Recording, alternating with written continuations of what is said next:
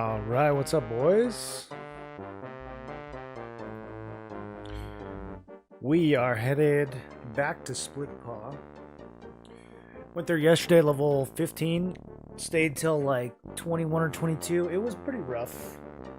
It's a level 30 dungeon, so chair is on something.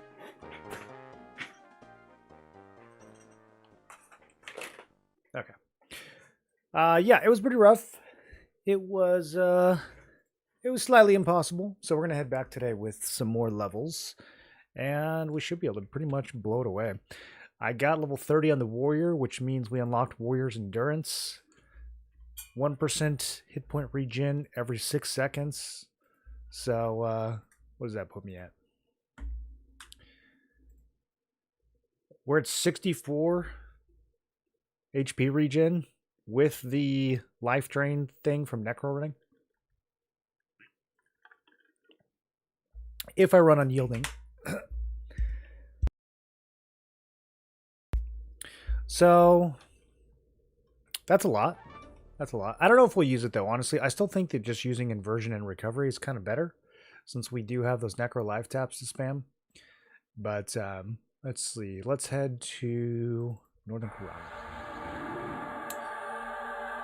What up, Kurt? How you doing?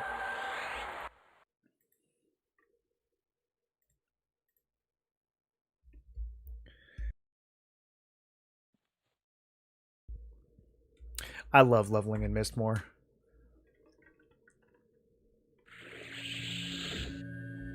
It is so fast from like 20 all the way to like 34.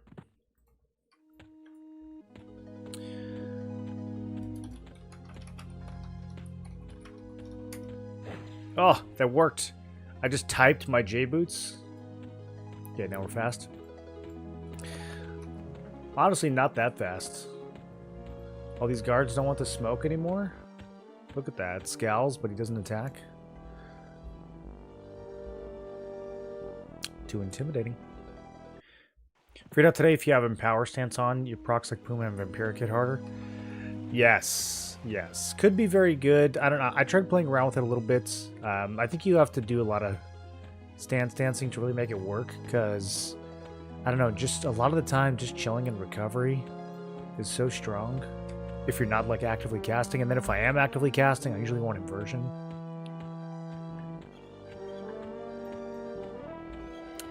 Anytime we're playing like a melee focused comp, inversion is just, it's such a good default, you know, because you maintain so much of your damage when you can cast fast. I think with Berserker, Monk, Shaman, cast my dots and just sit in Empower until the dots need refresh. Yeah, I could see that. How are you liking Berserker, Monk, Shaman? How are you liking that?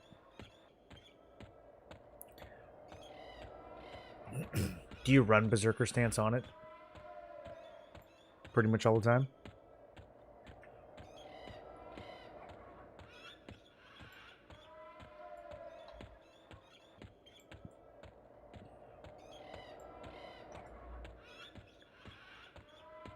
Just started leveling it. It should work out.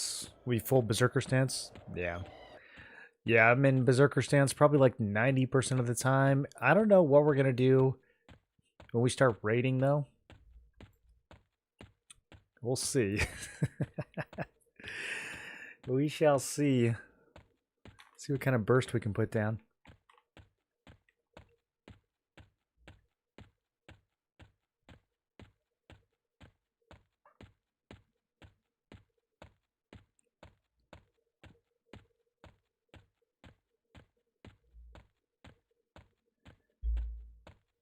You're only 30 and you stay in Berserker stance.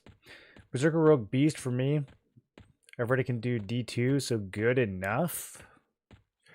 Yeah, I think most builds can do D. You'd have to like go out of your way to do a build, to find a build that can't do D2. What do you think about the Beast Lord so far? Won't be able to do D4 bosses on his low gear. Some other builds should be crazy high DPS in in-game.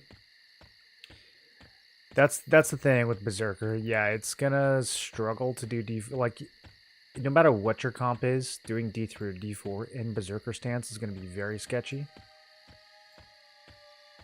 But if you can gear it out like crazy... Oh god, are we stuck already?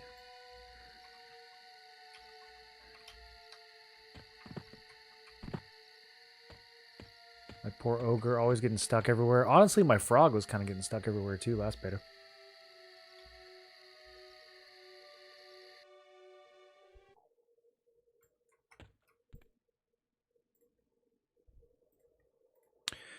Okay, so, yeah, like I was saying, last time we were here, we came here from like level 15 and stayed all the way through 21. It was pretty difficult.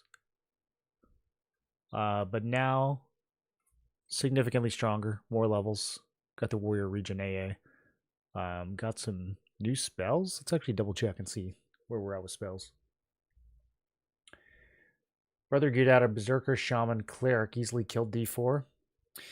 Yeah, that's Cleric, though. I mean, Cleric kind of carries, right? Like, didn't even really need a Cleric. I think additional defense from Monk should make it work. It'll be interesting to see, yeah. I mean, the Shaman slow does a lot of the work.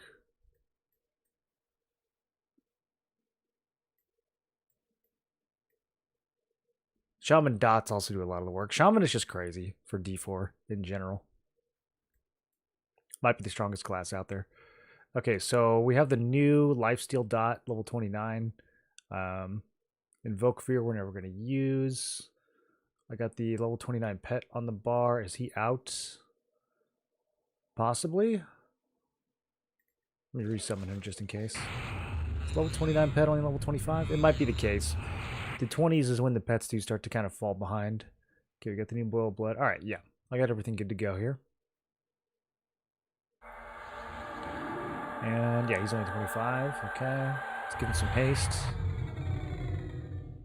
I do like the lack of like maintenance that this build has in terms of buffing and everything. It's very easy to get back into the fight. At the same time, not having buffs, you know, does kind of make you weaker. Okay, we're gonna have to shrink. Let's get this over with now. It's gonna drain all of my stamina and mana. Just all of it for one little shrink.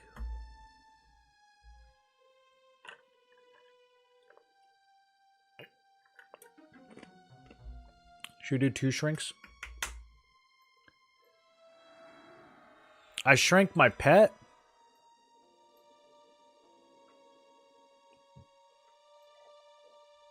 I feel like I very clearly have myself targeted.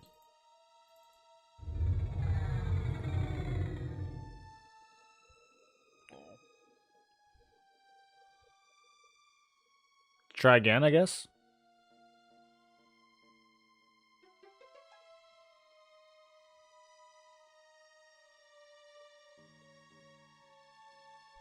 There we go. Let's throw one more. Why not? Got shrink items just to stop this issue. Yeah, I'd have to go to probably Blackborough, right? Is there a different shrink clicky that you can get? I think the one from Blackborough is probably the most accessible. Okay, we're tiny. Let's go.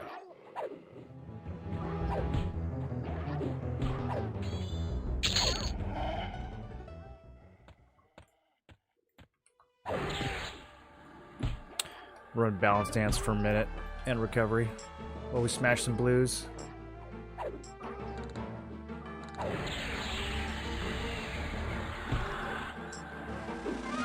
Apparently this named knoll around the corner here has a rare that I still haven't seen, even though I've killed him like 10 times.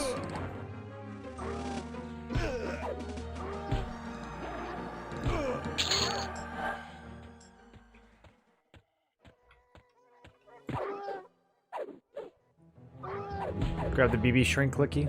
Yeah. Eh. That'll take longer than clicking the button and waiting.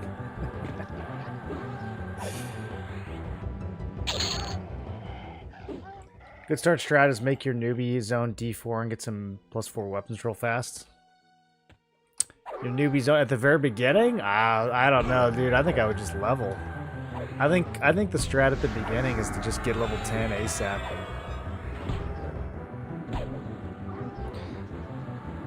Just start with like your primary plus magician. Slaughter everything. Get to level 10. And then you can go and start worrying about gear.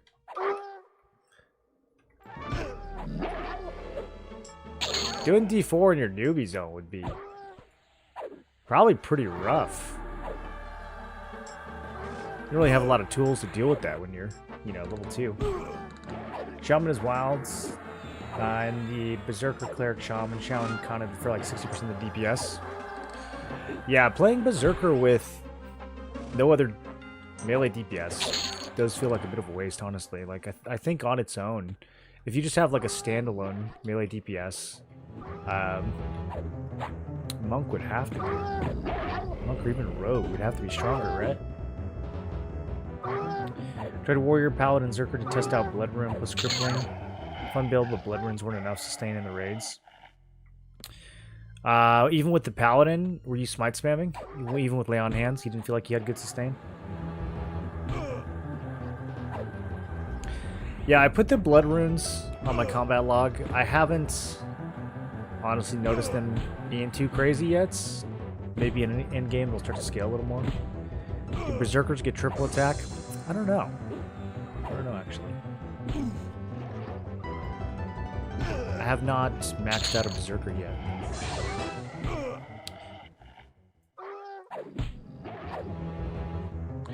I was doing Berserker with Paladin Enchanter last beta, but I didn't push it all the way to 50.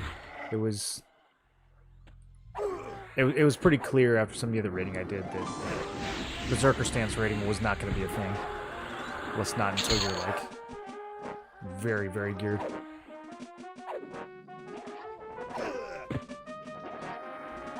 Kill 7 mobs, got 2+4 rusty weapons and switch back. Was the ratio like 0.2 instead of 0.18?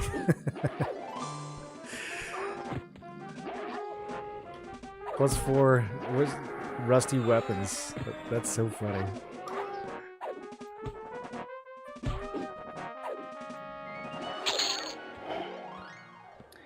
The idea was just enough healing to stay Berserker stance the whole time D4 bossing, and it was overkill on the healing.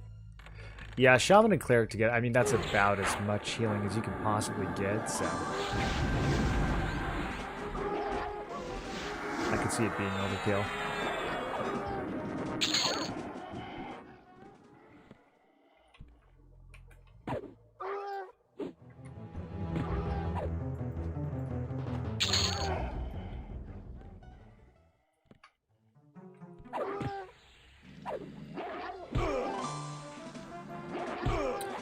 I'm trying to decide where we want to go. Should we rotate? I might go down to this cavern that's down below us and do a few laps.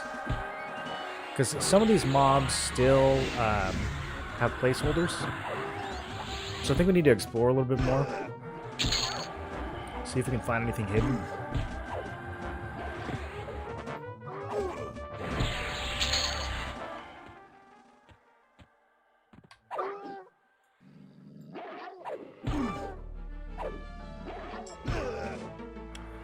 Let's see, Boiled Blood is going to do 62, Vampiric Curse is going to do 21. Okay.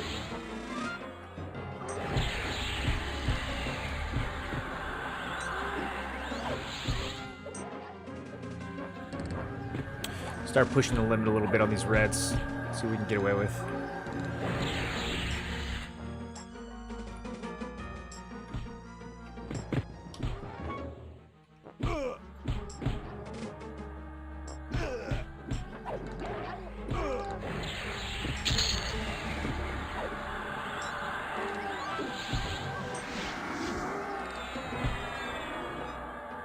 Minutes faster on average than not doing 1 to 3 on +4.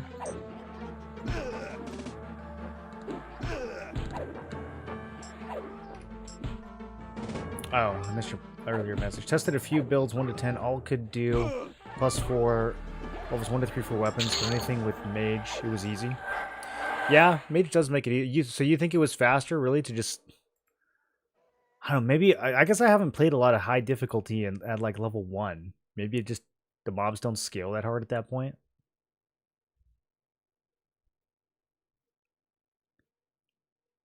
The Zerker Smite's lay on hands loop was insanely good. If the build could source a slow somewhere, even a small slow, probably would have been enough to survive. I mean, you could easily swap Warrior out for something, right? For something that can slow. You think Warrior's bringing a lot to the equation there? I guess the extra like kicks and cleaves in Berserker stance are pretty good on Warrior. Did you parse cleave at all? Did you see like what portion of your damage it was in the ends? Was it anywhere in the neighborhood of Smite's damage?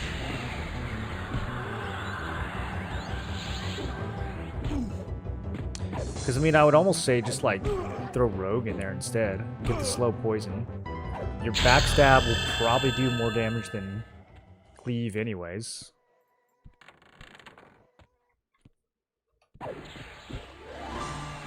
And then having the Rogue lifesteal poison is kind of like having the Warrior regen AA.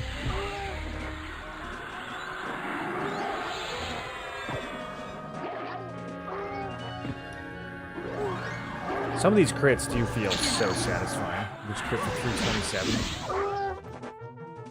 And that's like, not even an offensive stance, we're in speedy stance. I'm in balanced stance. Oh my god. Okay, let's go back to speedy stance.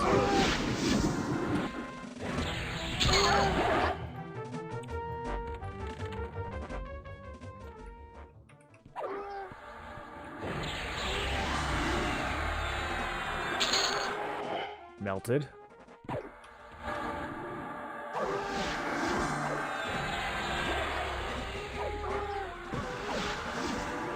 Level 1 multi-class mobs won't have crazy spells. That is true. That is true. Might depend on the zone. I mean, you're killing like level 1 decaying skeletons, basically? I'm thinking in terms of Thera, like...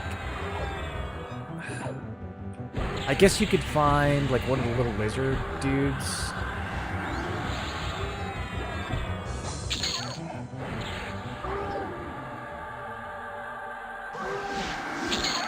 God, we're absolutely blasting, dude.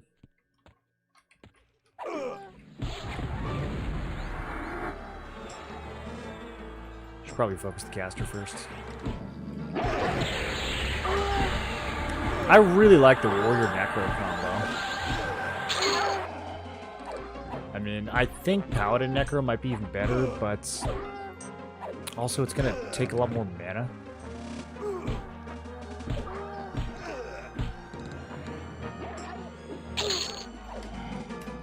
Hey, get off my pet, dude.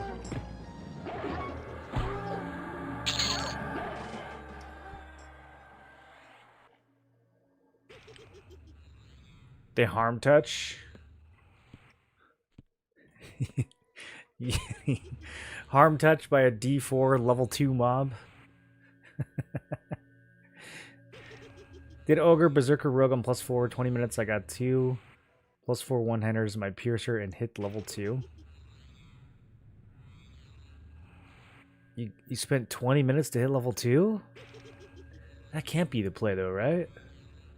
Didn't parse anything, and swapping Warrior would be the play. I really wanted to test Blood Runes with Crippling Blow. Yeah. I guess there's not much else you can do to get melee crit, right? Besides Warrior and Berserker. Are there any other classes? Does Rogue get any, like, melee crit AAs or anything like that? I need to make a spreadsheet of all the class AAs. I wonder if I'll have time to do that before this beta ends.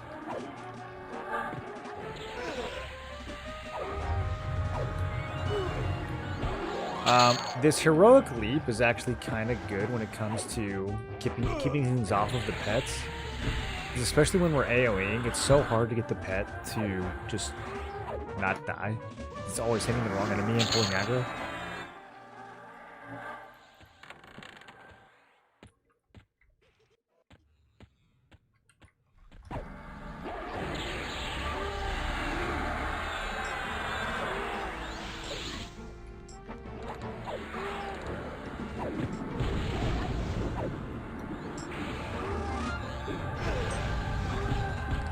Okay, we should finish the wizard. Get distracted.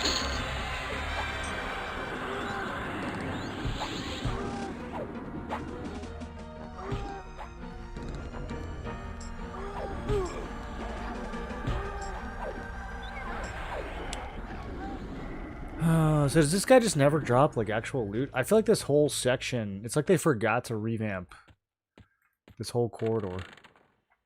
There's nothing good over here.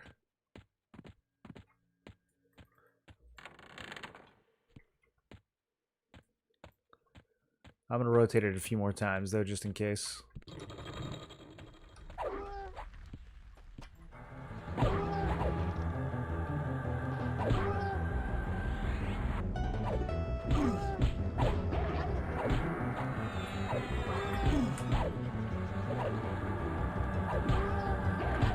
There needs to be like a rare monster discovery system, like a log somewhere. But when you kill a rare in the dungeon, it like shows you a bunch of question marks, you know, and like not too spoilery, but then once you kill something, it kind of like checks it off like a compendium. And you know if you've actually cleared a dungeon or not.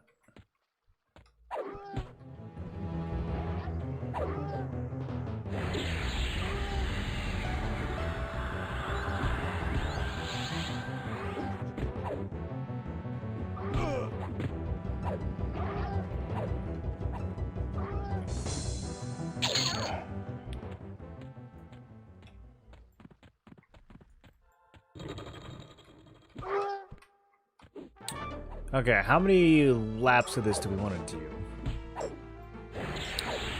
I mean, the XP's not bad. When did I hit 31?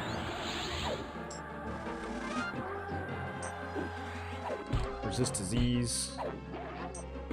Call of Bones. Draining your hit points while regenerating your mana. So we already have a Lure of Death.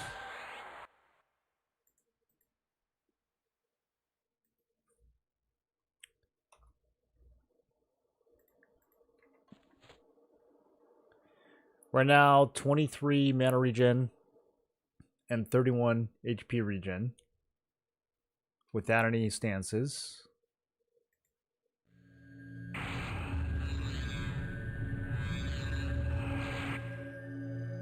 Do I have to look like this? Okay, I don't have to look like this, but we can still get the buff. I mean, it's a lot of extra mana. 8 extra mana regen. It's 8 for 8. I think the last one was 4 for 4. And then we can still like put on yielding on and have crazy HP regen. And then recovery now doubles us to 54.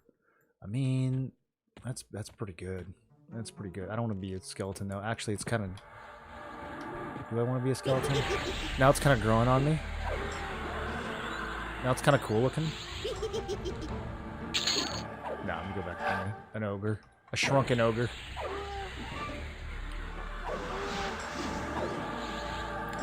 Can you still non-warrior ogre slam in skeleton form? Yeah, it's just an illusion. I don't think it has any impact on your abilities.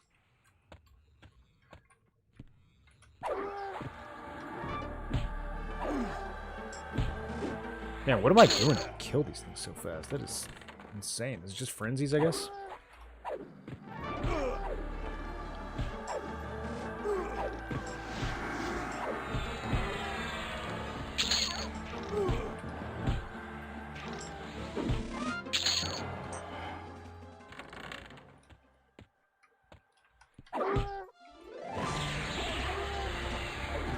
This build feels like it got so much stronger as soon as it hit level 30. I guess we also unlocked a couple other things at level 30. Yeah, we got more crit damage and more crit chance. I mean, not a ton. 2% more crit chance, 10% more crit damage. But that plus the regen AA, and then I guess just melee scaling. It's starting to feel very chunky. With a 300 damage crit. I mean, I'm seeing a lot of runes come in. Do we know if these blood runes stack with each other, or if they like override each other somehow. Be cool if I could see the total. See it on your health bar or something.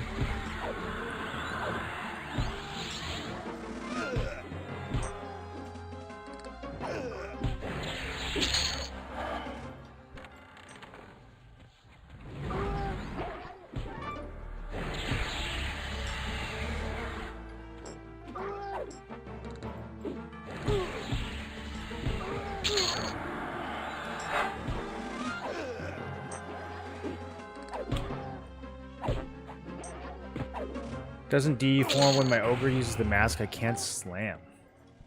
Really? No, I didn't know that's how it worked. I just assumed that illusions didn't affect your slams. It's kind of a weird side effect. Wonder if that's intended.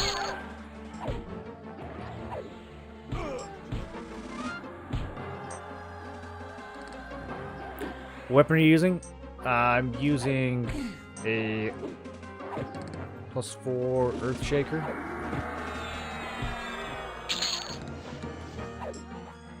It's honestly not that great of a weapon. There are some other two-handers that we could use to outclass it pretty quickly, but I wanted to test and see how much cleave would benefit from just having like a really slow weapon.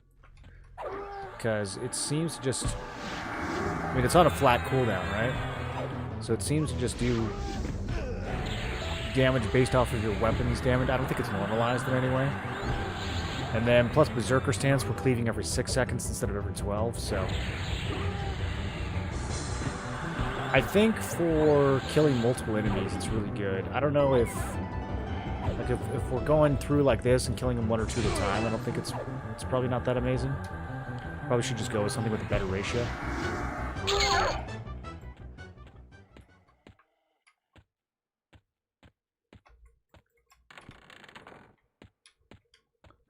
Okay, I don't think there's anything interesting in this part of the dungeon. Let's move on. So, is the area...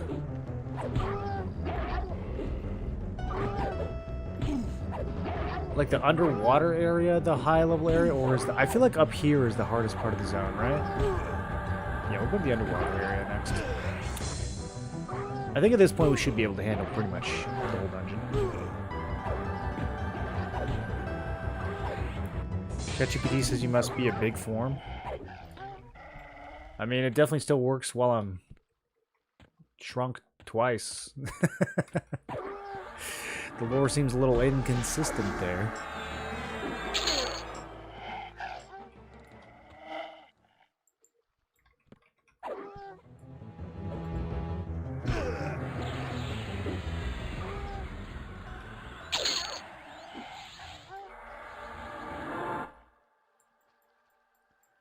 Okay, we need to go down here? Yes.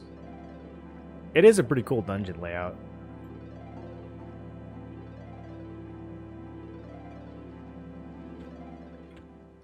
I think it might need a little bit more of a revamp, though. We'll see what's over in this section.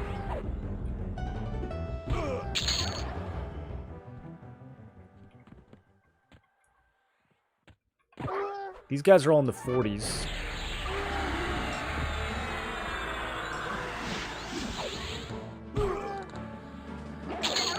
We're still just absolutely chomping them down. Oh my goodness, dude. I don't even see where this damage is coming from. What am I doing?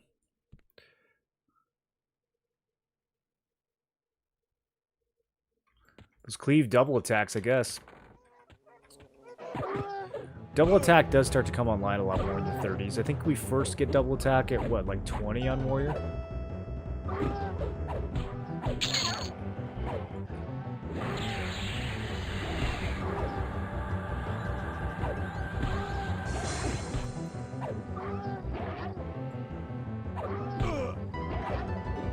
There you go, this one's a little tankier. I think it's the casters. Honestly, like, getting past the first area with the clerics, now that we're back here and we're killing a bunch of wizards and magicians, it's a lot nicer. I mean, they can nuke. But they die so fast. Like, killing the int classes feels like it can be really efficient. Okay, so at 32, we get a new poison nuke. I don't know if I'm going to use it. Yeah, it's a DD. I'd rather just use a life tap. But we'll memorize it. And then steel skin I'm never going to use. Drain the strength of 8 nearby creatures. Yeah. Guess I could kind of see a situation where that would... I mean, do you actually get like a bigger strength buff based on how many you hit, or are you just lowering their strength? I don't even know if you get the strength from this. Maybe you don't. Okay, new shielding and new pets at 33, and then this is the big one right here, Venom of the Snake at 34. That's when we're really going to start trucking. It's also when we're really going to start needing mana. Oh no, there's clerics again. I was just talking about how I like it. The lack of clerics back here.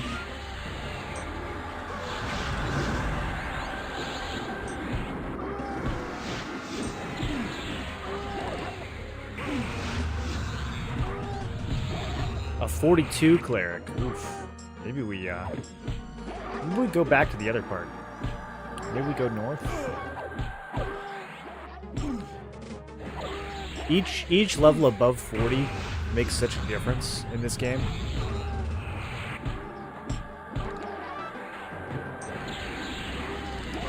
Okay, I'm ready to skull bash if he heals. He's not healing though, he's just blasting. Jeez.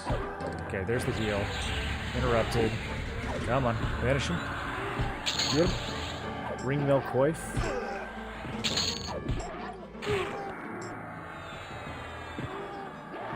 Oh hey, it's the Ishva. Ishva Mall. The Ishva Mall. Not an Ishva Mall.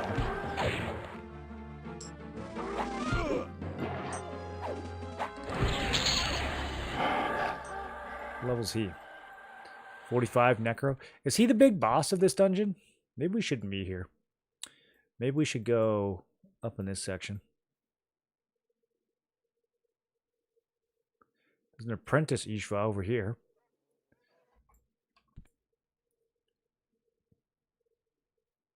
Do you hide your illusion? I just clicked it off. Some of the illusions you can click off and still keep the benefit. Some of them you can't. It kind of just depends on which one.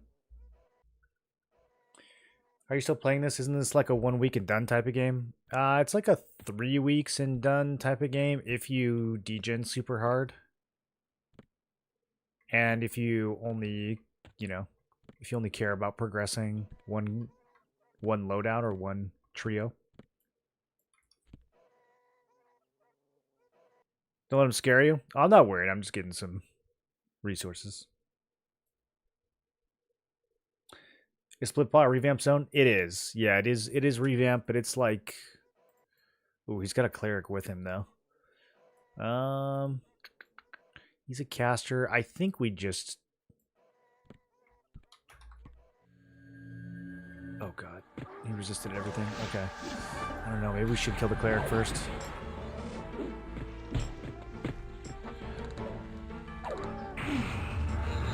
I tried dispelling him, it did not really do much. Let's get some dots on him.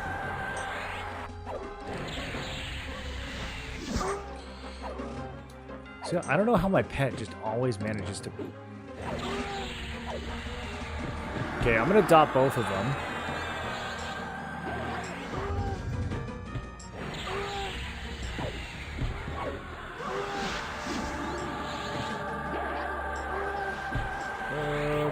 Might have to go defensive. I'm gonna start spamming some life taps.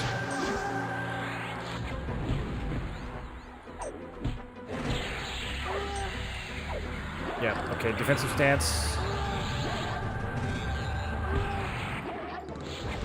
I should have just killed the cleric. I thought I could rush him down, but 45 is too high. Okay, I kicked his heel. Go, go, go, go, go. Get my pet on the cleric too.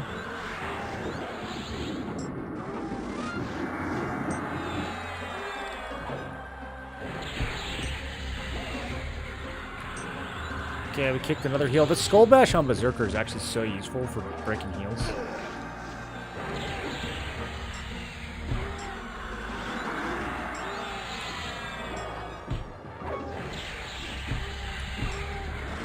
Come on! I don't have enough mana to finish him. Oh, this is so sad.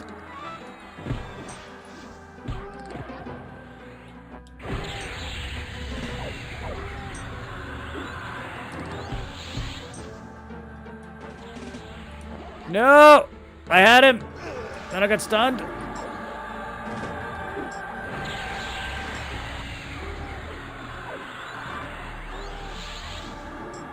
Brother, please. 0% health. Okay.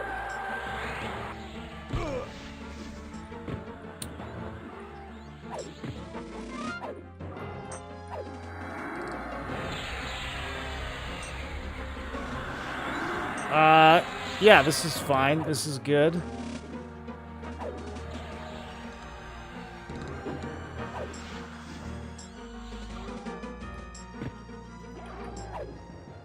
Not even close.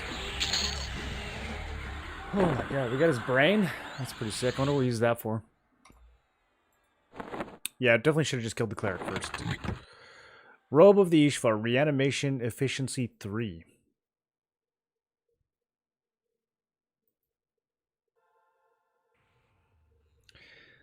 I don't know. I feel like they should do... The summoning efficiency focuses... It feels like they need something else. Reduce the mana cost by 25%. I mean, maybe if it was like 75%.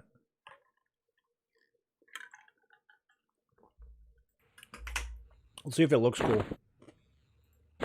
Oh, it does. Oh. Man, when are they going to let us transmog? Oh my god. Look how fabulous I am right now.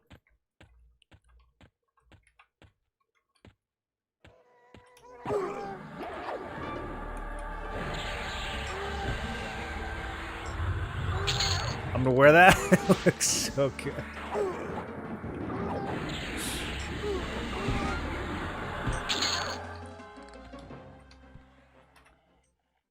Okay, just 2 mobs. We can get these guys. It is kind of... It actually is kind of a cool rotation down here. I mean, if you get a cleric, it sucks. But the fact that the rest of these guys are like level 42 wizards is pretty juicy.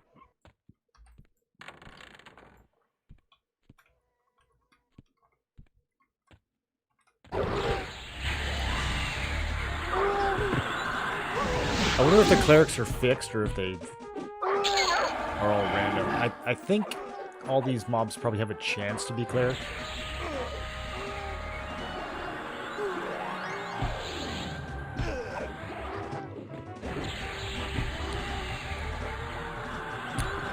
Alright, let's talk AAs. What are we getting next? I think in terms of class AAs, we're kind of good. Tireless Sprint does sound kind of fun, though. Is this a warrior AA? Dying in the background now. For only 3 points. I mean, it did take us a second to run out here.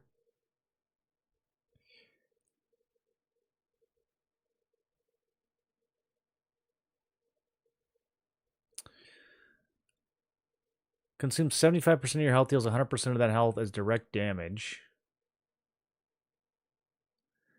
I mean, if we could get up to like 6k health. This would hit for 4.5k. We could empower it probably to hit even more. And then it's going to heal as direct damage. Then deals 250 damage every 6 seconds for 36 seconds. So it's going to be 7 ticks of 250. So we'll heal back like 2k out of the 6k that we burn.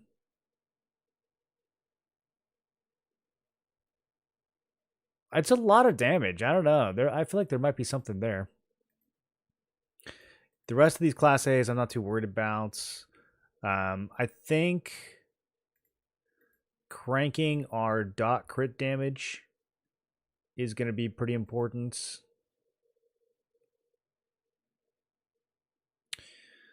Trying to get some crit for these life taps too is probably going to be pretty good. Burst of power comes online at 46. Rampage seems underwhelming.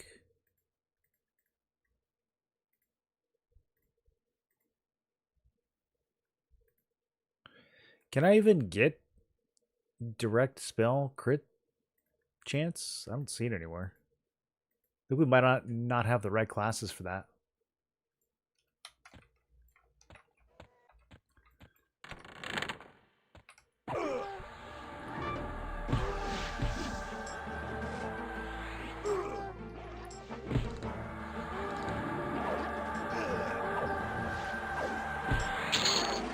This room is a little scary. Okay, I'm rooted. My pet is definitely dead here.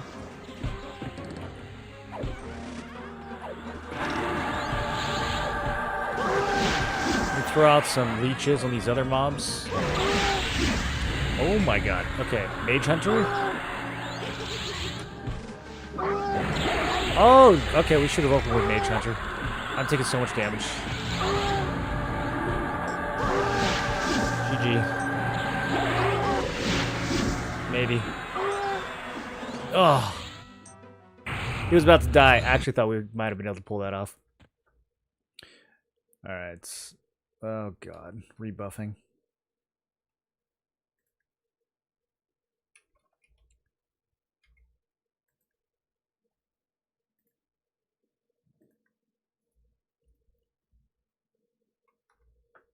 It's possible that I should put my real chest piece back on. Where did I put it? It's substantially better. Ah, man. When do we get that ornamentation system? Do you guys think they're going to monetize it? I think that's why they're holding out on the ornamentation system.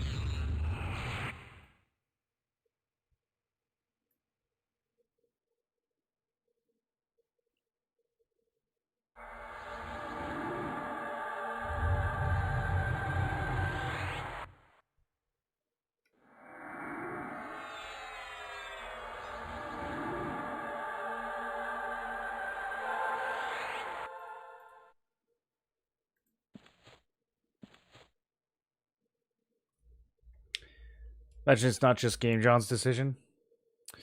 Yeah. I'm getting that vibe. I definitely think there might be some corporate shenanigans going on with the monetization.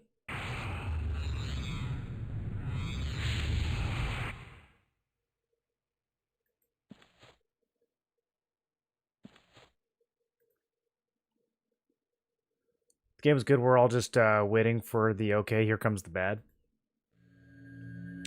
Well, they already announced the monetization broadly. Like, I think we know generally what we're going to expect, but still haven't heard anything about the cosmetic system. It's really just been about, like, storage spots and loadouts and buying race and class unlocks, that kind of thing.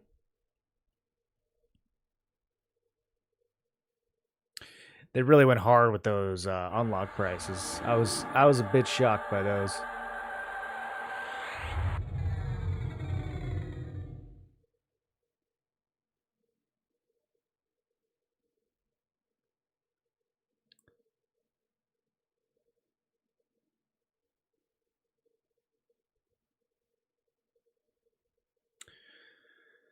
Is that all my buffs? No, shielding. I think we should have 5 permanent buffs on this loadout so far.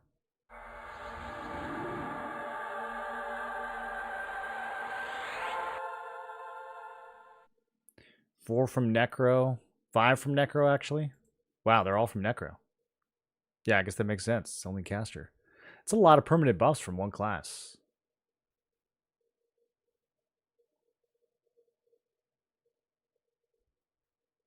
Okay. Let's go.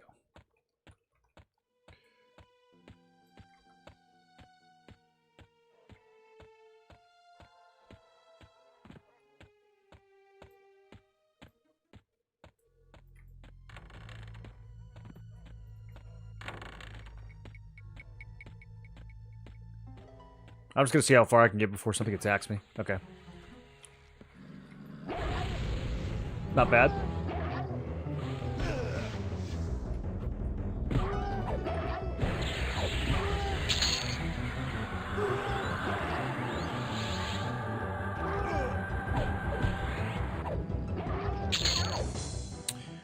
Zerartic is starting to put up some numbers. Unless it was just because the fight was short.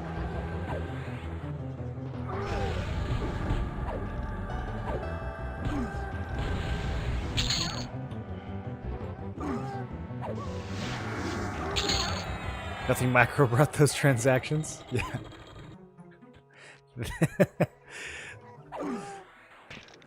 $5 for a one loadout? But I had 13 loadouts last beta.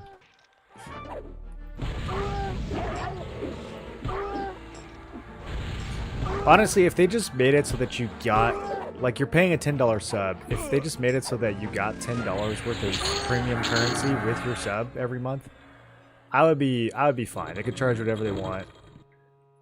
And then people could pay extra, or you could just, like, wait. Some of the stuff I think is still a little ridiculous,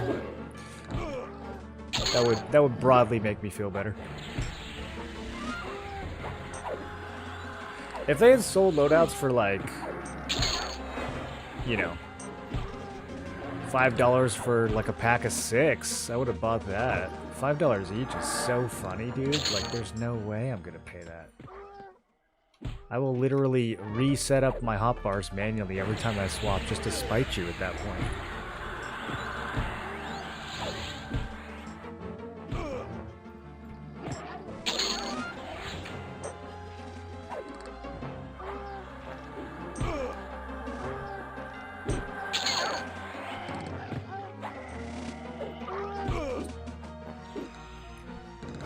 Okay, I'm gonna go up north this time. I think we kind of know what to expect now from the caster area.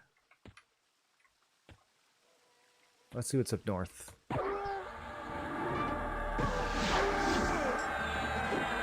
If I get like 34, 35, we go back there. I think we'll...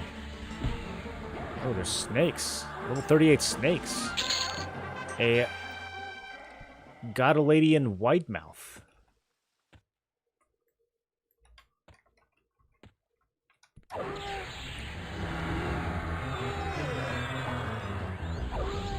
It's a cup of coffee?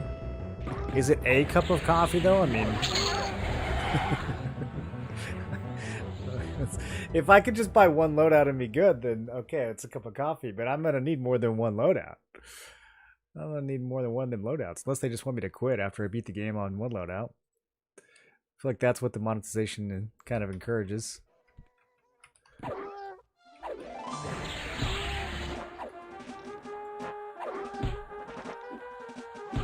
Didn't they say there would be in-game ways to unlock loadouts and such? They did, yeah. So they could still save it by, you know, letting us unlock them through achievements or something. If all the monetization ends up being just you giving them money so that you don't have to play the game as much, I guess that's fine. I mean, I still find it a little cringe, but if people wanna pay money so that they like don't have to, you know, go do Planet Sky. Well, actually, that's kind of understandable. You know, it's Planet Sky. But yeah, people want to like pay money so they don't have to unlock races. I do think it'd be cool if the race unlocks were a little bit more like, you know, grindable. Because right now it's a little gimmicky. It's like whatever quest happened to exist in 1999 that you can use to raise faction. It'd be cool if you unlocked a race by, like, you know, going and killing 500 of that race's enemy in a dungeon or something. You know, that I feel like that'd be a little more engaging than, like, buying 800 metal bits, handing them in. Oh, is this the brute everyone's talking about? Okay, I found him.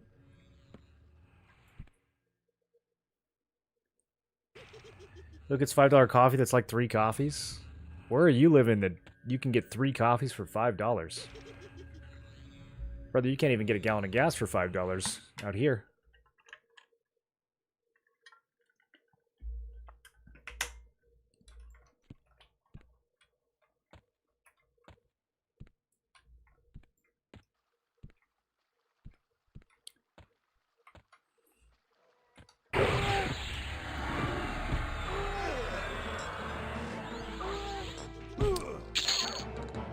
You can't even get a subscription to your favorite streamer on Twitch for $5 these days. Am I right?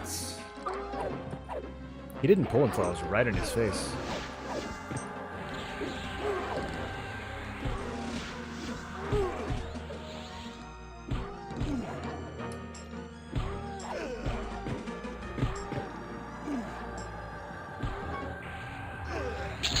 Oh, I'm gonna miss that Skull Bash, dude. That's making me want to play Berserker forever. That's so nice. Oh, what a good addition. Why are you dying? What is killing you? You getting cleaved? He's probably getting cleaved.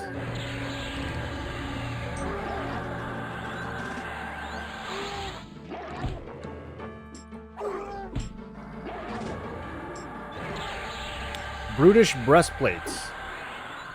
Warrior, Paladin, Shadow Knight. Not for clerics and bards.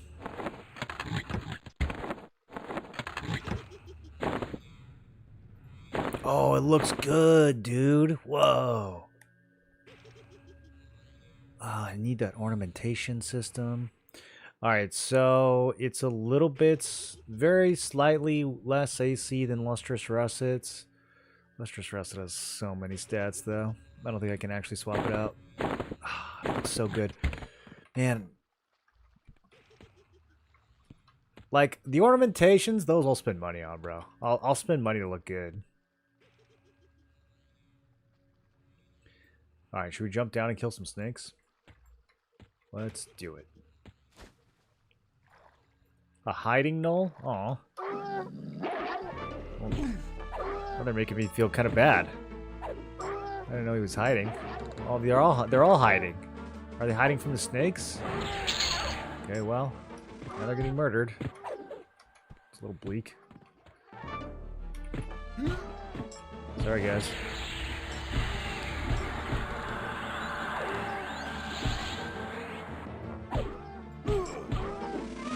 Half of them are unlocked by turning in 400 wines or muffins.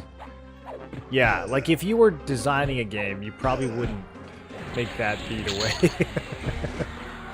that you would unlock new races. But because it's EverQuest, they're like, oh, well, you know, we have these quests. I guess we'll use them. Okay, he's underwater. We gotta get up. We gotta get in there.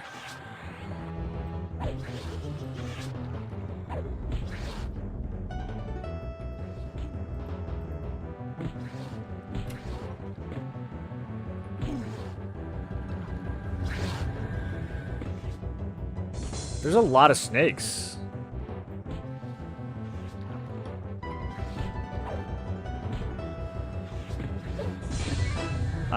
Yeah, I don't know if I really like fighting in the water, but this is kind of gonna be good XP. These things are pretty easy to take down. I probably shouldn't have pulled quite that many. Oh, giant snake thing +1. Let's go. We gotta come back here on difficulty 4. Give myself a +10 snake thing for the pet.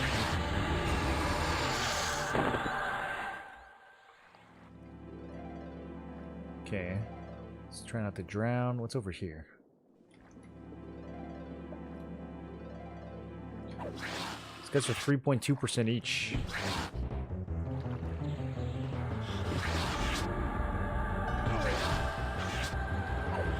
Poison does hurt a bit, though.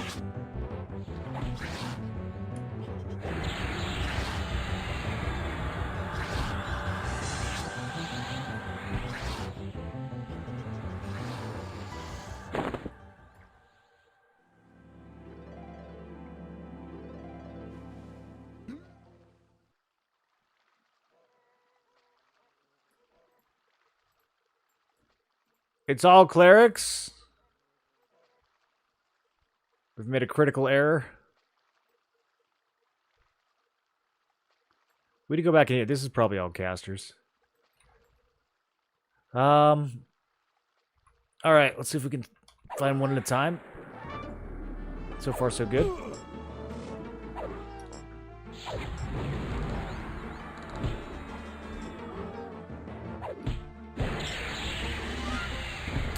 Royal Blood is 136 mana. It's a little bit less than life tap. Well, 104 with all of our stuff. And then Vampiric Curse, 144. Okay.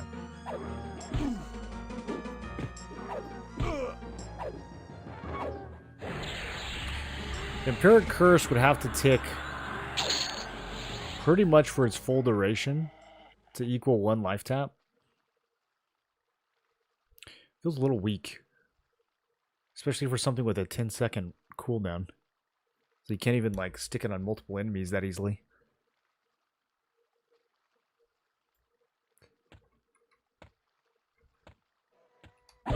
We'd have to get some crits to really be worth it.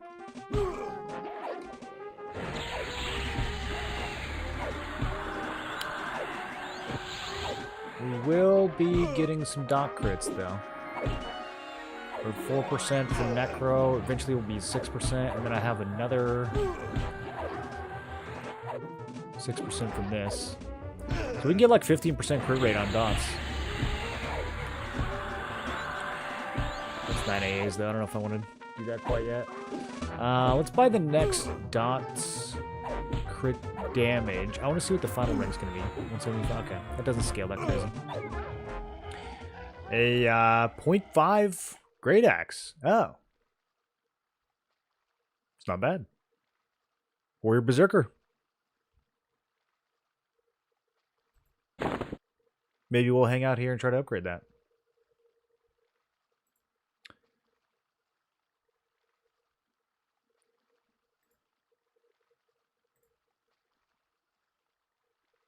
Okay, so I can... Wait, here it is. This is what I was looking for.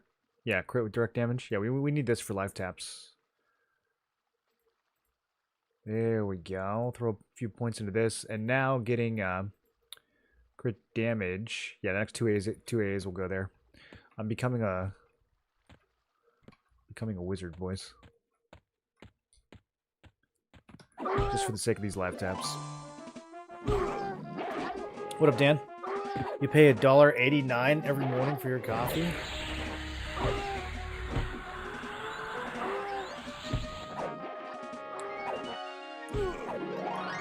I think I pay $1.89 just to walk inside the building.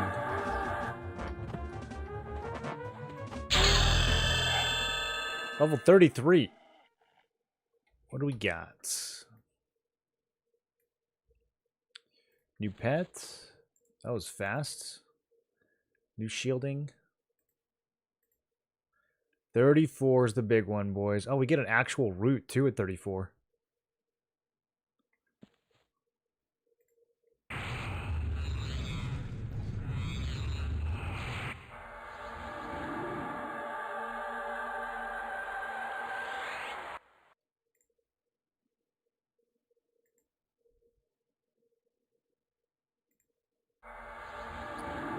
$39 is the next life tap. Light taps won't get too crazy from here on out. The dots will, though.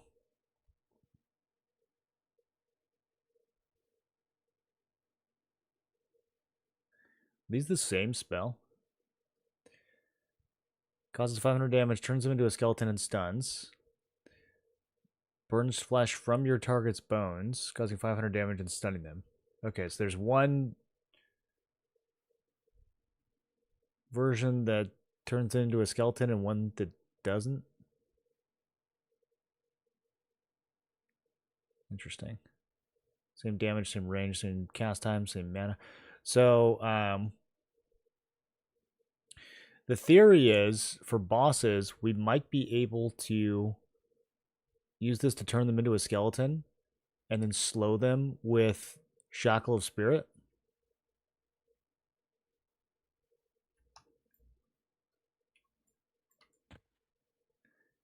Has anyone actually proven that that works?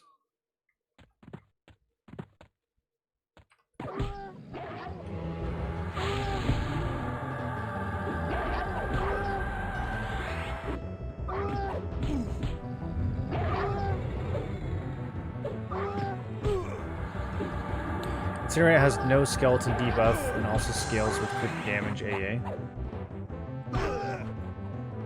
Oh, the other one doesn't because it's got a duration.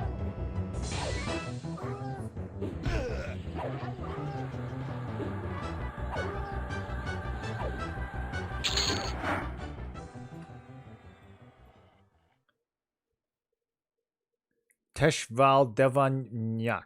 He's got to have something good. I think this is like the caster loot, and this maybe is the non-caster loot. Let's see. This guy sounds like a fighter.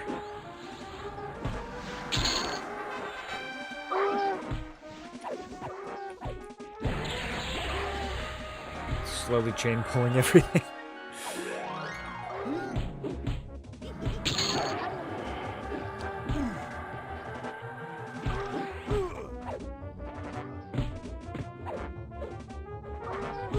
Works on regular NPCs, not sure if the raid bosses will let you change their base type.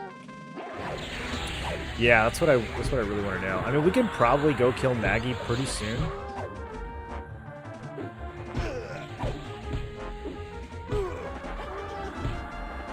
When should we go try Maggie? Like 35?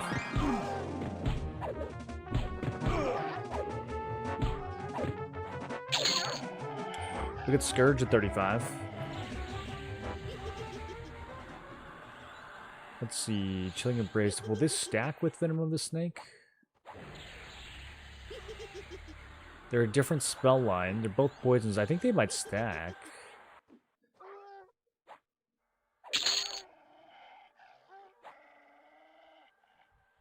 Maybe at 36 we'll go see if we can kill Maggie. Oh, we get Scent of Darkness at 37? Man, we get a lot of stuff like every level from here on out. Necro kind of stacked from 30 plus.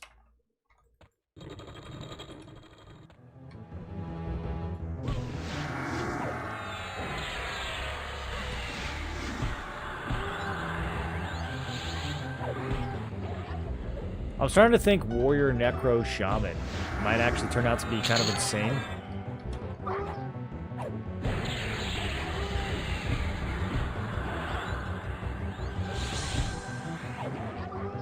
Once you get all the AAs in place. You need to be 40 to zone into Nagi?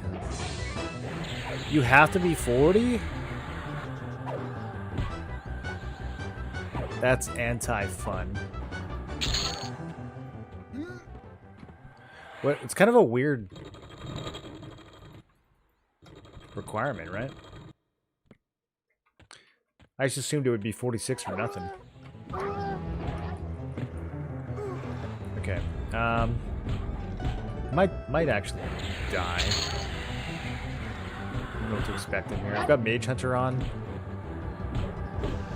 Let's melt these casters. I don't know how hard the actual boss is going to be.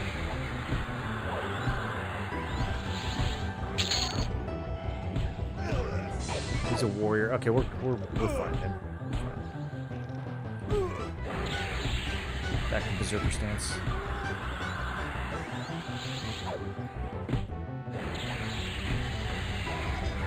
He sounded like a warrior. He had Tesh in his name. Alright. Drop me another juicy weapon, dude. Drop me a helmet. I need a new helmet. Still using the helmet from Ruddy Eye.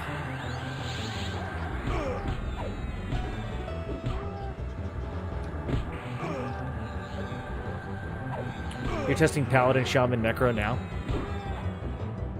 Yeah, that could be even stronger. My concern with Paladin, Shaman, Necro is mana issues. But you do have Cannibalize, and you have Lich. So, maybe not. Consumable effect, greater healing instant? I can just drink greater healing? Okay. That seems strong.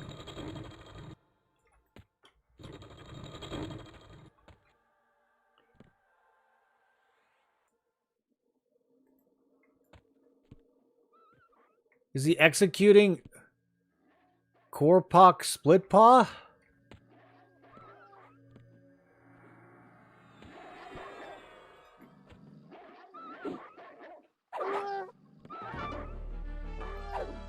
I'll save you, Kerpak.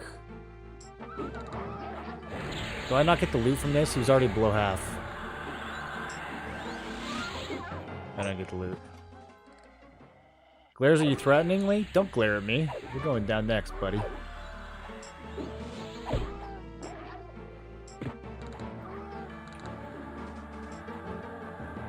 Kerplock, Splitpaw, growls, bark. You will never have my eye, bark, bark. Oh boy. Ruby pendant.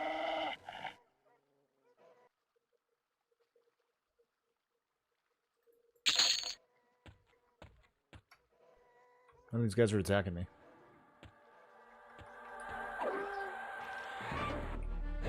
They are very conveniently lining up to fight us one at a time, like we're in an action movie. Where Necro Shaman is where it's at. Necro Shaman is so good. Necro Shaman, yeah, I think Necro Shaman is kind of being slept on right now. I can't decide if a Warrior or Pally would be better as the tank, though. Lich and Candy keeps things going for a long, long time. Is there synergy with SK? SK Necro Shaman? No, SK is kind of just bad. The best part about SK right now is the permanent buffs, and you get those from Necromancer anyways. It has better weapon choices than the Warrior, but so does Paladin. And I think Paladin just brings more to the table.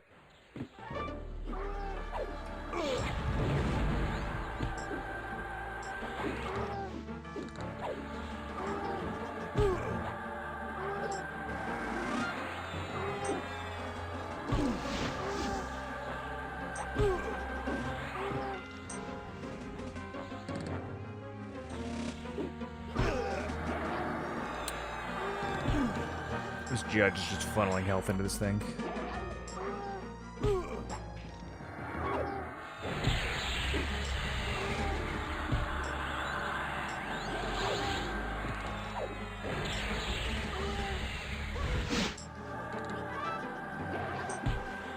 Let me get a little bit of AoE going here.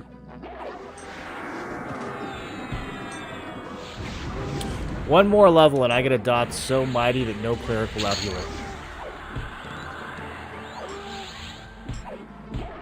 It's probably going to be kind of costly at this level, though. Are monks just as viably defensive as SK? Well, monks can't wear plate, so it depends on what you're pairing it with. Mend is really good, but ultimately you need, if you really want to be tanky, you need as much AC as possible. And so having some kind of plate class is going to be the best way to accomplish that. But yeah, monk will add a lot of tankiness to any builds. Having monk on its own, I mean, I think you can do like monk shaman and be pretty tanky. There's ways to make that work. The shaman slow is doing a lot of the work there. It all just kind of depends on what you're pairing it with. I mean, monk cleric can wear plate. There's a lot of good combos where you wouldn't necessarily need a tank.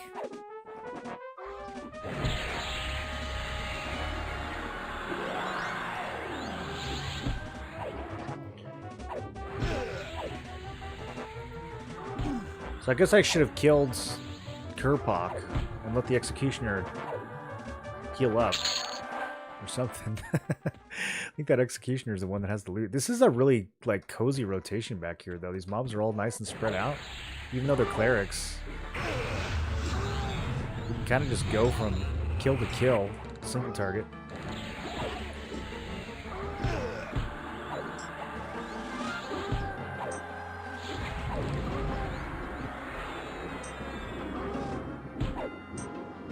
I'm gonna find my best defensive class with Beast and Shaman.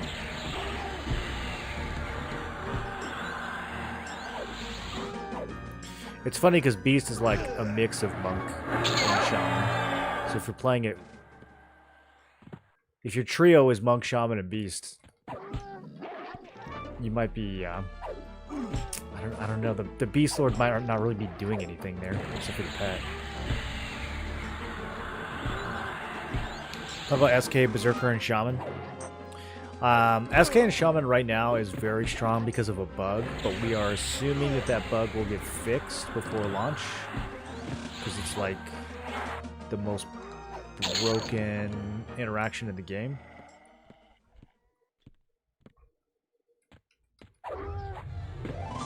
SK and Berserker's fun. I mean, it's a lot of Reeves, but you will drain your health really quick doing that.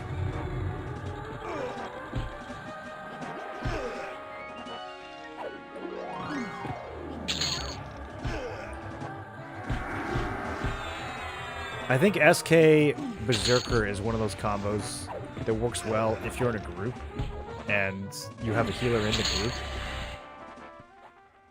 but you don't actually have to worry about healing yourself too much and you can just go full blast.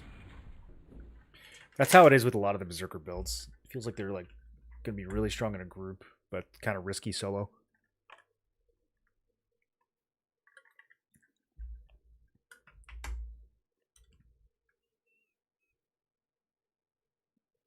Oh, not Beast. You said you're doing Berserker and Shaman together? Yeah, I think Monk would be perfect there then. Because you're going to get the reduced cooldown on your Monk kick and your strike. It's kind of similar to what we're doing here with the Warrior. Instead of cleave, you're going to have round kicks. You can AoE. Yeah, I think Monk and Berserker together is really good.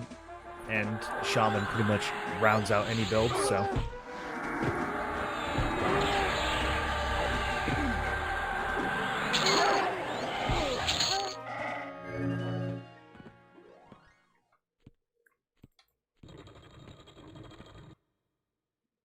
you could also throw Warrior in there. I don't know how much more DPS Monk really is than Warrior. At the end of the day, I mean, Monk does have access to a lot better weapons. And you've got the higher two-handed blunt, or the one-handed blunt and dual-wield skills. Might have a higher offensive skill than Warrior, too. But Warrior will just make you so tanky. So, I mean, if the Warrior's doing, like, even, like, 70% of the Monk's damage, but you're twice as tanky, you're still getting a ton of damage from, you know, Berserker and Shaman. I think that could be really, really good.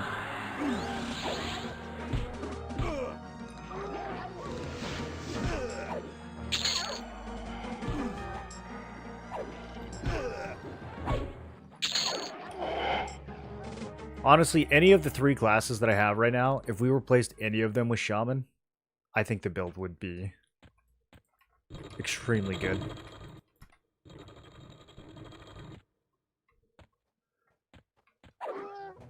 Oh, Kerpot? Okay. He is dead. Let's get into one of these axes. I missed the whole events. It's crazy. I missed the drama. Do Rangers actually use their bows at this tier? Yes, it's something I don't know much about, though. People were talking about yesterday how strong it is. I haven't messed around with it. I only played Ranger in the context of the melee builds.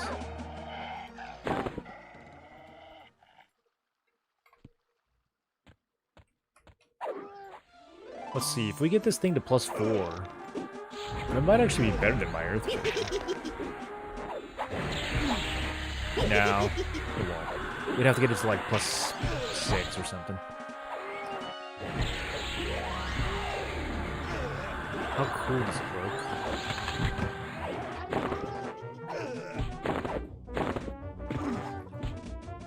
look? Looks alright. It could be a little chunkier. I guess it is kind of... Maybe it's because I'm shrunk.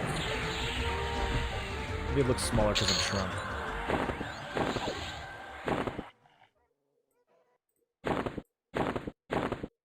God, Earthshaker just looks so good.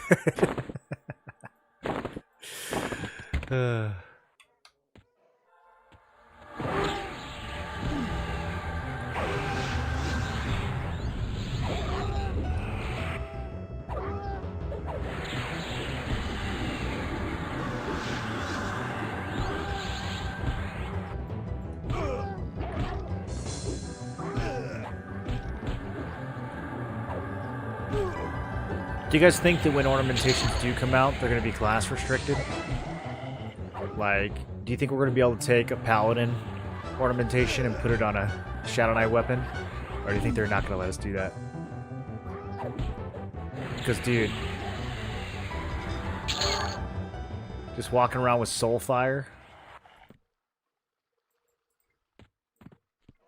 no matter what class you're playing.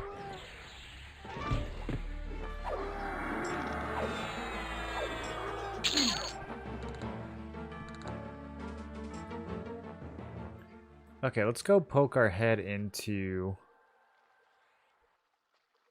Yeah, Rosh Val Elalor. Let's go kill this guy.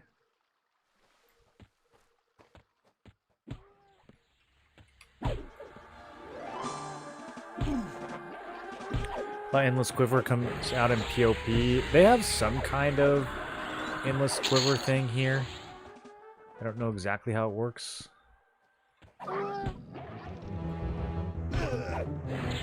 That's like the one area of the game I really haven't touched at all, is bows.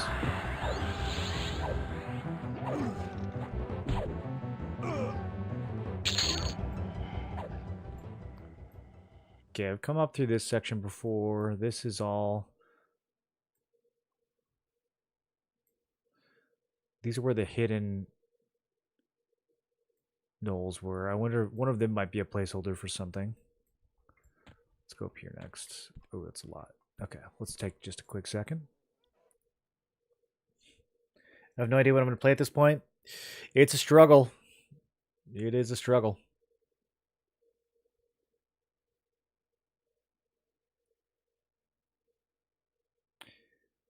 Don't think that would go that far. You think they're just going to do it by slot? Because they're not going to let us do like a two-handed transmog on a one-handed weapon, right? I mean, I'd be okay with it.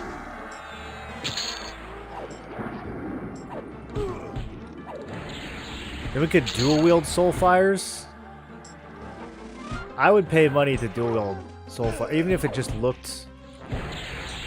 Even if it was purely cosmetic. Holy. What a vibe. Dude, robe and a plate helm and 2 Soulfires? Are you kidding me?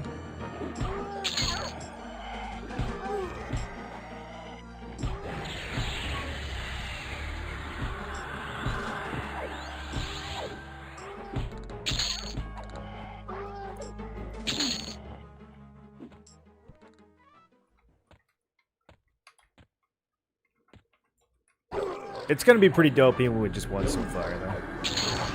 We need more weapon cosmetics like that. It's amazing. All classes need a few class-only beauties.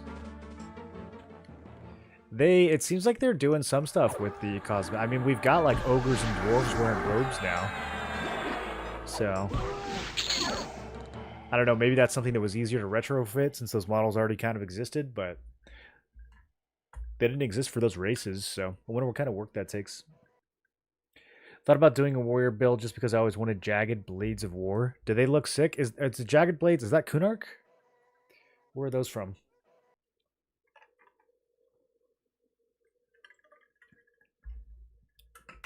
The epic. Okay. Yeah. Yeah, Kunark's gonna be different, dude. We're gonna go through this struggle all over again in Kunark of what to play.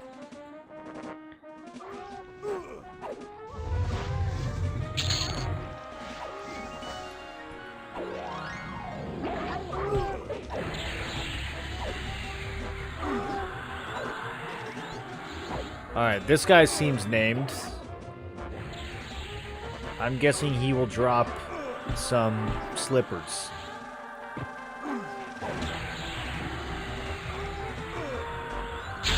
Gloves. Almost. Caster gloves. Not amazing for level 40 loot. I mean, I don't know. Some of the stuff in here kind of underwhelming. Of all the revamps so far, Splitpaw definitely the most underwhelming one. All right, we finally got the Venom of the Snake. This is so strong.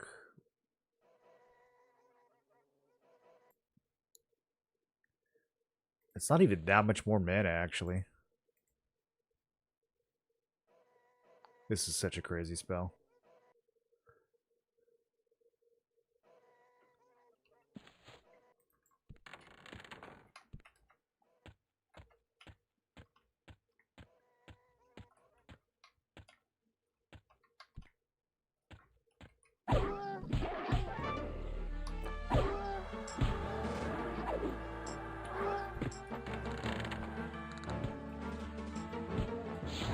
Okay. Might have flown a little too close to the sun. I have Venom of the Snake now, we'll be fine. Just dot everything up. God, they die so fast. This build feels so strong. I mean, we are kind of twinked, but we're not that twinked. Like, Earthshaker's not. We're almost at the level where we could go actually kill Yale and get an Earthshaker. So we're not that twinked.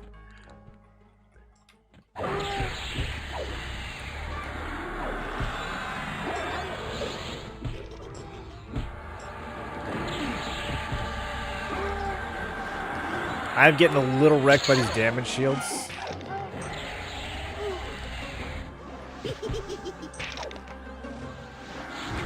We're swinging too fast.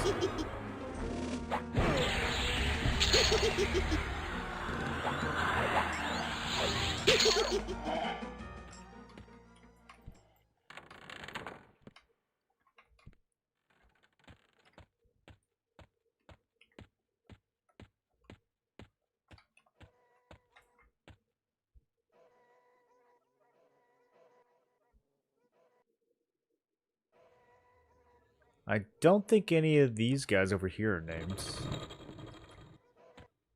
Unless there's someone hiding around this corner. No. Odd. What an oddly empty room. Someone hiding over here?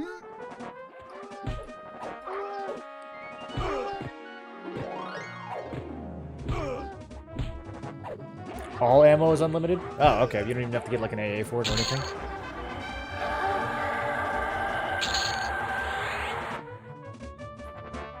Part of me is theory crafting serious business. Part of me wants to say fuck it and pick something stupid and fun and nostalgic and just force it. At this point, I am kind of leaning more towards like literally just going and pressing like the RNG pick 3 classes for me. And just having fun with it. It depends on if they're going to add more difficulties at launch or not. I also kind of want to race, though. I kind of want to race a launch and see if I can be the first person to kill everything. So that might cause me to try hard with the glass picks. This is a lot of casters. Let's maybe Mage Hunter just in case I get hit with like 5 Wizard nukes.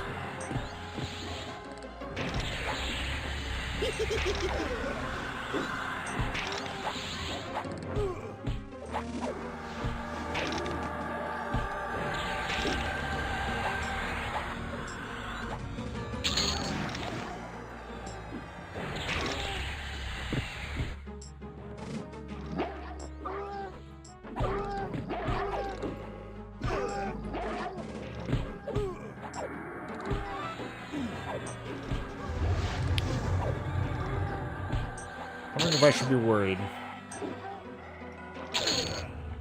No. Every time it looks like I should be worried, we just get like a 300 damage cleave crit. Man, my manhand swings are doing 428 damage. I wonder if that was a like a berserker crit, or they I hate that they're both called berserker, like a warrior berserker frenzy crit.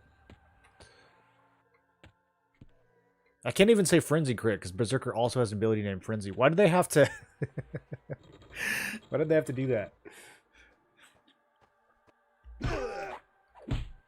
Want to play certain classes, but don't want to struggle to get my epic once Kunark comes around. Well, Kunark is so far away. I mean, you'll have plenty of time to re-level. Multiple loadouts by then. Play something completely different.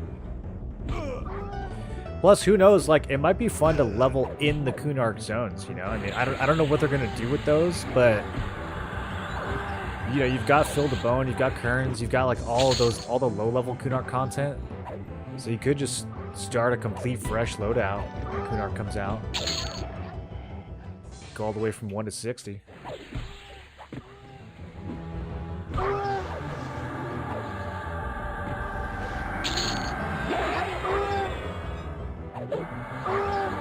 Cleave 228, Cleave 312, Cleave 301.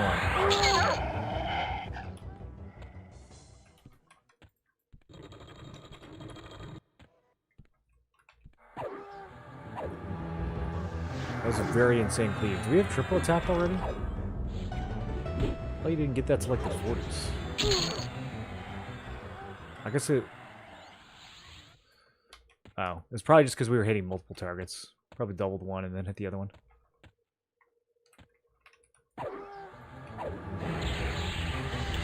Yeah, once you get a rhythm in the northern area, it's actually a pretty cozy grind.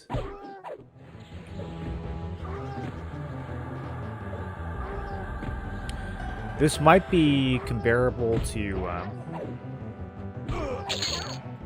well, let me think. The mob levels. Yeah, this is like kind of Guck dead side range, maybe like a little lower.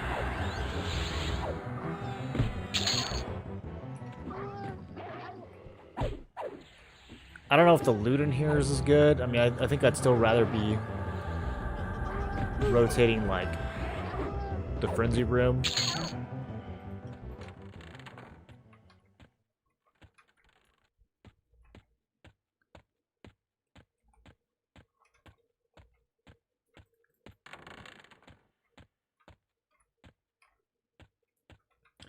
What's the ratio for Babs?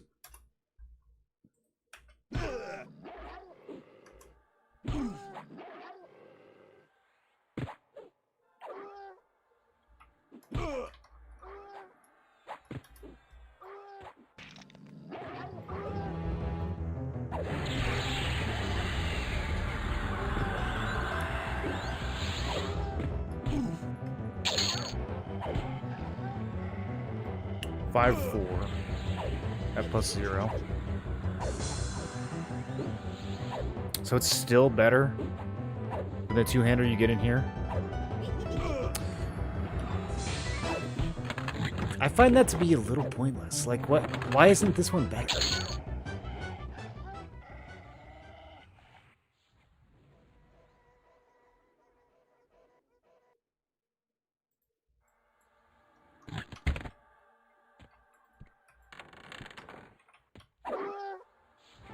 We need to nerf those Crush Bone boots, and we need to buff everything in Splitpaw.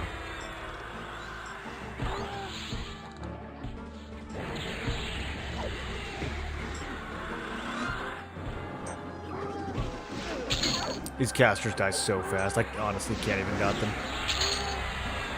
Should use DDs only.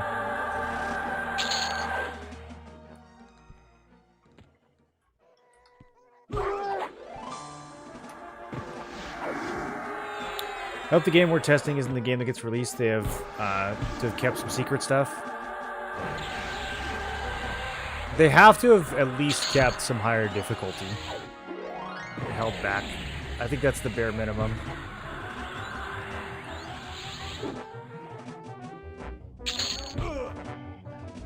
Content-wise, I don't know that they're really holding much back. I mean, I think they've been churning out the zone revamps as fast as they can. I'd be surprised if there was any more than the ones they've showed us. They might be holding some of the in-game zones like Permafrost for launch, because I'm sure there's going to be like some Raid Tier gear if they revamp that zone.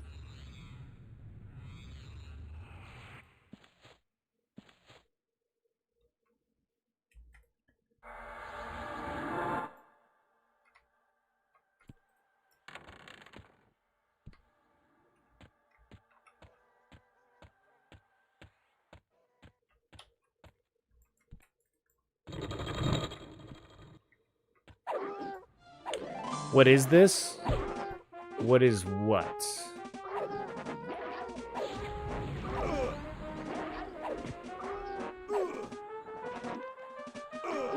Imagine they do a fresh for Kunark. Fresh? Do we get to keep our microtransactions?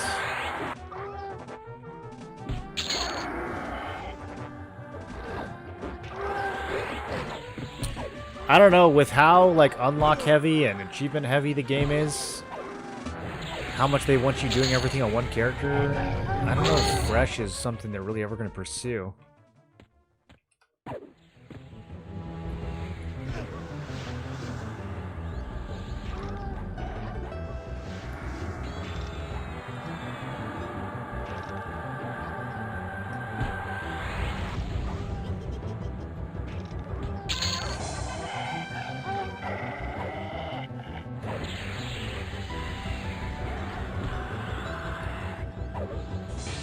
Yeah, it is. So hard to keep this pet alive sometimes.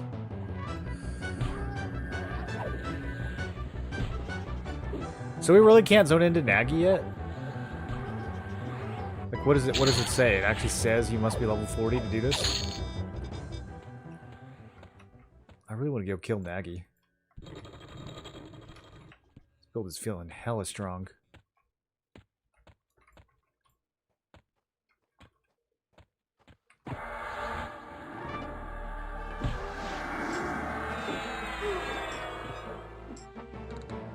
That axe sucks. I know it does. I don't understand why, though. Why don't they make it better?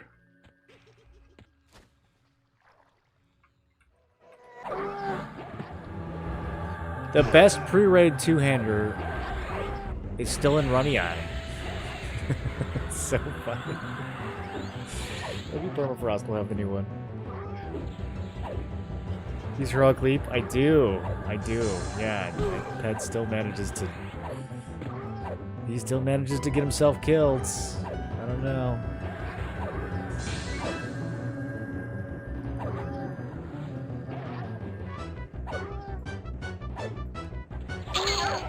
If they could just add one more button down here called Assist.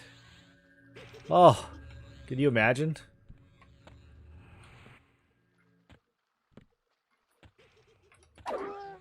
Even if you had to spend AAs for it. Dude, that would drastically improve the gameplay of pet classes.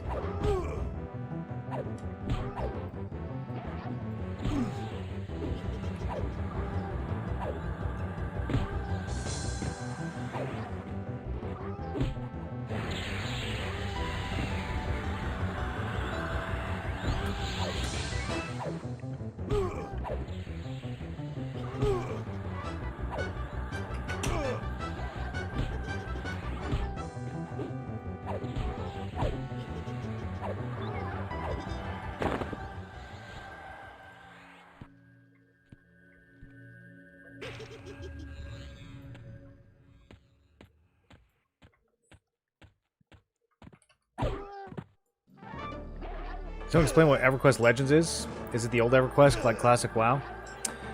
It's like classic Everquest on steroids. So there's custom content. You can pick 3 classes instead of 1. So you're like a super powered. It'd be like, imagine playing classic WoW, but you can play like a warrior and a priest and a rogue all at once, and you get all their abilities and all their stats and everything, all their gear. So you're way stronger. You're able to solo raids. The game has kind of been rebalanced so that it's more solo friendly, but also just the increased power of your character makes everything more soloable. This guy, he's not dying. A lot of quality of life features too, enhanced UI, just easier to do everything. You don't lose experience on death, so it's more casual friendly. They added instancing. You don't have to compete with other people for kills or for loot. If you do group, you guys all get personalized drops. So it's like casual superhero classic EverQuest. It's kind of the best way I can describe it.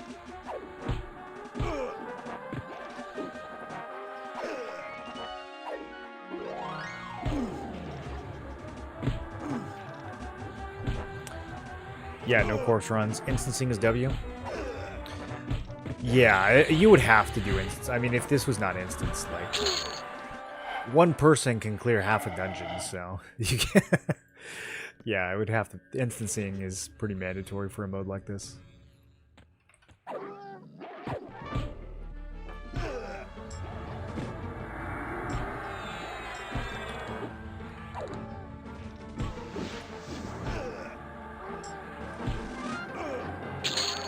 You ever figure out how to use the group leader stuff solo?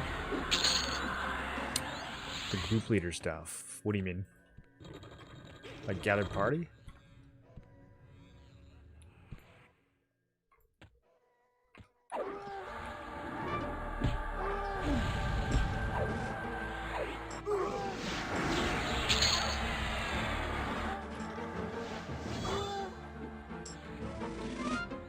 Yeah, spawn timers. Even in regular dungeons, spawn timers is 6 minutes. I think the only place you don't have 6-minute respawns is in the plains.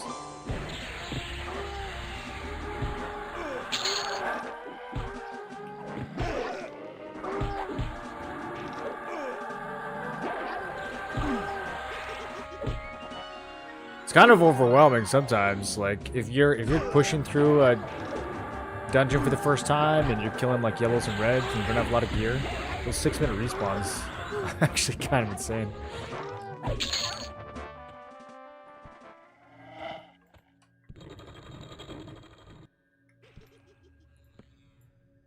I kind of want to go see if we can fight Nagy, but someone said that we can't, and it's a long run, so if they're right, then a lot of time wasted. Said tank, main assist, mark NPCs, etc. Oh, like UI stuff? I haven't used any of that. You want to use it solo?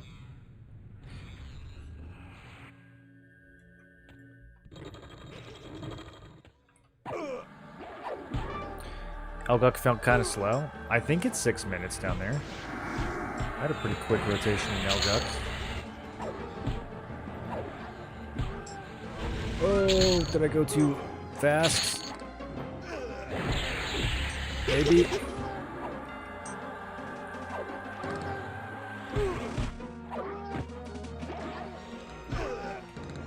Stabilizing.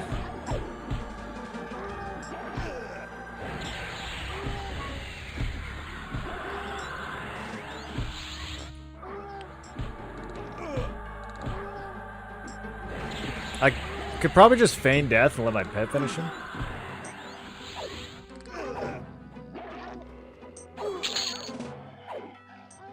Kish Durpavs. Combat effect strong poison, level 20. 1338. One hand slashing. Is this even better than like Befalling Gear? What's Baron's Blade?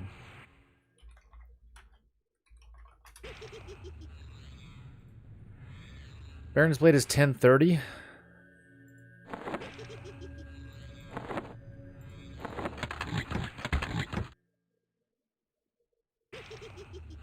This is very slightly better than Baron's Blade. Like 2% better. I mean, I don't know, dude.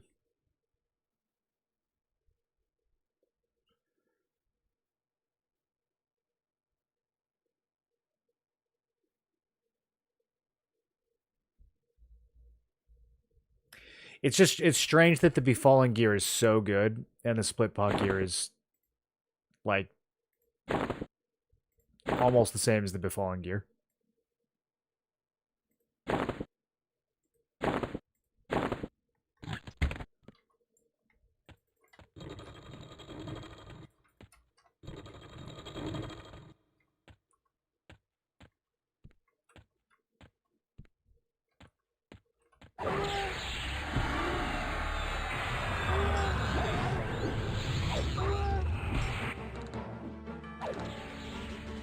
MA target would be nice when you're in a group. In the group window, you right click the person's name unless you set roles.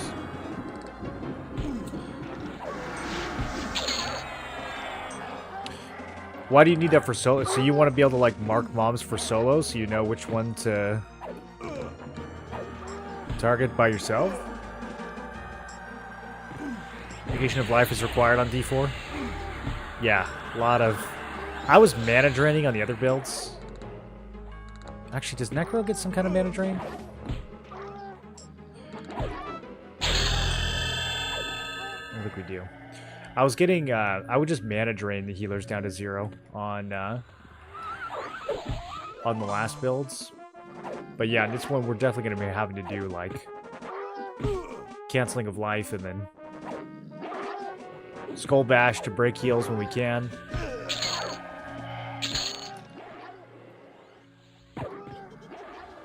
It depends on what multi-classes the mobs come with.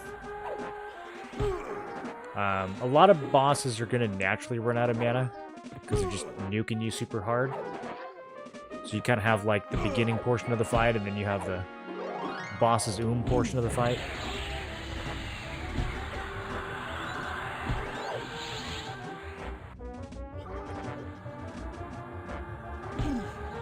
The second enchanter pet is so nasty strong.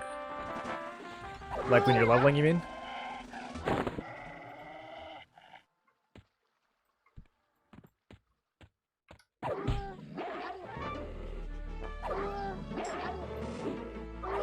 Puts a white ring around the circle of the target you have on the ground, like on their feet. The shield in there is worth it. Where do you get the shield from?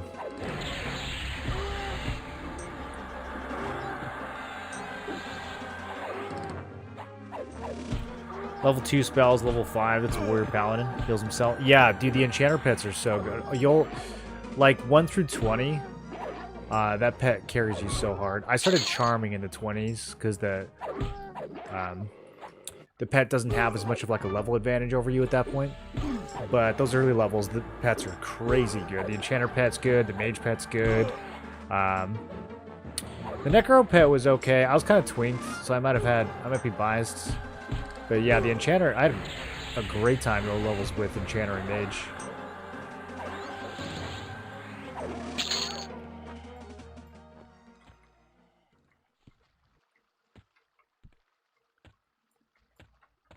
It's actually crazy mob density in here. This would probably be a good dungeon to run with some homies. I think there's more mobs down here than there is in Guck. Doing Mage Enchanter seems stronger than the Mage Pet almost. It depends on which Mage Pet you use. If you use the Water Pet and you let it backstab, that's definitely stronger. That Water Pet, absolute wrecks. I don't know if it gets backstab right away though. You might have to get like a second or third one. Because when does Rogue get backstabbed? Does Rogue actually start with backstab at level 1? Or is it like level 10? I don't remember. But yeah, the Mage Water Pet's really, really good. That's been my favorite so far.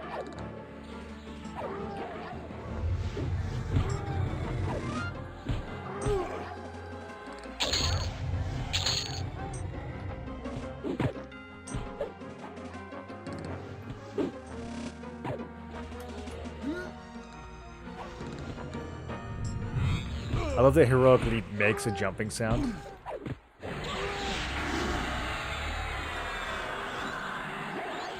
I keep forgetting how many of these are casters. I'm like, oh, let me just group all these up. And in the meantime, I'm just getting nuked. That was a little sketchy.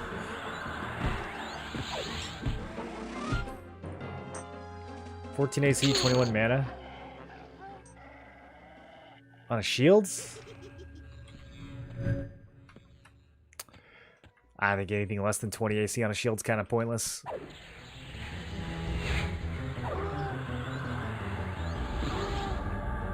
Especially now that we can just put Crushbone boots in our NE slot. It's so funny, dude. We need to go back and farm some D4 Crushbone. Get some 40 AC shoes.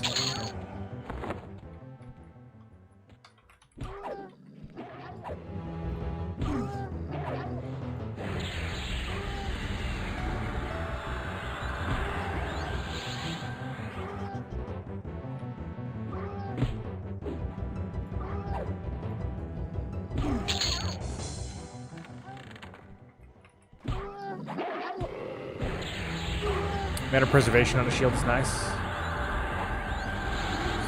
That is true.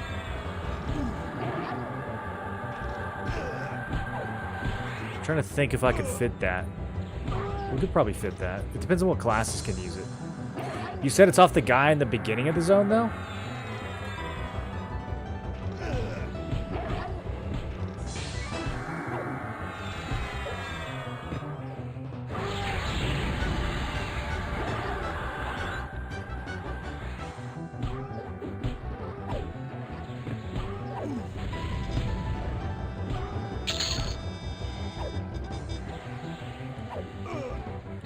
You heroic leap from a distance, you actually leap? Hear you? Summoning efficiency 2. Minus 10 strength. Whoa.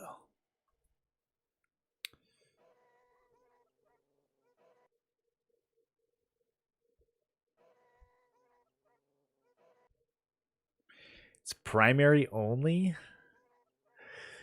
Dude, like in a mode like this where you have 3 classes, when would you ever use a primary stat stick? That is crazy. You'd have to literally be like Necro Wiz Enchanter.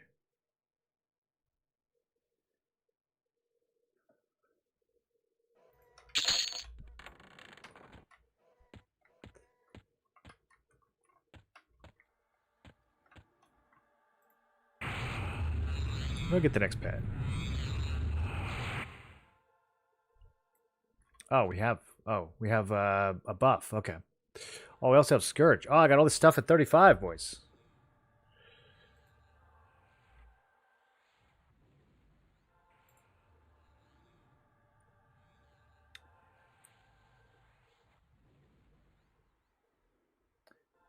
Shield off Minder is Cleric, Druid, Shaman.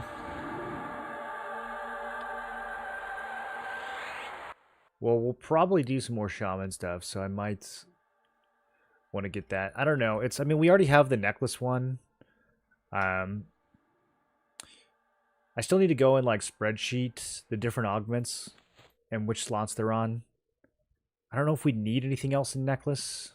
I'm trying to think.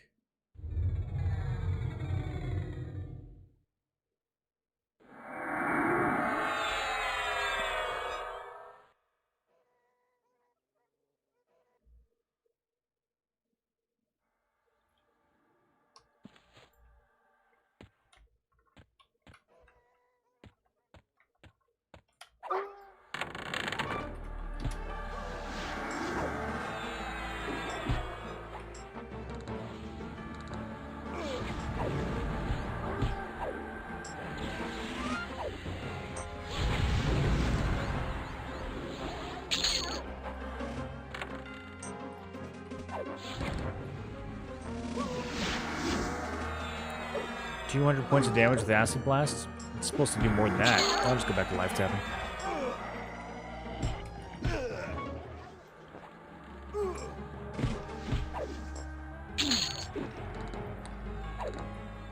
So, do we think they revamped the actual mobs themselves at all? Or is it just the loot? I actually like the mob spec here.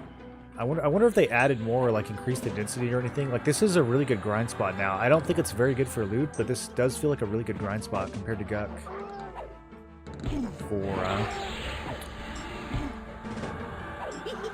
For like the mid-30s. Starting to get a little bit too strong for this section, but there's another section we can go to that's even higher.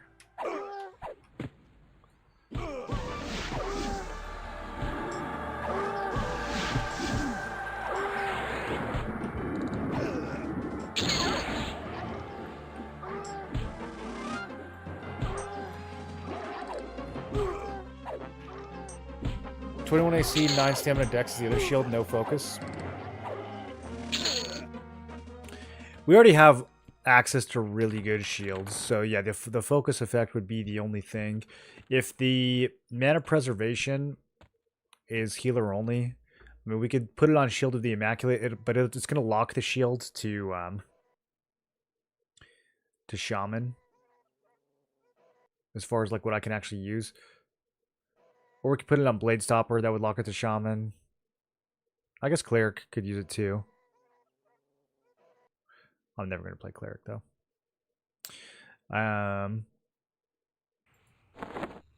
Did I ever get Rocals? I feel like there must be.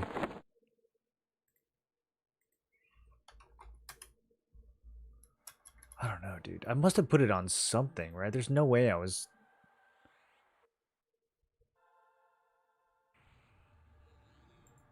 Maybe I just didn't get lucky. Because I think we did it. D0 through D4 Nagy. Maybe I just didn't actually get lucky with the drop.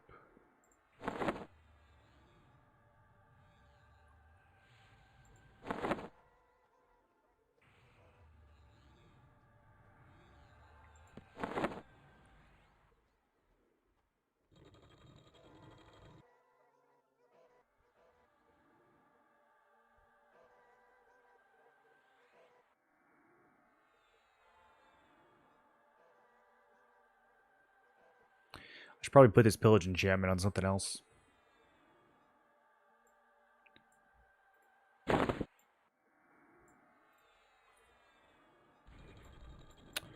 Four-minute cooldown.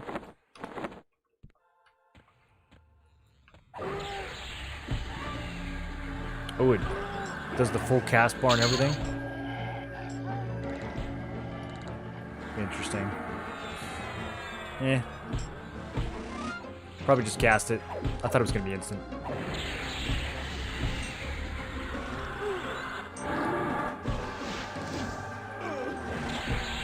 Mob density seems to be higher than classic. Yeah, there's definitely a ton of stuff to kill in here now. I don't know if that's how it always was. Yeah, this room in particular is pretty good, and then the room behind it. These guys are still yellow and red at 35.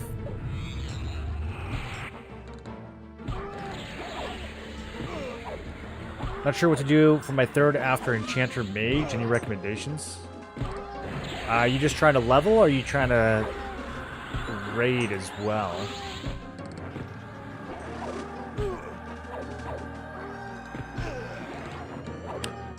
If you're trying to raid, your best option is going to be Paladin. It might be your best option for leveling too. It works really well with Enchanter. It's going to keep you alive. It's going to give you some heals, which you're missing right now. It's going to give you the healing and the tankiness. You need both of those right now.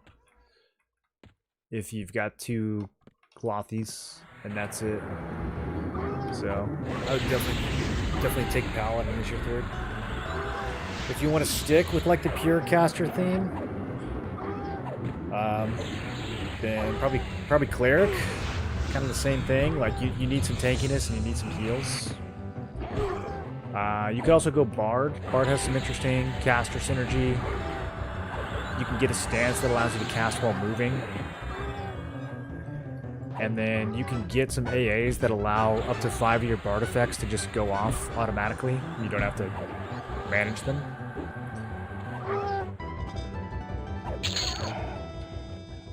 So those would probably be my recommendations. Bardcaster only for Rocals. Maybe you didn't keep it due to classes. Would I have just trashed it though? I feel like I would have put it into storage at least. Yeah, we can use it now that I'm running Necro. We wouldn't have been able to use it before in the Shaman. No, we would have been able to use it because I was running Mage before. I must have stuck it somewhere, dude. I gotta think about it though.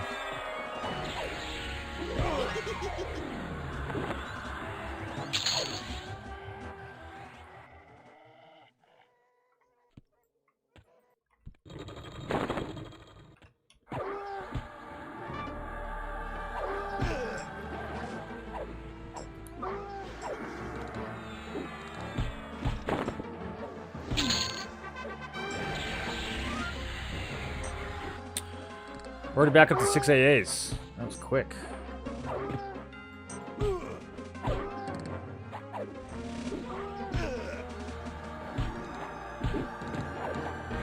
a little bit of spell crit damage. Oh, we can really pump those. Is that what I want to do next?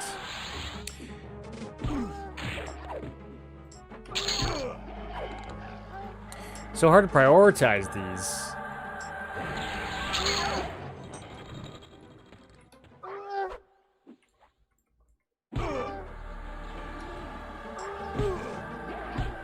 Every trio I play, I feel like I just need like 200 AAs to be done.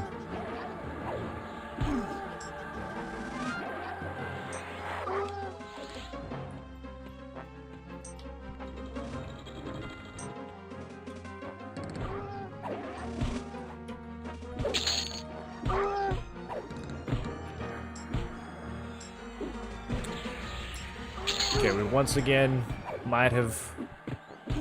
Every time I come into this room, I feel like I get my ass kicked. I gotta come in here with more health.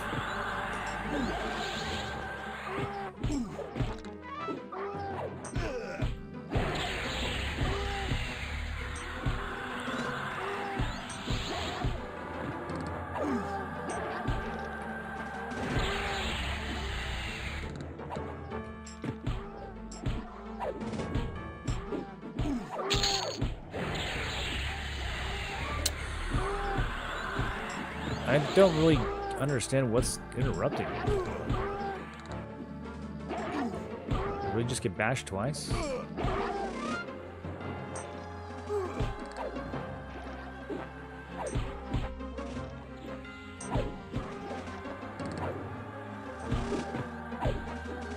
Oh boy.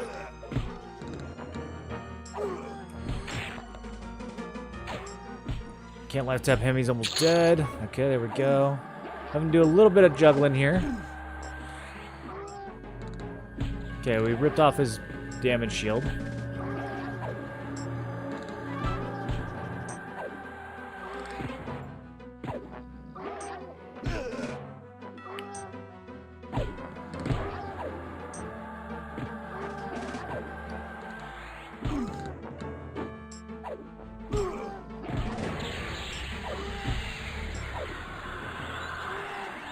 Okay, there we go. We stuck the poison. That thing just obliterate. It's so strong. Oh my god. It's crazy how strong it is. Okay, finish him off. Each tick of the poison's like 7 or 8% of his health.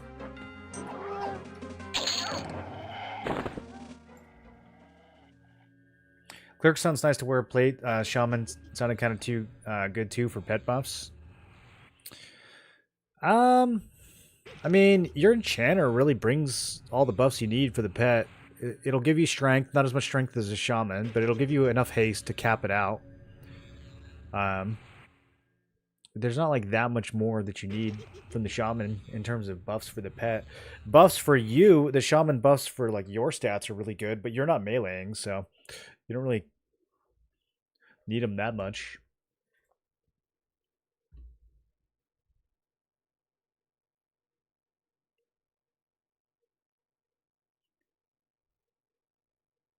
Can mage pets dual wield? Yeah, all the pets can dual wield. EQL is a search function for items. Yeah, but it doesn't show items in the Dragon's Hoard, and I don't know if with focus effects, if it's like on a weapon, I don't know if it shows that. Let me see. I'll search for, like if I search for Golem.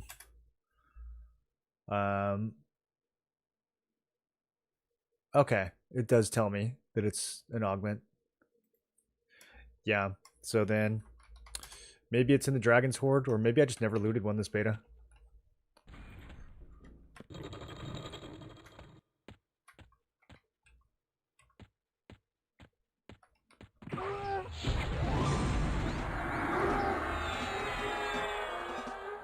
Let's remove your ogre FSI.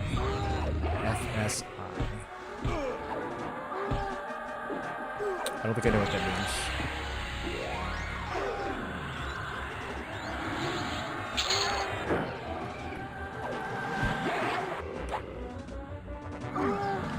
You can block the illusion portion of the Necrolich line. Yeah, you can click off the illusion.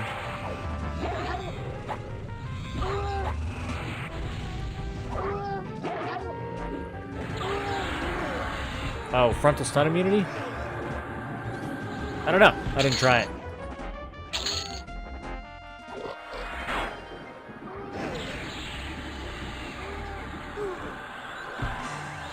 If you're at the bank, it'll search Dragon's Hoard.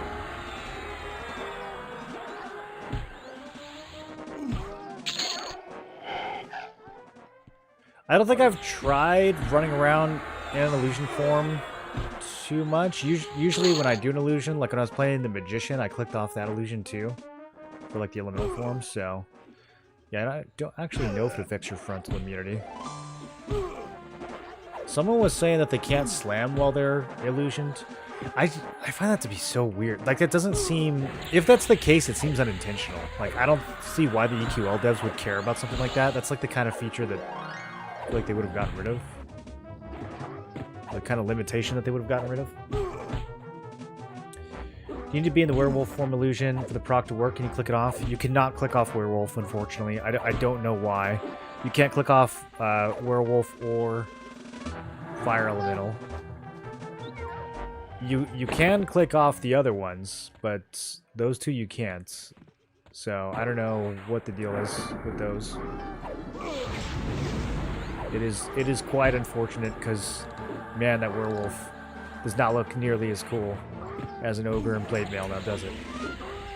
Or an ogre in a robe.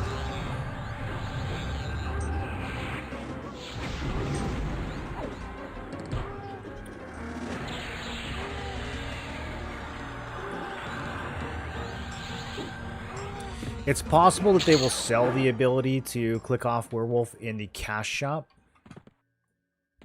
I'd put that at about 60%. You don't lose FSI with the Dark Elf Illusion form, nor do you lose Slam. Yeah, like, losing Slam sounded really weird to me. Someone said that, though, and I haven't tested it, so I can't say one way or the other. You think a Chanter Pally brings enough to the table to play the third class as pure DPS? Yes. I think that is actually probably one of the best combos in the entire game, if not the best, is literally Pally and Chanter DPS. And it doesn't even matter if you play a melee DPS or a caster DPS. They're both really strong. Cleric is definitely not required.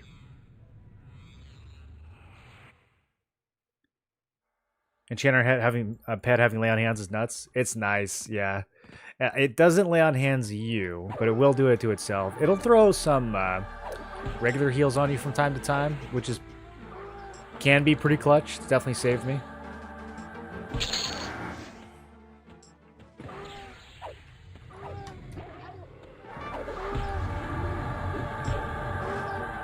You can increase the font size of the right-click menus. There might be a way to scale it. I don't know. It depends on which UI you're using. Dude, I accidentally saved over or deleted one of my spell sets before. And, that was very upsetting.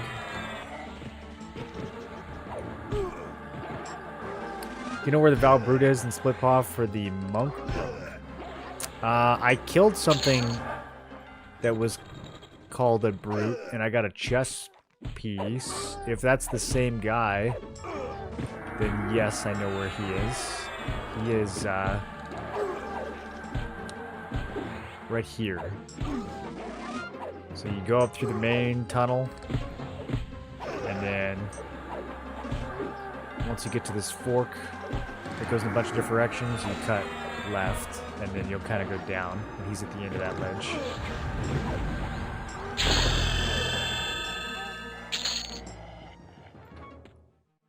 $36.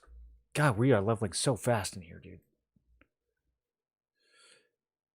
We got another AoE that I'm not going to use. We got another dot that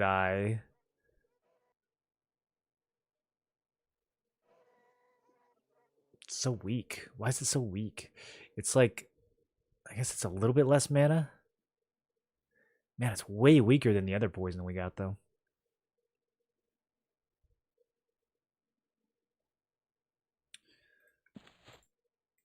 Well, I'm going to memorize it anyways.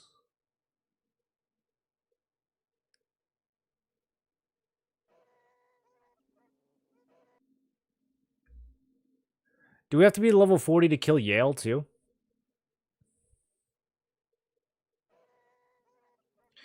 Dude, I think at 37, I think we could kill every D0 in the game at 37 on this build. I wish that they would let me. I feel almost strong enough to do it.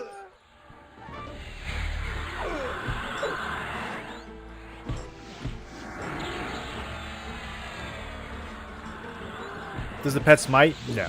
No, none of the pets, except for the rogue, use their class abilities. Very... Well, that's not true. The monk uses some of its abilities. It doesn't use mend, but it will... Ow! It will kick and strike.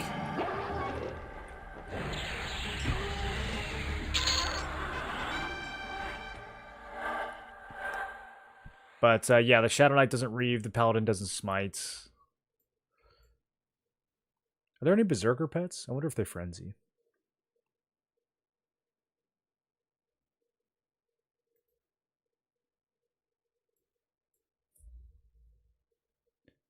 He gets Fury level 7 too, 30 extra damage. Yeah, those Cleric nukes are not bad. Those Paladin nukes.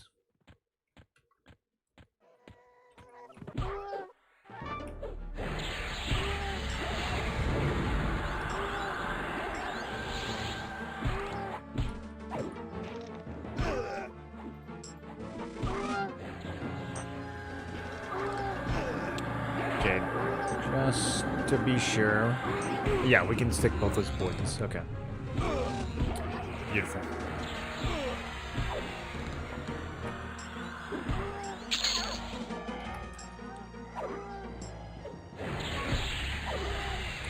We're definitely ready to kill some bosses.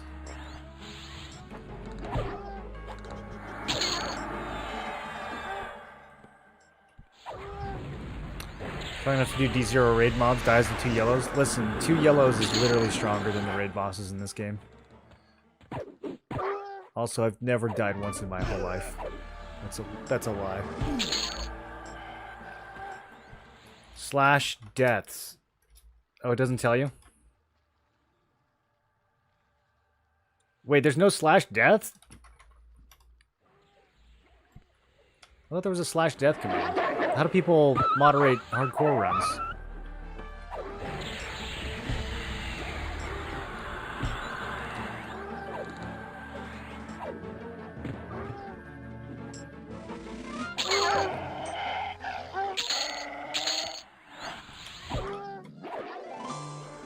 I got some ding? Thank you. We're dinging like every 20 minutes right now. It's pretty quick. Best Ranger comp and Rogue comp is either worth it. Yeah, they're both pretty good. I think Ranger's better than Rogue right now, but it depends on what you pair it with. There's some combos where you would pick Rogue over Ranger if you're lacking utility, particularly like slow. If you don't have a slower in your comp, then Rogue is better. But I would say Ranger fits into a lot of comps more easily than Rogue does. It just brings a lot to the table for free. There's also the possibility of doing a lot of damage with a bow. I have not tried it myself, but people are hyping it up, so it might be good. When is Harm Touch getting looked at? It sucks compared to Lay on Hands. It really sucks. Like, it's not even in the neighborhood of good. They could make it twice as strong, and it would still be kind of underwhelming. I think probably they need to double the damage on it and reduce the cooldown to match Lay on Hands. Or maybe even make it a little faster. Make it like a 12-minute base. It's a 20-minute base right now. Lay on Hands is 15. What are we doing? And it like doesn't even hit harder than a Wizard Nuke.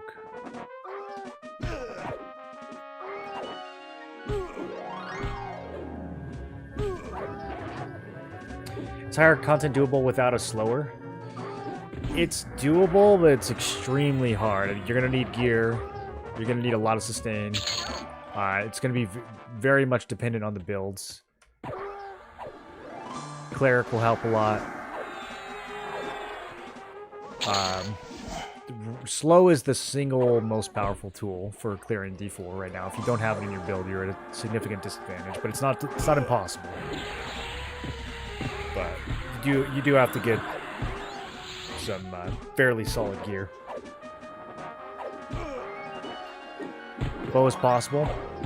I don't know, Zabby. That's what people are saying. Someone in chat yesterday was saying he's bowing for 1,200. I don't know what that means. I don't know how often. Because it's at the expense of your melee swings, right? So, I don't know how much DPS that is. I don't know how often he's hitting. Like, maybe sometimes it's 1,200, but most of the time it's 300. I have no idea.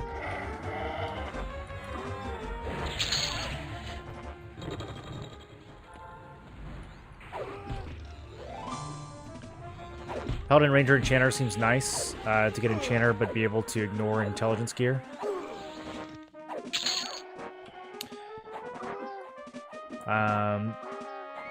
To ignore intelligence gear.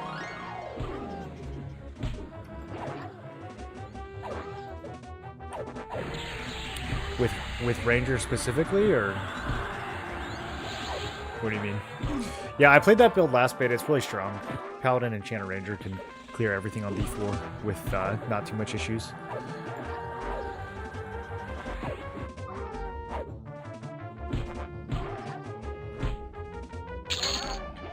Dirge hits harder than Arm Touch.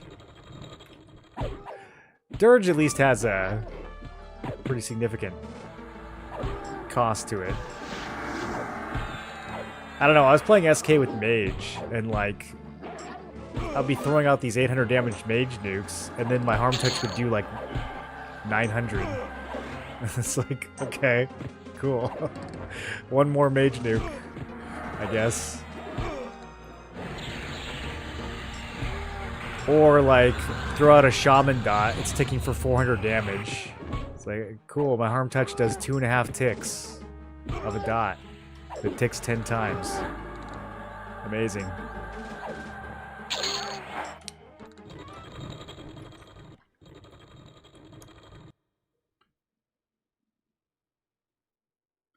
It can crit for 4 to 5k, that's why. Harm Touch, is that the play? You have to scale a bunch of like crit and crit damage to make it work. But can't you make the same argument for wizard nukes? Like, aren't you still just better off casting 2 wizard nukes? Like, isn't that going to be more damage every single time? You only get mana from 2 classes, so you can stack Wisdom to get mana from Paladin and Ranger. You only get mana from 2 classes. Is that a thing? I don't know if that's a thing. I like the fact that that builds benefits from intelligence, because you'll get a bunch of int on your gear even if you don't mean to. So it's kind of nice because you feel like there's no wasted stats. Like, no matter what you get, you're like, oh, hey, I benefit from this. Because the ints, anything that increases your mana pool is going to make your smites hit a lot harder. So there was times where I looted something that was, you know, like 15 whiz, 15 ints. And if I was just benefiting from the wisdom, it'd be like, okay, whatever. But the fact that you're playing classes that can benefit from both, suddenly my mana would shoot up by like 200-300 points. Does strike through work in Zerker stance? Yeah, it works in every stance. It's just a passive. It's a passive free AA. Kind of crazy that they made it free.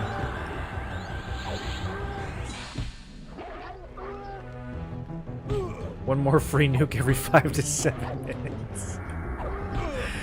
I don't know, dude. I don't know. I think it's pretty bad. This guy really just drops potions, huh? They didn't give him any gear.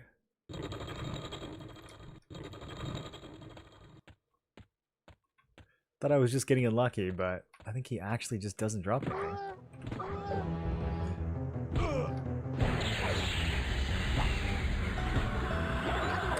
Are we doing it tomorrow? I gifted a sub. What are you talking about? Are you talking about D&D? We can. Are you playing the same character?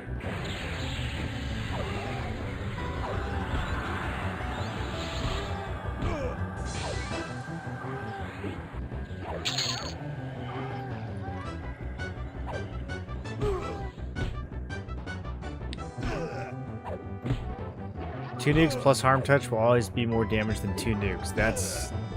Can't fight that logic.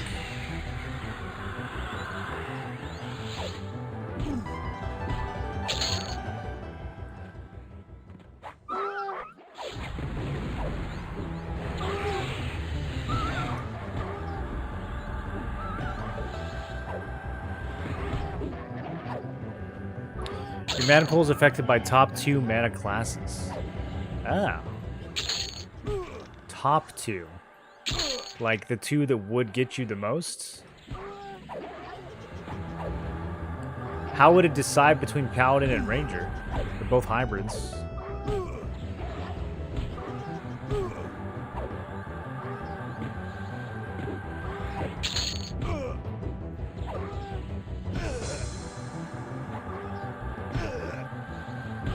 I don't know if I like that. I kind of feel like they should just give you... That does make sense in hindsight, though, because I switched from Paladin, Enchanter, Monk to Paladin, Enchanter, Ranger, and I didn't suddenly gain, like, a third more mana, so...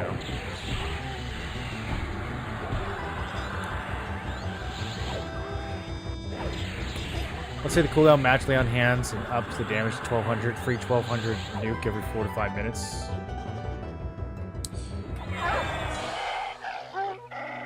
That's a decent little bracer. That's pretty good, dude. You upgrade that. I'll have some stats. It's not gonna be better than the ones we're using, but it's pretty good. It'd be good if we were level 36 for the first time.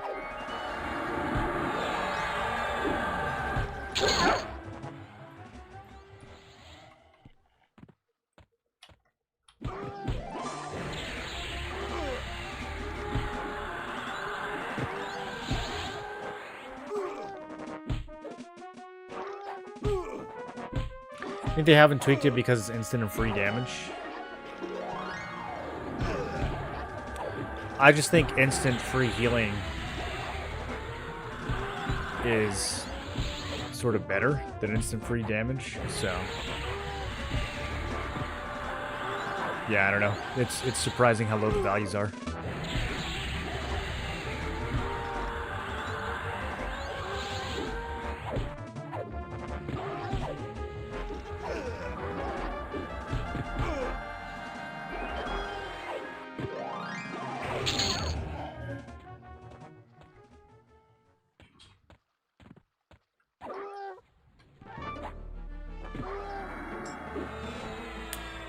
Mage and Crushbone with the pets. There's a lot of new stuff in Crushbone. The Crushbone revamp was great. They added a ton more stuff.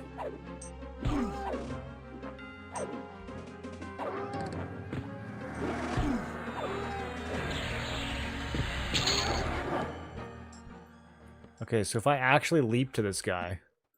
Whoa! Wait, why haven't I been doing that all game? That's insane.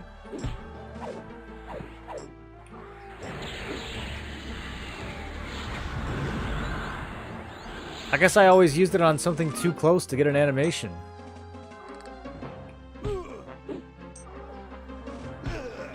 Oh my god, wait, that like makes me want to main warrior a lot more now?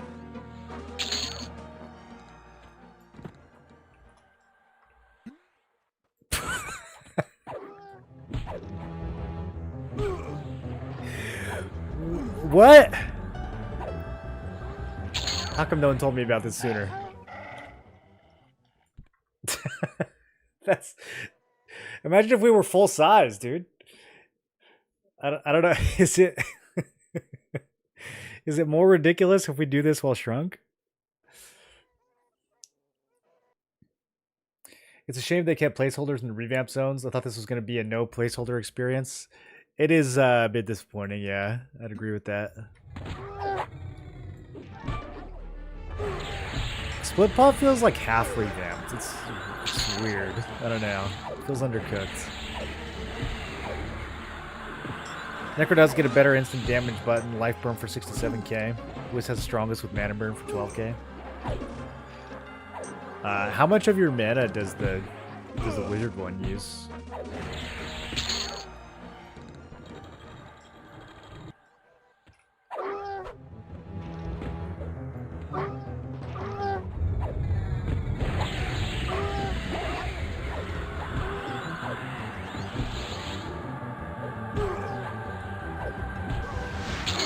Maybe we'll make a group of 4 Necro Wizard some things.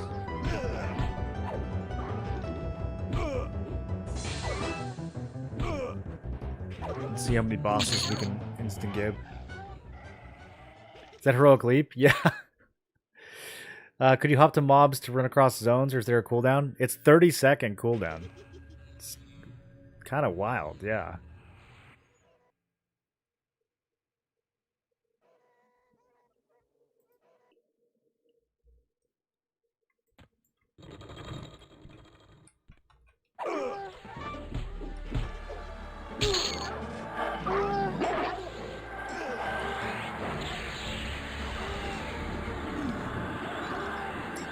It sucks in small dungeons like Guck. If you hit the ceiling, you stop and drop down. Might be fixable with Shrink. We could get even smaller than this. I mean... I see what you mean. I don't know. Maybe if we were stronger, we could have fit.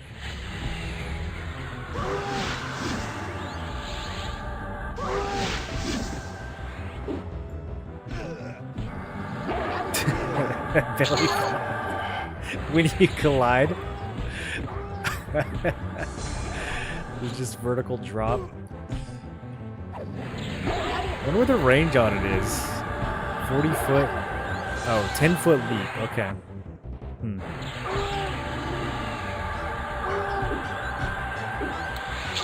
There's gotta be some way to use that to skip islands in the sky.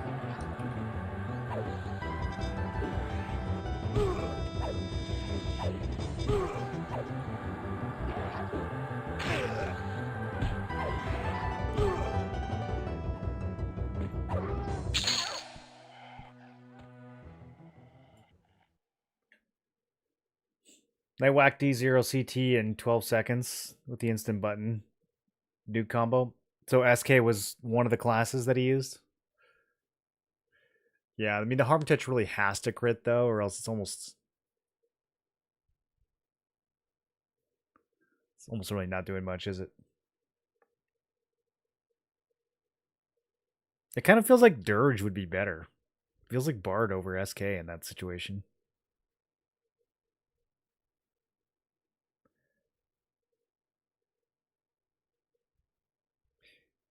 You should do a lot of damage too. What, the jump? It's a 30-second cooldown. They could make it do a little bit of damage.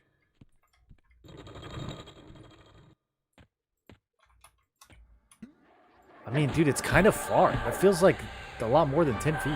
I don't know.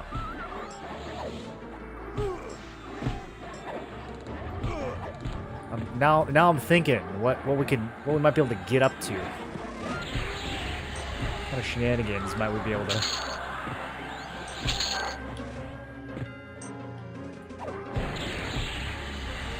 Planet of Sky is really the only place where like being able to sequence break matters.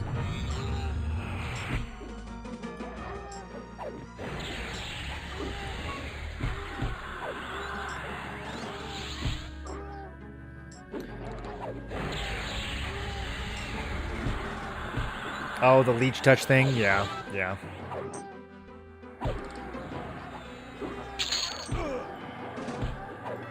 I don't know, you get those singing AAs and Amplify. Doesn't Dirge hit for a few thousands?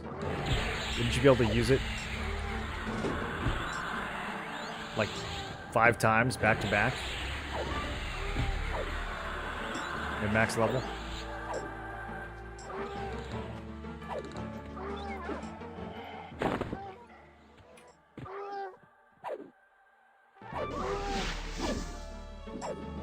How's Berserker feeling in the lineup?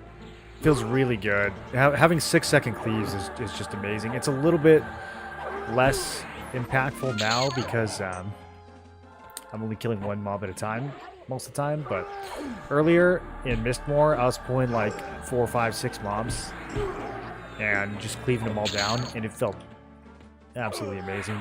We were leveling crazy fast. I mean, we're still leveling pretty fast in here. Gotten almost 7 levels in 2 hours. It's not bad for the 30s.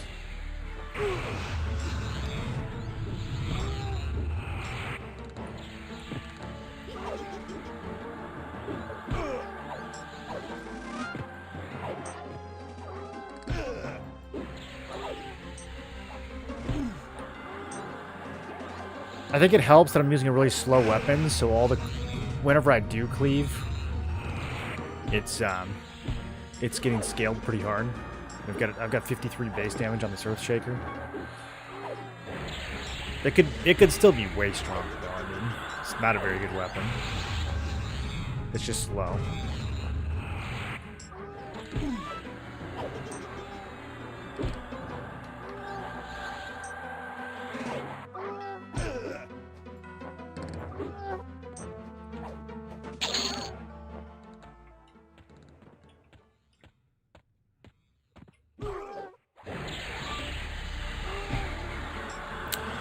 The judge resisted your venom of the snake. I don't like when they do that.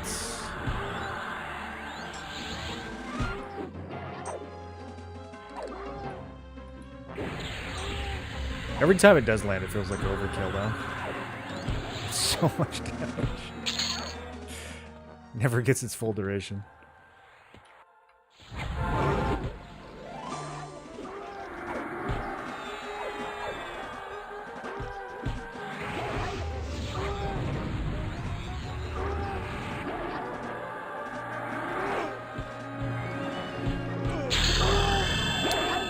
$37.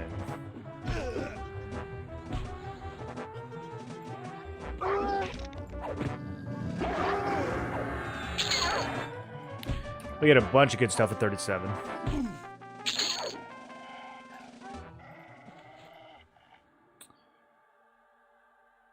%35% anti-heal plus a dot. We get the next Dispel, which I leveled up already on the Shaman. We get the next Necro Mallow. Is this the last one, actually? Let's see. Yeah, we could probably level this up, too. Fire, poison, and disease.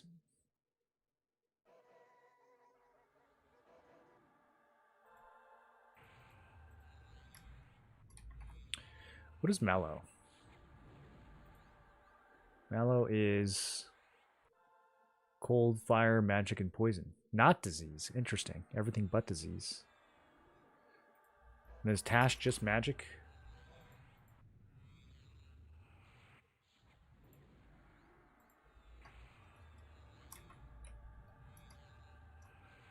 Oh, I don't think I scribed it on this character. Yeah, Tash is just magic. Okay. Are there other resist debuffs? So we have Mallow on Mage and Shaman. We have Tash on Enchanter. And then we have, I guess, Scent on Necro. Are there other ones?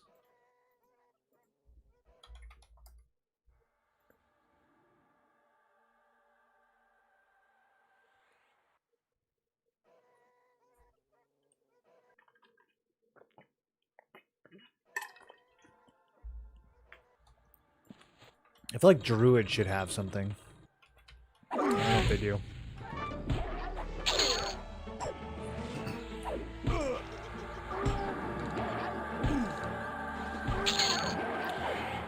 Berserker or Warrior for Paladin Enchanter X. I mean, they're both going to be really good. I think if you want a solo raid, the Warrior's going to be stronger. It'll be less DPS than the Berserker. But you're not going to be using Berserker stance in D3, D4 anyways. So it won't be a huge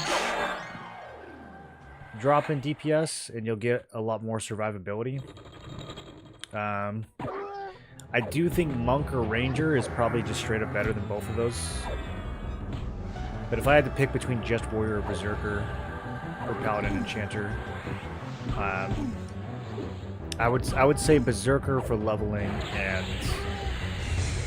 Warrior for raiding.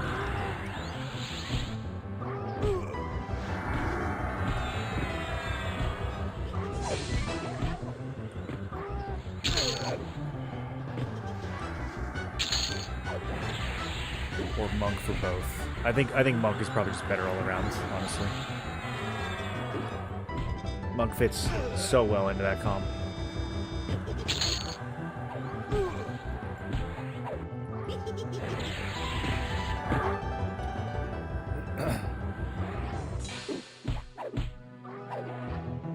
Druid does get a fire debuff? Okay, that makes sense. It's a shame that Zerk falls off in raiding because it's so fun. Well, it falls off in early runs of high difficulty raids. It's still perfectly fine if you're geared. Like, if your armor's heavily upgraded, your weapons are heavily upgraded, then Berserker's totally viable. But when you first are, like, level 46, brand new, trying to raid, D0, D1, maybe you get away with Berserker stance, but pretty soon you're going to have to be turtling in defensive stance for most of these fights. And so at that point, you got to ask yourself, like, what is Berserker really bringing to the table? You have some melee crits and you have Frenzy. Really better off, though, just replacing Frenzy with, like, you know, Rogue Backstab or Monk abilities, etc. And then, you know, bringing something like Mend to the table to keep yourself alive. But once you are, like, you know, end game, max level, you're like 300 AAs, all your armor's like +7, then you can totally throw Berserker in the mix and just start crushing things.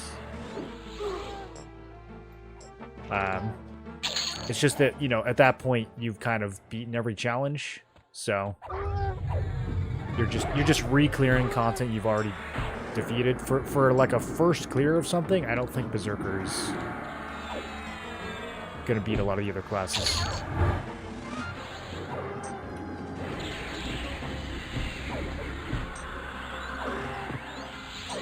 Berserk good for leveling other classes, I guess, until they add more. Yeah, or playing in a group. I mean, if you're playing even with just one other person, Berserker is insanely strong. If you do like a Berserker Paladin Shadow Knights, or like a Berserker Warrior Monk, Berserker Rogue Monk, like any of those combos where you're resetting the cooldown on multiple other classes' melee abilities, you're gonna be crazy strong. You just need someone else in the group to handle like slows and heals and stuff.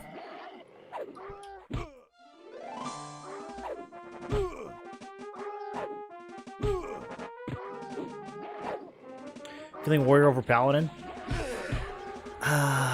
Depends. I think Paladin's still better. I'm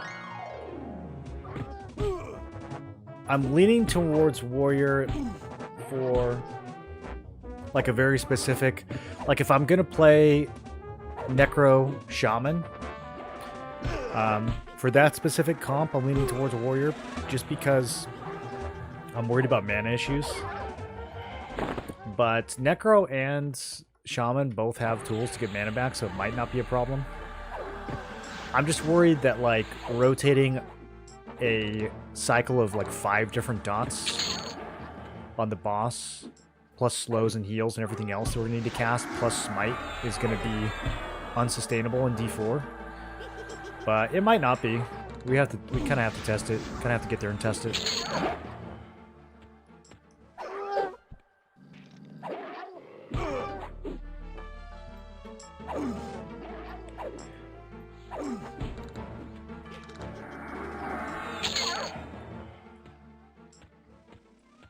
For something like Paladin, Enchanter, Monk, I would definitely stick with the Paladin. I would not slot Warrior into that. I think Paladin's way stronger.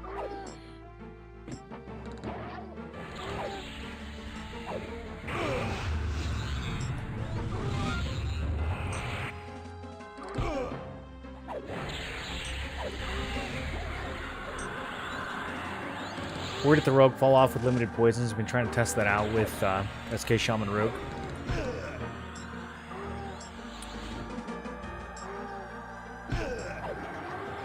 Yeah, if you already have SK and Shaman, it's hard to see what Rogue brings to the table over Monk or even Ranger.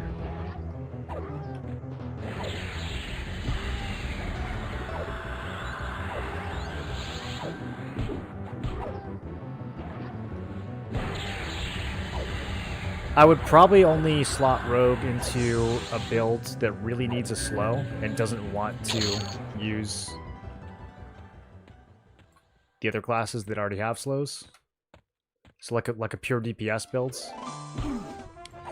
Or if you're playing with a group. Because then, you know, then you can do something crazy like Berserker Rogue Monk if you're playing in a group. You don't have to worry as much about bringing all those different things to the table. I think maybe they need to make it so that the backstab modifiers on weapons can go up with level.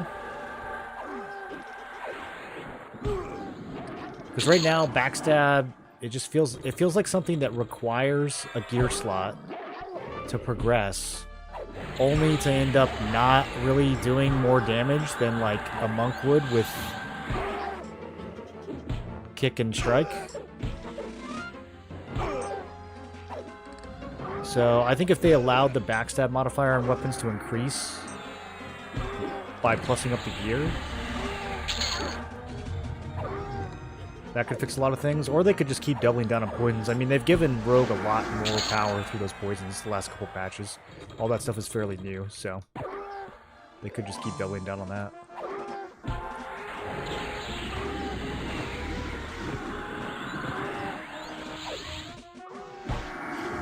Warrior Cleave, AoE taunt, triple attack. That's what my plan was. Hard to beat Pally.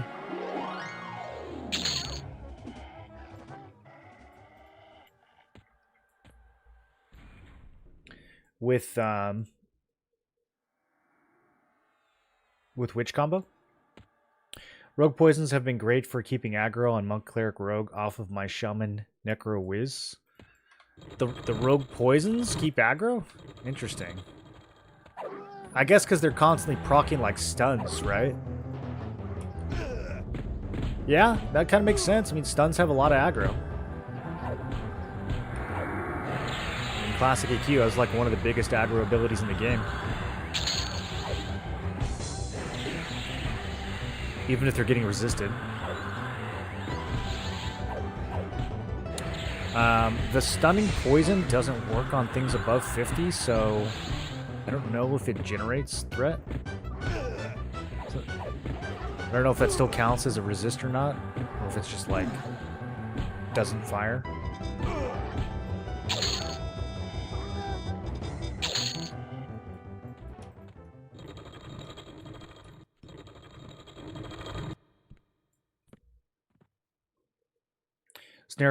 Slow plus snare hybrid utility is a lot of aggro. How often does a slow stick to bosses? Is it pretty reliable? I think putting more power into poisons would be better off for rogue poisons because melee damage falls off hard the higher difficulty you go. I think they put themselves in a rough spot with front stabbing. Maybe they could still do a bonus if you're actually behind the opponent, like maybe your backstab hits harder. And then rogue becomes more viable in a group setting. Or people can try to come up with like pet tanking scenarios. I don't know. Rogue definitely needs like just a little bit more though than what it has now. I don't think it's bad, but I just don't really see many scenarios where I would pick it over Berserker or Monk or Ranger, any of the other melee options. Even Warrior, honestly.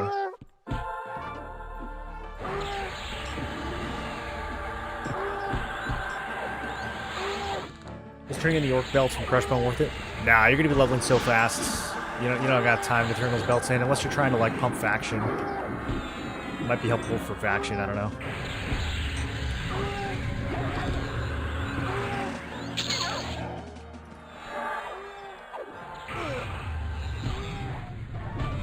Suns were the only aggro paladins had an EQ, even though they were resisted 100% of the time. Yeah, you had stun, and then you had like flash of light. That was like about it, right?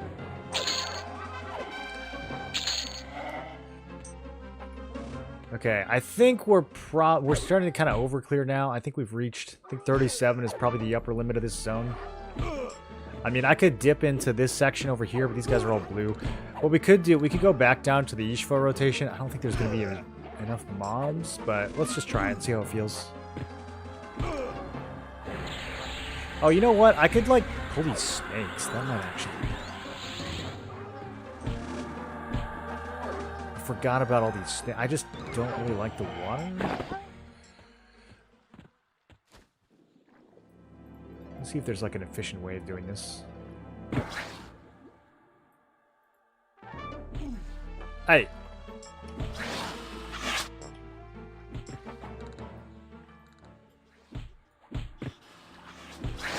Okay, this is slightly annoying. By slightly, I mean substantially.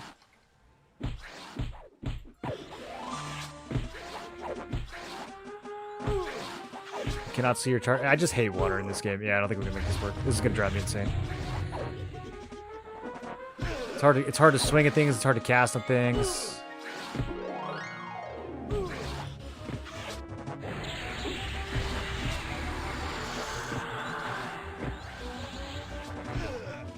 there like some drier land I can pull these guys to that we could go over here?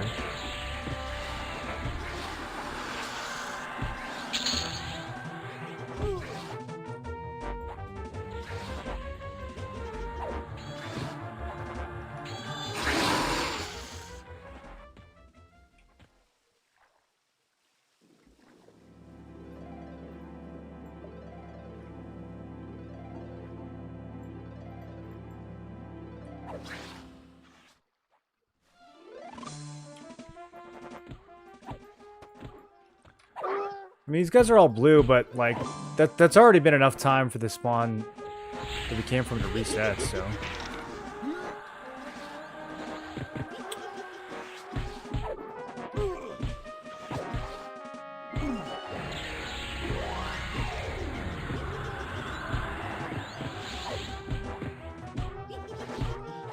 How much damage does our AoE nuke at this level do? 150? Yeah, not enough. Not enough. I'd rather just tab through and dot him if we're going to go that route. I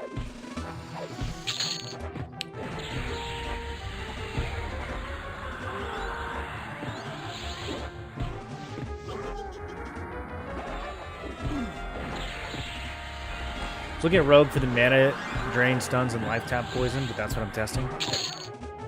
The mana drain is pretty good. I played it while I was also playing Enchanter, so I was leaning really heavily into the Enchanter mana drain. I don't know how much mana drain the Rogue was actually doing, but I could absolutely, like, zero out bosses' mana bars, like, pretty early into the fight, like, within a minute or two. So we're considered a DPS class as well? I think so, yeah, with Cleave and Kick, I think it's considered a DPS. It's not going to do the same amount of damage as Monk or Rogue, but it's close. It's close enough to be considered a DPS. But more of a bruiser. It's like a DPS tank mix.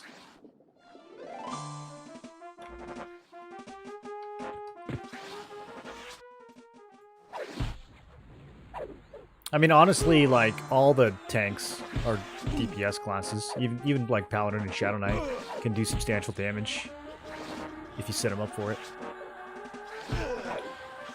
Have been any builds doing D4 without a slower? Yes, with gear. With a lot of gear. I don't know if anyone's been doing D4 without a slower as like a fresh 50. But I know Nighttime was doing D4 challenge runs with, like, no slow, no priest. I think that was, like, a month or two into the last beta, though, so he had a lot of gear. I don't know exactly how much. I think he was fairly decked out. He had, like, 600 AAs at that point, too.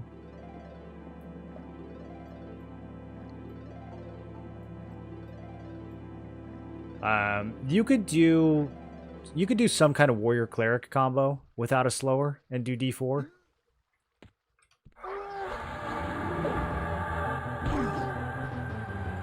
It's if you did like warrior cleric monk, you'd be fine. Between man, warrior regen, and cleric heals, you'd be fine.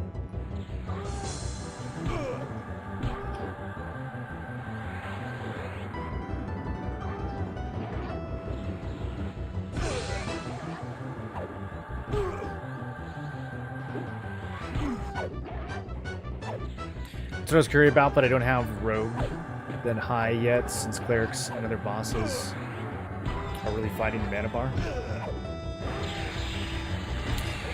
Yeah, well, I mean, some classes, now that's, like Kazakh Thul in particular, when he runs out of mana, the fight is way easier.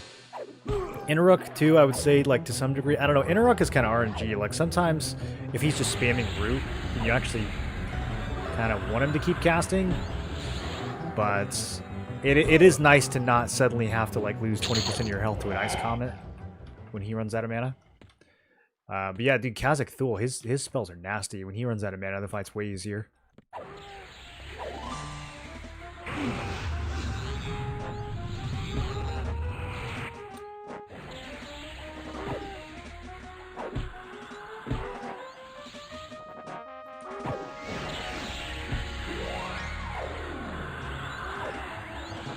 What are your thoughts on Paladin, Warrior, Enchanter?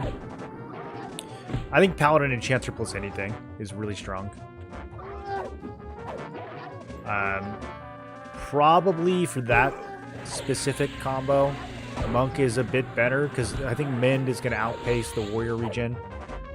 And Monk is also going to give you a little bit more DPS than the Warrior would. But I think Warrior's fine. Warrior would definitely get the job done. It'd be easier to gear. When you start grinding Plane of Hate, Warrior gear drops like crazy.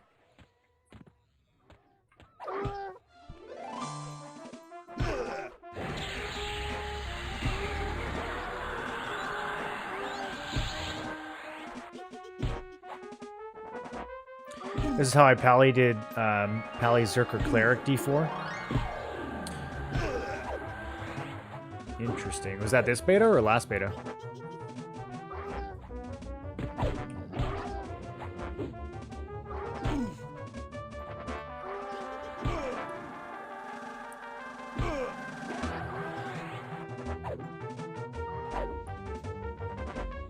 The Dispel one kind of sucks since it's the same as Cancel Magic and removes both detrimental and beneficial. Oh, the Rogue Dispel? Yeah, that sucks.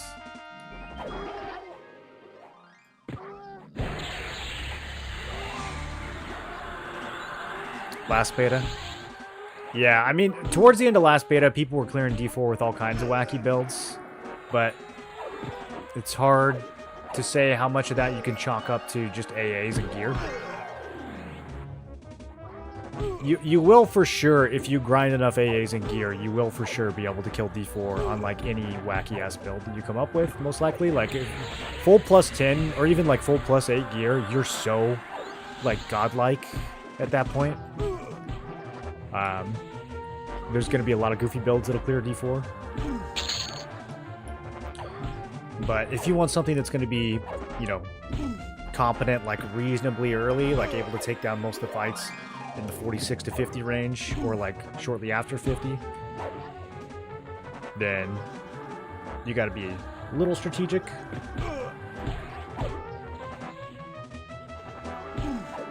And who knows, they might still add a D5. I mean, that could change everything. And we, you know, we might have some actual proper challenges in front of us at launch.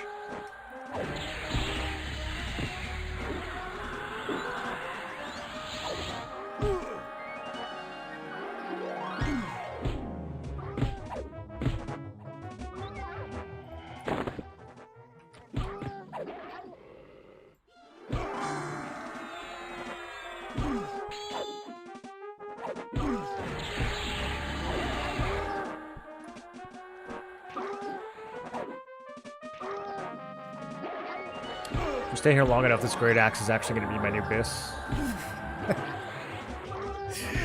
I don't really have any good two-handers leveled up.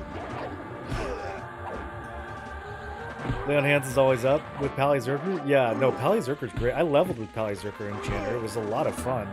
It's just like, you know, you go do D4 Kazakh Thul in that build. You're gonna be in defensive stance, so might as well just play Monk instead.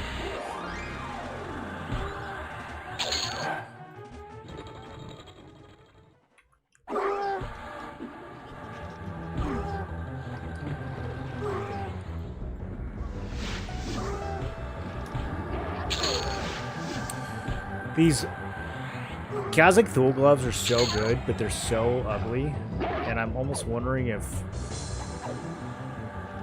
finding something with less AC, but better graphics is worth it.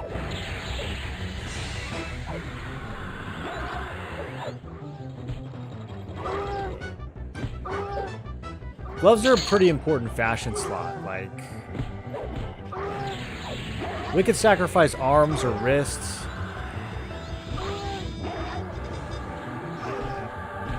Gloves is pretty important. I don't like having my fingers out, dude. Look at this. Full plate mail, but my fingies are exposed? It just doesn't feel right.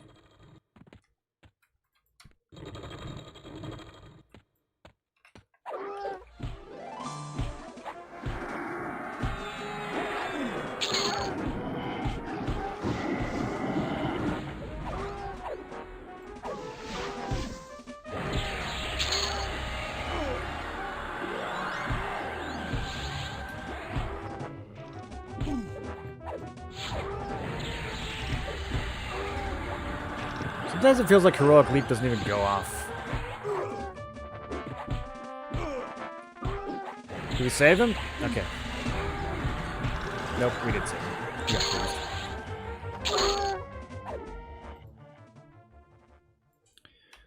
There's probably another pet coming up pretty soon. Do I wait until... 39. Okay. Yeah, we'll go ahead and resummon this one. At 38, we get Shackle of Spirit. I really want to test that on a boss. Are we sure that you can't do Nagi until 40? I'm thinking it's time to go check. I'm gonna hit 38. We're gonna go check.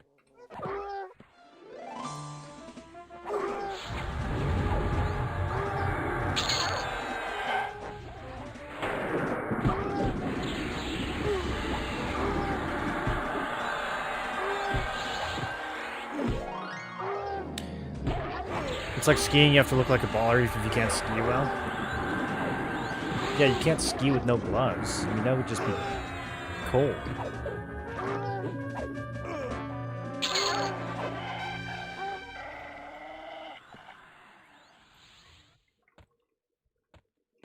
Can you imagine how cold his poor fingers are down here in infected Splitpaw?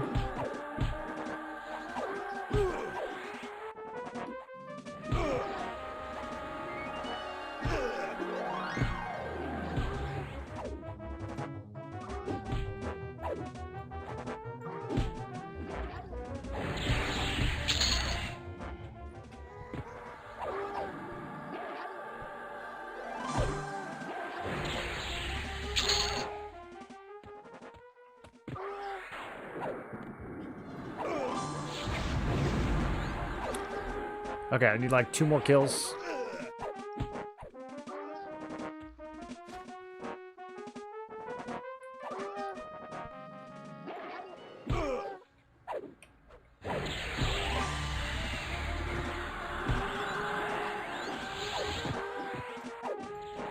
It is kind of nice just totally ignoring buffs.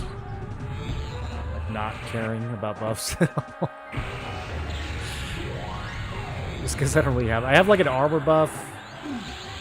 And I have some resist buffs. That's about it. I definitely should give the pet his steroid though.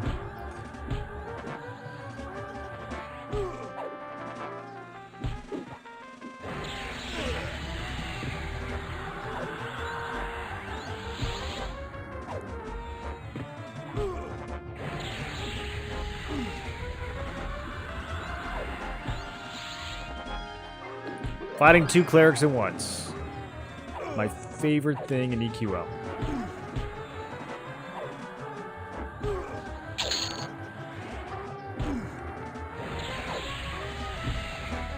They need to give us more, like, knockback interrupt, you know? More pushback. If I'm healing myself and I get hit in the face like 5 times, my heal gets canceled. If I'm just absolutely wailing on a cleric with like double attacks and frenzy and kick, berserker stance, I feel like it should just fail that heal a lot more often.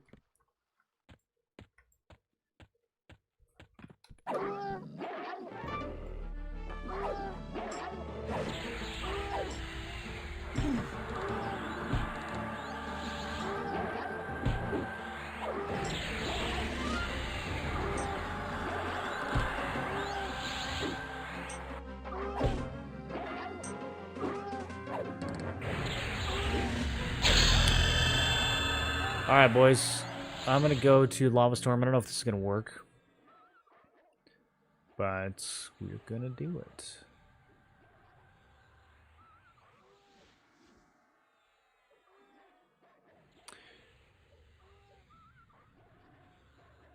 Get another good dot at 39. Get another pet at 39. Another tap. Another good dot at 4. Man, you get so many good spells from 30 to 50 on Necro. Like, every level has something crazy.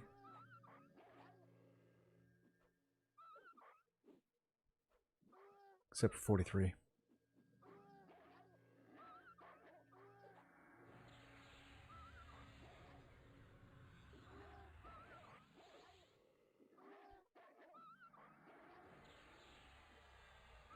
Okay.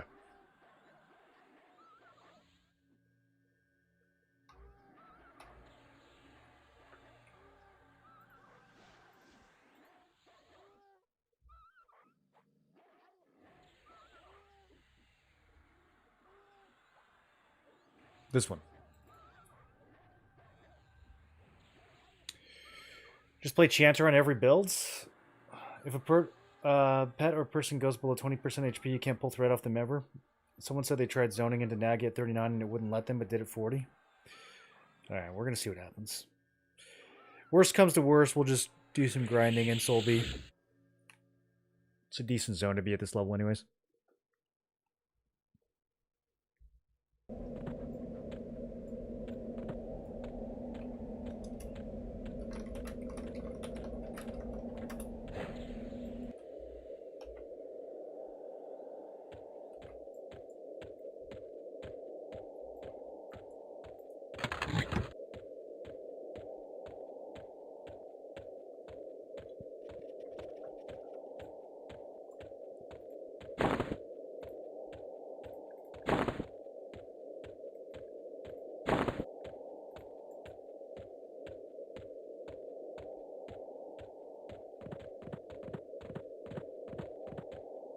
Some of this stuff I'm never going to use.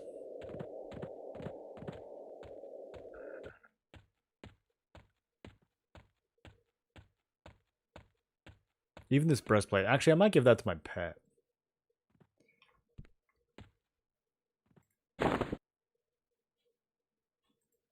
Doesn't have strength on it, though. Yeah, stamina doesn't... How are people getting... Someone said they were getting their Necro pet up to like 9k health. Stamina doesn't even do anything to these pets. How are people getting so much health on their pets?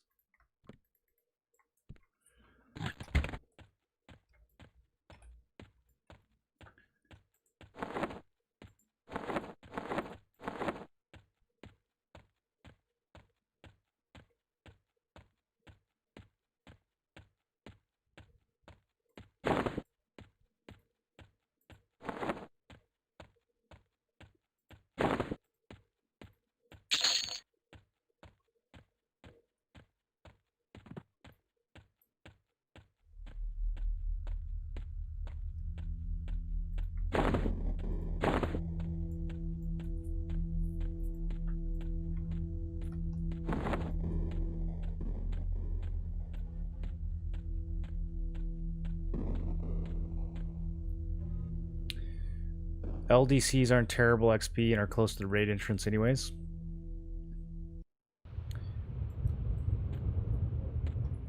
Oh, the spiders?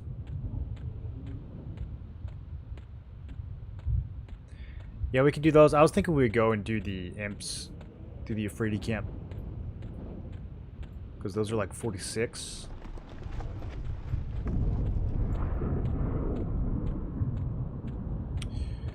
Definitely getting druid ports instead of wizard ports on launch.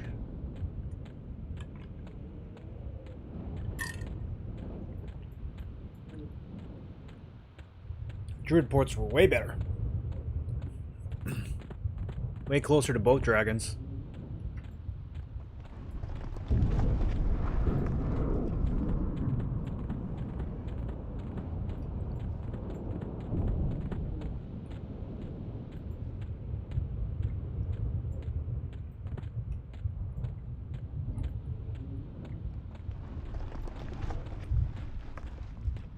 This is a pretty sick zone, though. It's going to be interesting. They're doing like another outdoor zone over here. That's going to link to Nectropos. I kind of hope it's like Lava Storm-ish, but way high level.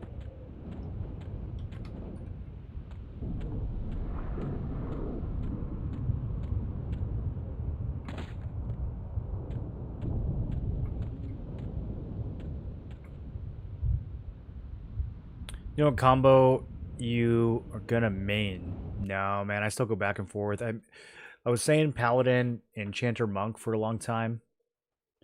But after messing around with Shaman and Necro, this beta, I'm really tempted to do like either Paladin, Shaman, Necro, or Warrior, Shaman, Necro.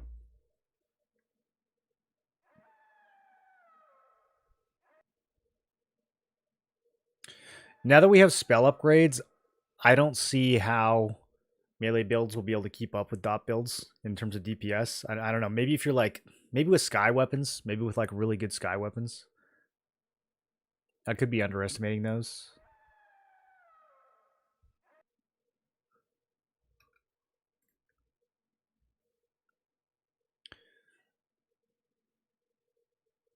I guess we can just go, right? I don't need to. Here, let me shrink.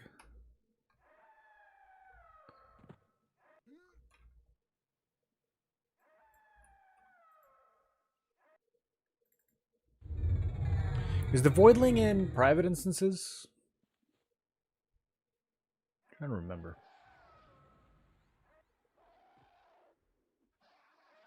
Maybe I should just make my own Soul Bee. No, he's not? Okay, we'll go to the public one first then. Praying for huge changes during the week off right before launch. Yeah, I am also. Why is it so hard to target shrink properly?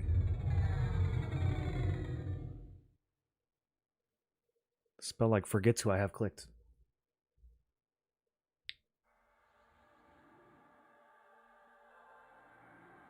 Absolutely going to play Berserker Paladin Other when launch. You should make that Other a class that has some kind of mana restoration. Probably Enchanter or Bard.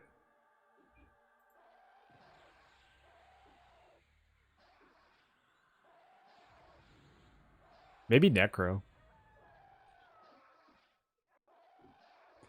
Berserker Paladin is so thirsty for mana.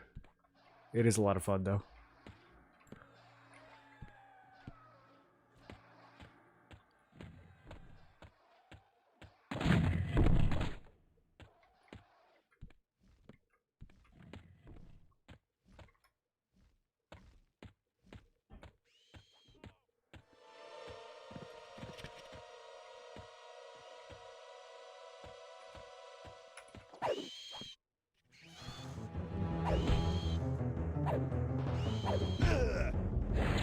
I don't know if we can poison these. I remember this being an issue last time. Okay, that one works. It's good enough. Necro spells cost a lot.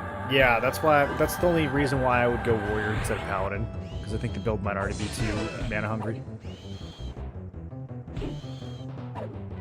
Dude, dwarves look so cool. Dwarven Paladins. Ugh.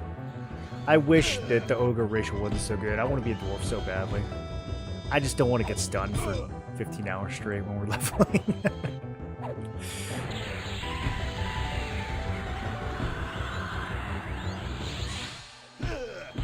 What do you mean week off? There's a week in between the beta and launch. Beta ends on the 21st.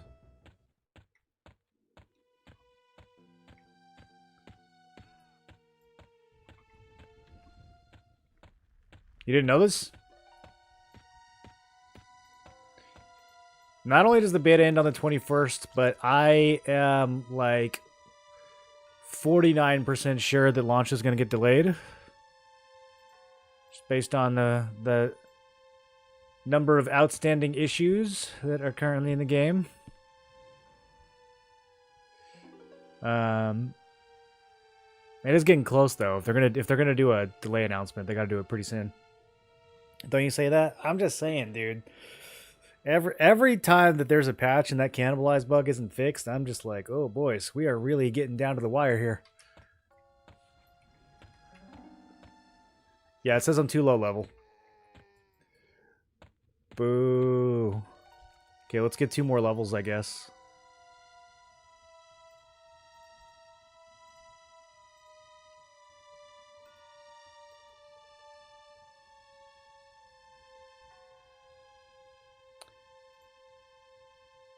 I'm ending it all when the beta ends. You don't have anything left to live for? I mean, we could play Forever for a week. That game just got an update. It looks pretty good.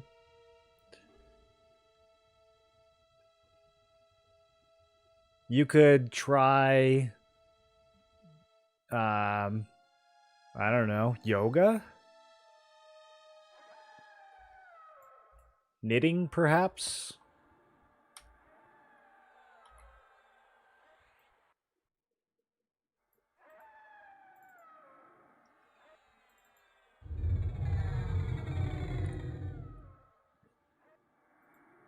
Zabby making millions a year being a mod and he doesn't even know?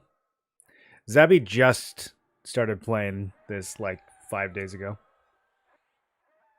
Zabby, are you 50 yet? Have you beaten all the D4s yet? Massively advantageous bugs is also authentic classic EQ. That's true. Maybe it's intended. I once again shrink my... Dude, how do you target shrink? You must select it. I'm selected! What is wrong with this spell?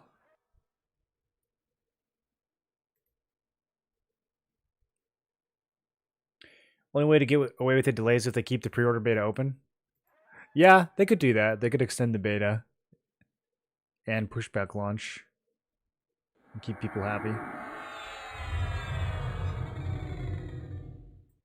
We have to shrink some more. This is a very itty-bitty dungeon.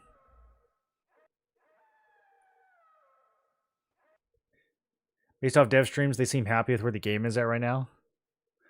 Well, I don't think they're going to go on a dev stream and be like, yeah, boys, this shit's not ready.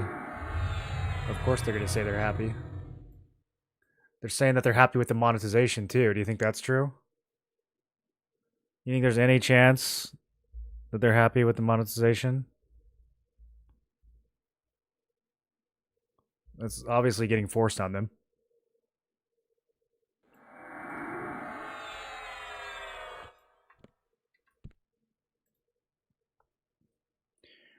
Ritual Shrink is terrible.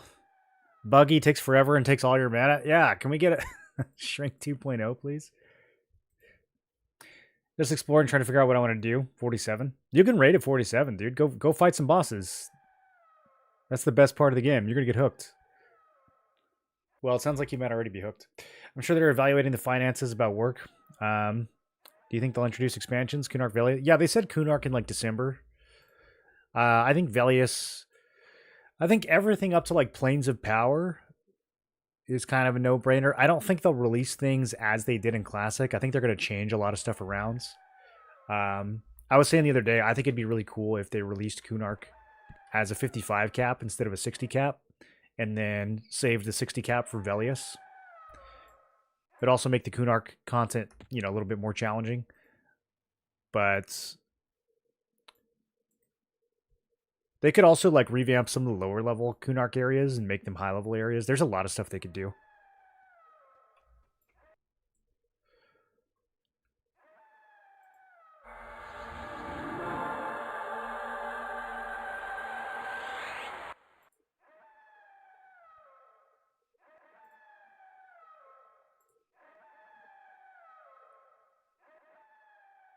It feels so weird having like literally one buff that I need to cast. I'm like, did I forget something? Nope, that's it. Just spirit armor.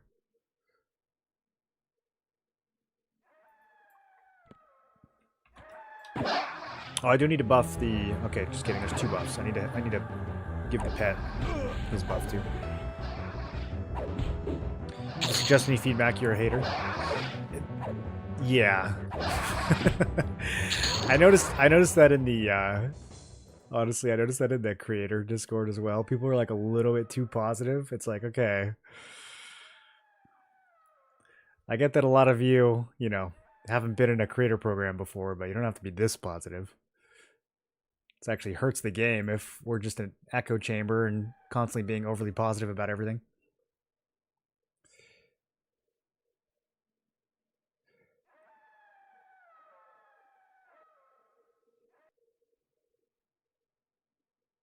This is what I'm looking for. Pet haste. Just don't see them delaying launch. I think you're right. I think there's a 51% chance that you're right.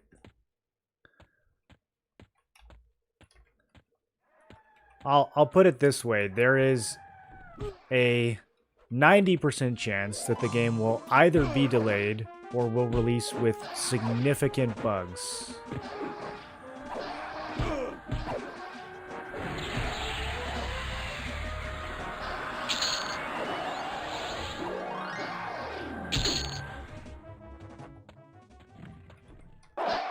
At the end of the day, though, it's basically a solo game.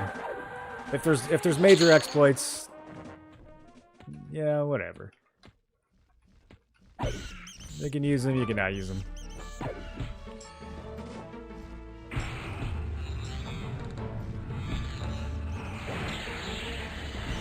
I heard they hadn't announced any expansions.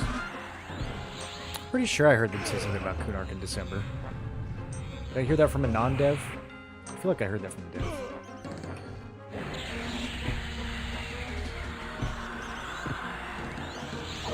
I think leather skin and diamond skin, all the shielding line too. Yeah, but those cost gems every time you cast them. Don't they? Or am I thinking of something else?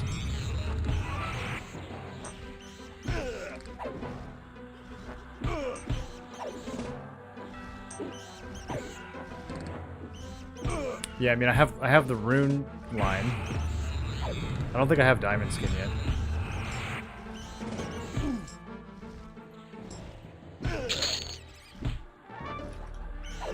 Yeah, diamond skin is also rune. 43.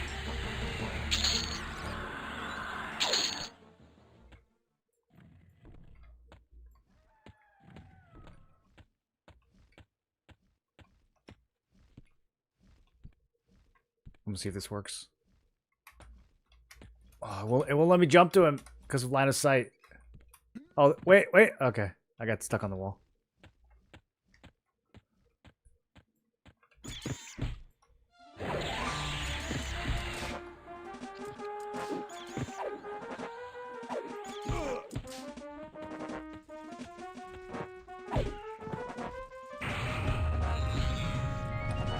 Did I pull too much? These are barely yellow. I think we're fine.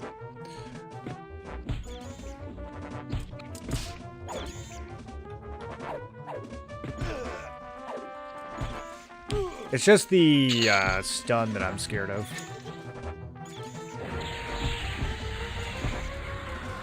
From bats. Just killed Inno on D0, progressing a bit. Did C2 with Troy last night up to D2. Okay. Nice. Did how did it feel? I'm curious how I haven't done any of the bosses in a group. I'm curious how they've scaled them.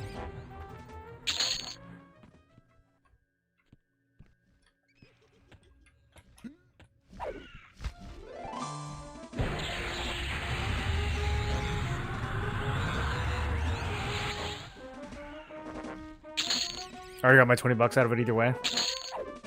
Yeah, I'd agree with that. I think it's been pretty cozy either way.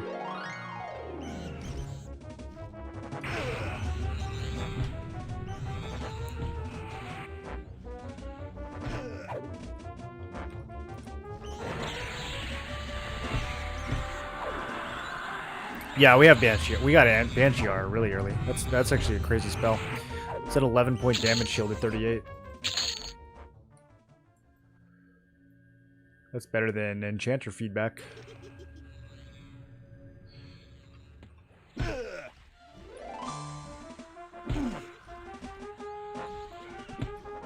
Cannot see your targets.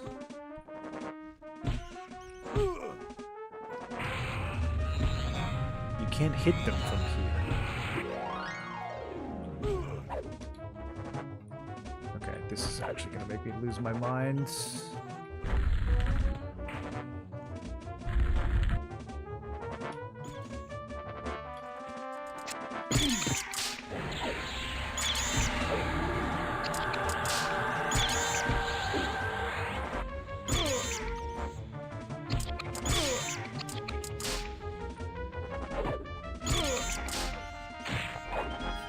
I still can't cast my spells. Am I gonna die because of this? Let me see if I can nuke the other one.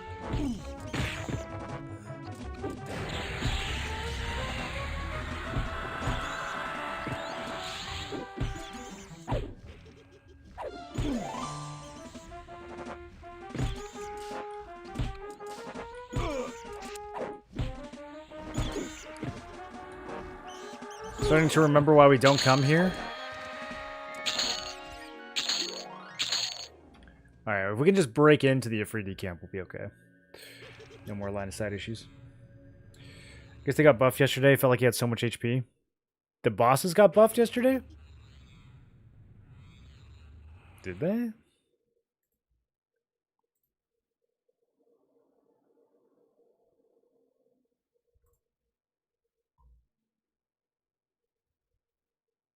I doubt it.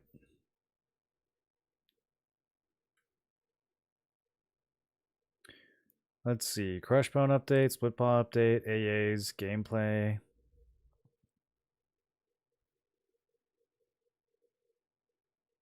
I don't see anything in here about bosses or grouping.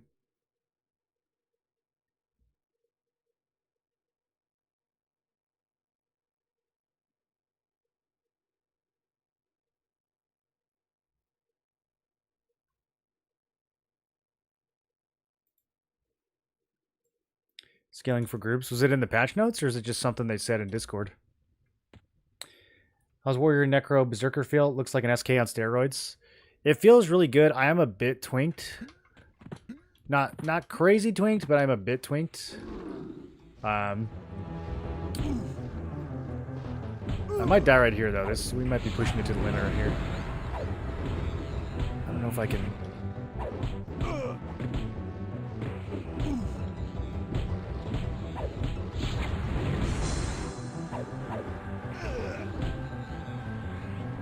Oh, I'm pressing the wrong button. Duh. Okay. I keep forgetting that dot had. Yeah, they're resisting poison. If I can get Vampiric Curse interrupted. If I can get this curse on all 4 mobs, I think we can swap to Berserker stance and just cleave them down.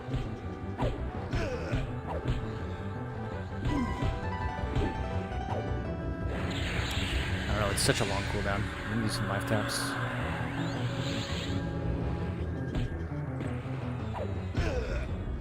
I came into this with the wrong strategy. I was thinking I could just tab curse, but it's a 10-second cooldown.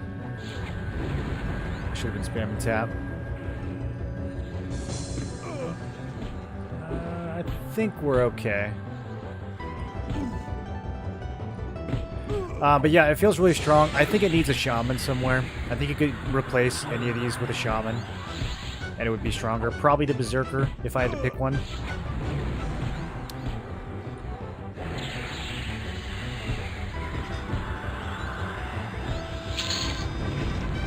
But I already leveled the shaman this beta, so I was trying to try out some different stuff. Okay, we may in fact not be okay.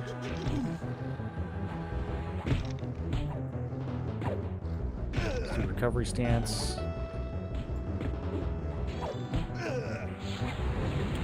Alright, I'm just just gonna try to DPS race now.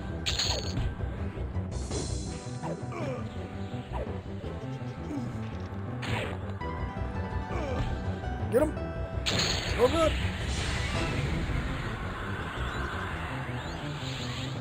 Alright, not even close. Calculated, easy. GG.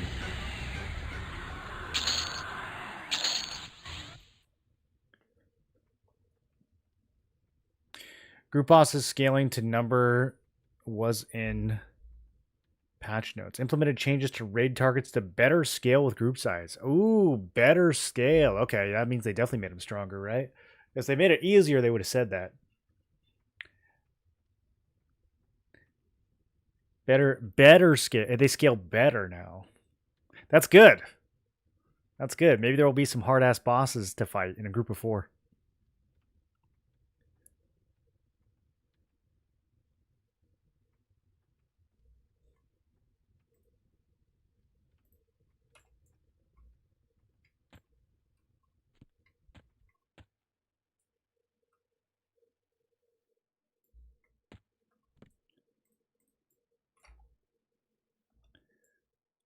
I think we had all the patrols in that initial pull, but this is still probably going to be a 3 pull.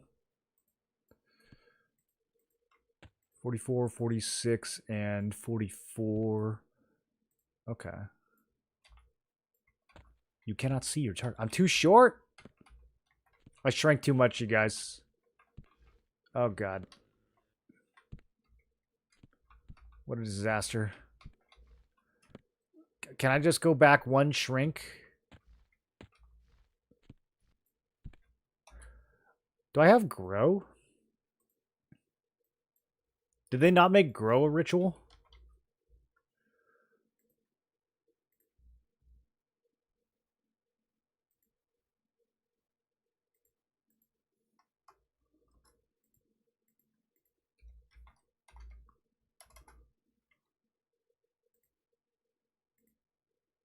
Huh. I definitely have it.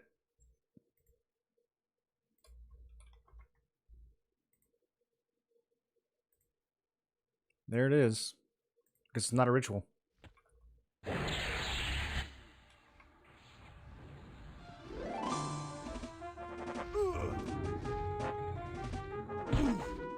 Alright, we're just going to run Berserker Stance for this one. That could be fine. Especially if these poisons land. It seems like these poisons are landing pretty good. These guys are kind of red. Oh yeah, all 3 of those landed. Oh, word. This is easy. This is easy. What a build.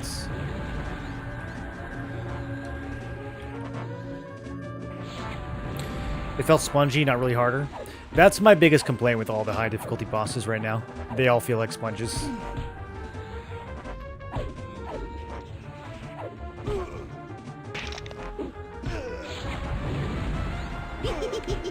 Most of the time, if you die, it's because the fight was just like 8 minutes long and you just ran out of stuff.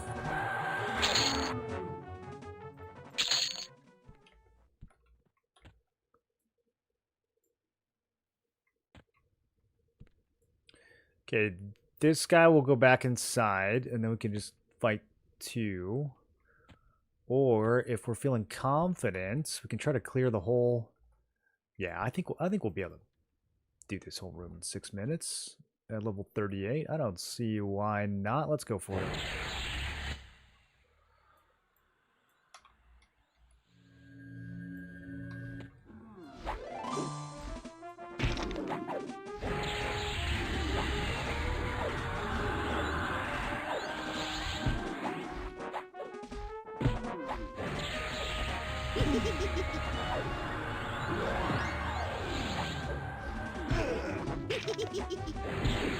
I do had someone that felt the same. We're both really geared. I'm playing strong combos. D4I was still level 100, didn't go up.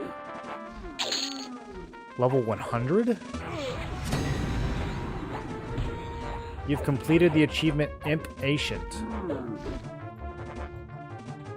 Apparently I've killed 100 imps just now? Huh.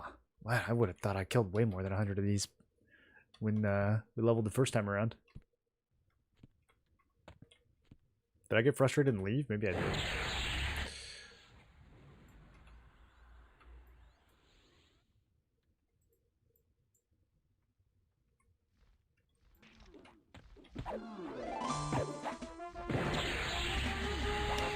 Venom of the Snake is such a sick spell.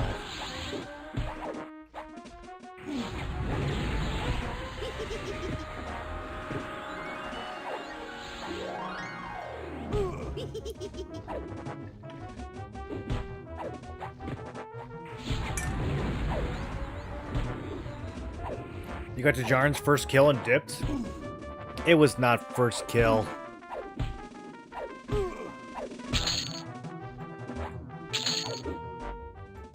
I must have killed that placeholder 15 times before he popped. He did pop twice in a row after that, though.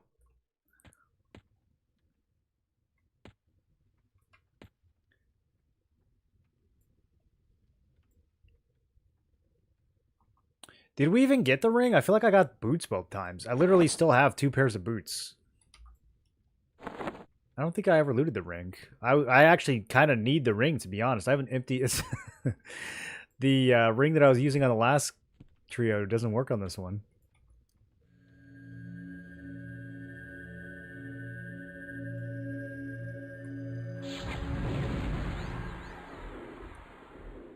I probably shouldn't use Vampiric Curse single target. I don't think it's gonna... It has to tick. Yeah, it's not gonna take long enough. It has to tick all 10 times to be worth it. Better just live tapping.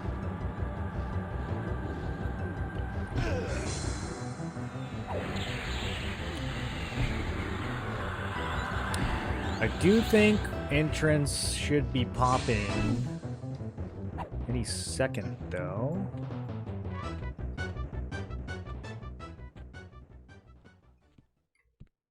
Doesn't it feel like it's been 6 minutes?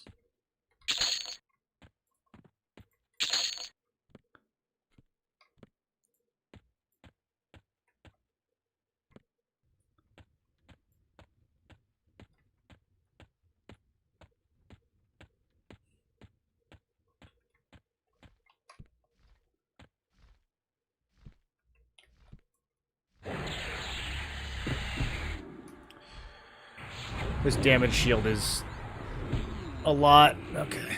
I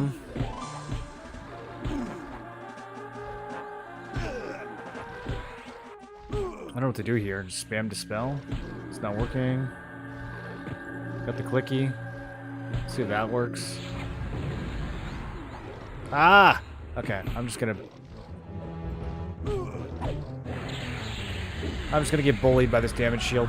Oh my god, it's so much. I can't. In Berserker stance, I'm just gonna drop myself. See if I can stick a Venom on it. Okay.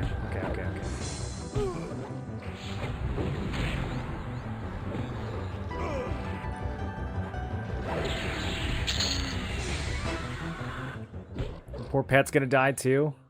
Dude, it's like a 40 point. It's a 46 point damage shield.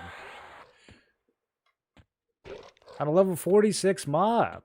That's like 1 point per level. That's too much. That's too much for this level. It's like a level 60 damage shield. Do Necros get a stronger dot at 50 than Shamans? The disease is worse than the Shaman one. I know that. Yeah, Shaman has Plague. Necro doesn't get Plague till 52. Necro gets Asystole, which lowers strength and armor class, and I think has a bug tooltip. But, I mean, assuming that this lowers AC by more than 0, that's probably pretty good. Lowering a mob's strength by 40 is pretty good too, since these are fights of attrition. Poison. We get Envenomed Bolts right at 50. I think Shaman gets it at 49. So, same one there. And then Ignite Blood, which isn't amazing. It's 120 damage. But we get this. Shaman doesn't get this. Shaman gets Odium, which is definitely better than Ignite Blood.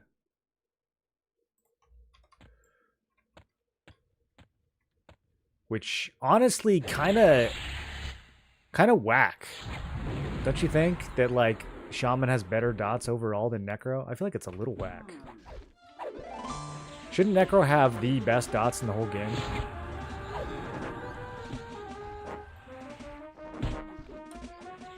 Like, do Shamans not have enough? Wouldn't Shamans already be the most overpowered class in the game, even if they had 0 dots? Do they really need to have better dots than Necro?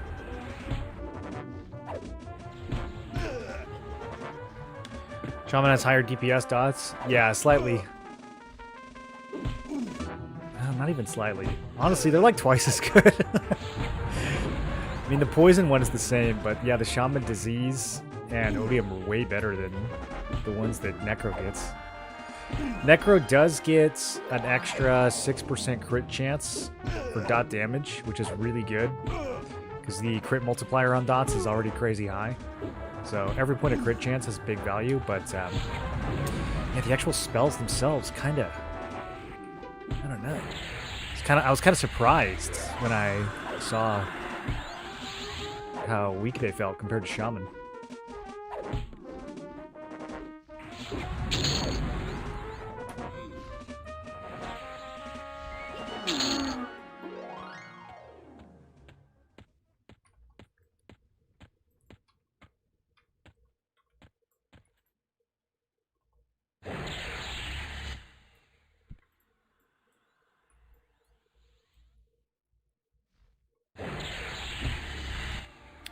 We are trashing this spawn at 38. This is so fast. I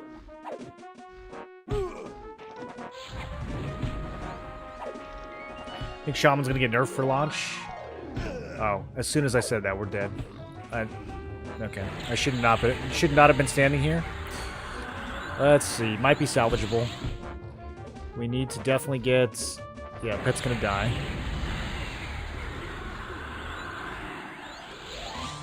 I need to get some dots running on these Lava Guardians. Oh, he hasn't popped his damage shield yet. Okay, we can keep attacking.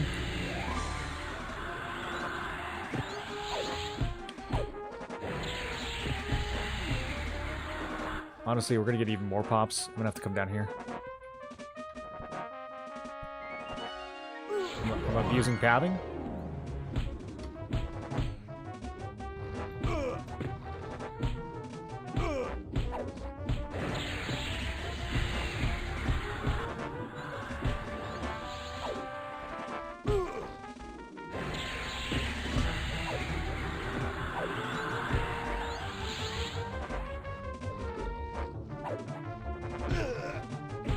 How many times am I going to miss this imp who's 1% with my cleave?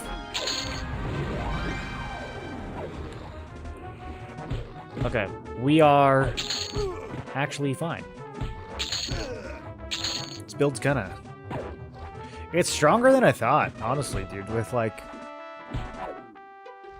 With no heals whatsoever. I mean, life tap kinda heals, but... Just the warrior regen and the passive life taps from like the necro procs. That's pretty tanky.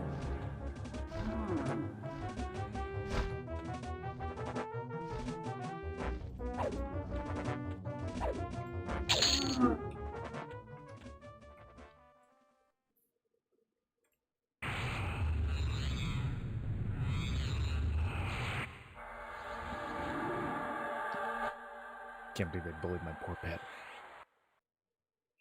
Shaman with Puma also is a better pet. Yeah, I didn't even get to using Puma on the other build yet. It's going to be even crazier than it was.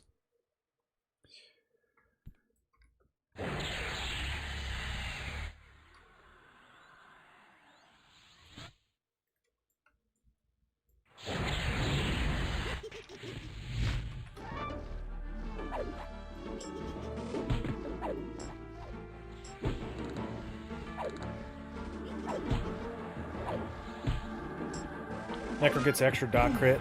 Yeah. Yeah, the archetype dot crit AA goes up to 9. And then the Necro class one goes up to 6.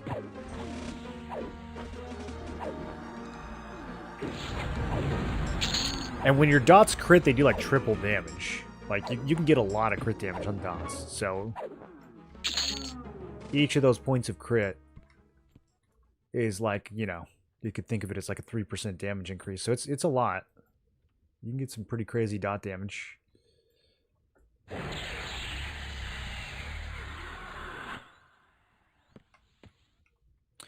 That's why I suspect that Shaman and Necro are going to be like, if you made a like the theoretical highest DPS spec in the game, I think those two are probably part of it. I mean, Shaman's definitely part of it, which is crazy because it's a priest class.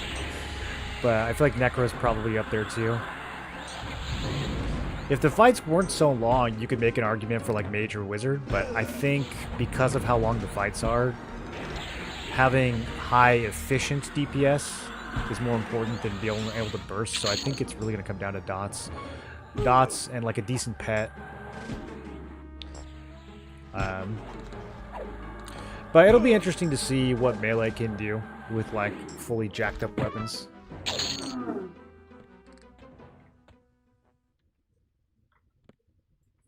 Shaman dots crit for 1200. Who makes the pet go Super Saiyan? Taps are healing, plus you could juice them higher with AA. Can we? Is there like a life tap AA? I can increase my spell crit.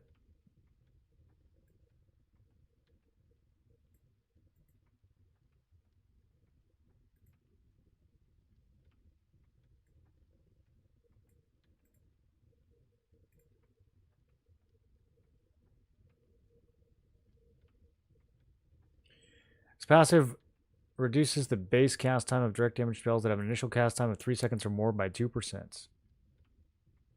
You could get slightly faster life taps.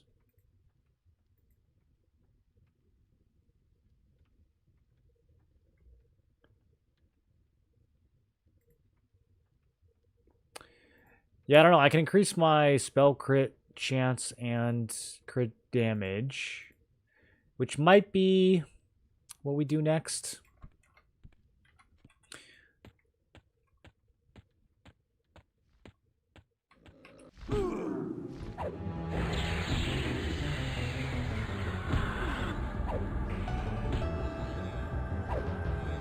I haven't been paying super close attention, but I don't know. I feel like we really have to invest in that, because what do I have right now? I have 4%. Oh, this kind of jumps, actually. Okay, it goes from 4 to 7. Alright, I'll start investing in this. So it max out at 10? Yeah, it does. Alright, well then, now we have 10% spell crit. I'll put my last 4 points into the crit damage.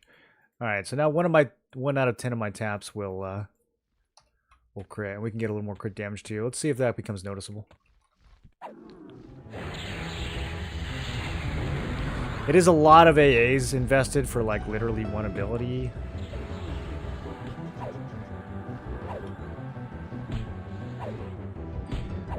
If we do go back to the Shaman, I'm never going to life tap. So, kind of a waste, but we can always grind more.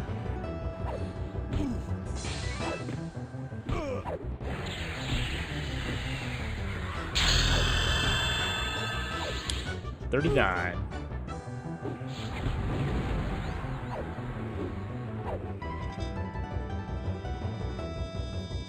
I think the Necro crit is free. Yeah, we just have to hit level 50 to get that. So we don't have to actually invest anything there. So, yeah, do I want to save up 9 AAs to... Oh, this is crit chance right here. Okay, yeah, no, we do want to spend 9 AAs on that. Yeah. Yeah, this one, the crit damage for 6, I think is a lower priority. We already have a lot of crit damage. We definitely want to get this one next. Okay. That's where my next 9 AAs are going.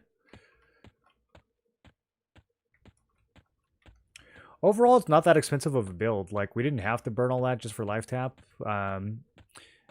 These class AAs, a lot of the good ones here are just free.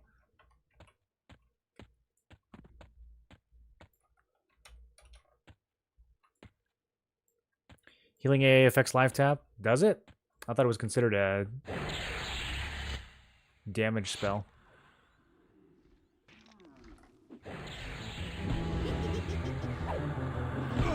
Don't forget when epics are in, Shaman Epic clicks a crazy dots. Is it like a dot that they don't normally have access to? Was it Splitpaw or Crushbone that has a new bow? I don't know if Splitpaw does. Crushbone definitely does.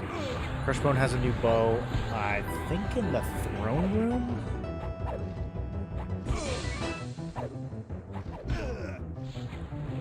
I feel like I got it off of Lord Garish or something.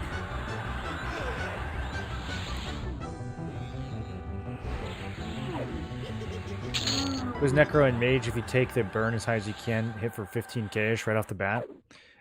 Yeah, but I mean, some of these D4 bosses have like 70k health, so you're still going to have it's still going to be a long sustained fight, no matter how much burst you bring up front. I don't foresee burst builds being the most effective builds for clearing D4. You could probably get strong enough to burst some D0s and D1s.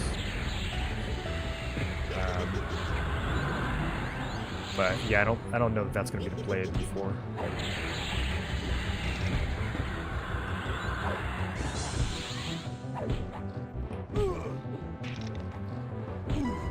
If we kill these fast enough, the Lava Guardians won't have a chance to cast this buff on themselves. I just gotta kind of lock in. These are gonna continue to spawn on top of me, aren't they? Oh, it's just like last time. I did it again. Okay, it's fine now. This is kind of good, because like I said, now they can't buff themselves. We just gotta pay attention, make sure that I don't need to swap to defensive stance. I think we just keep slamming.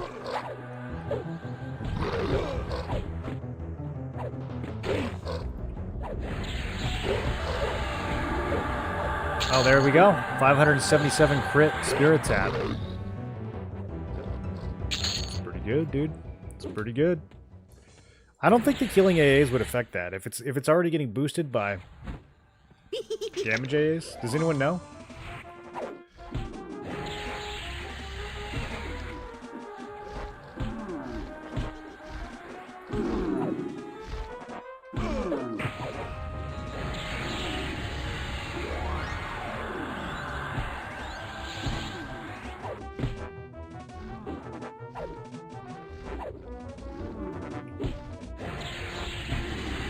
We get so much mana back in recovery stance, dude.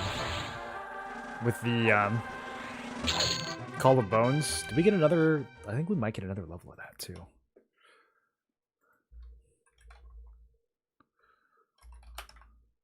Yeah, we get Lich at 48.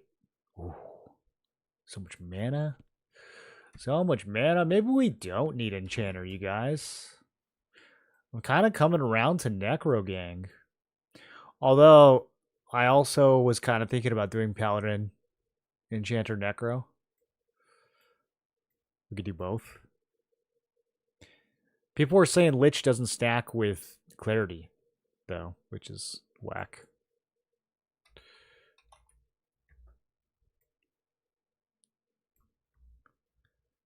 Okay, I didn't put any of our level 39 spells on. Let's go ahead and do that. Oh yeah, better life tap.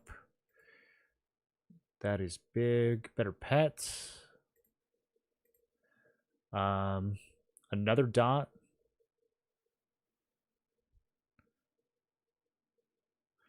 I mean, I'm not really using this mez. I don't use Renew Bones either.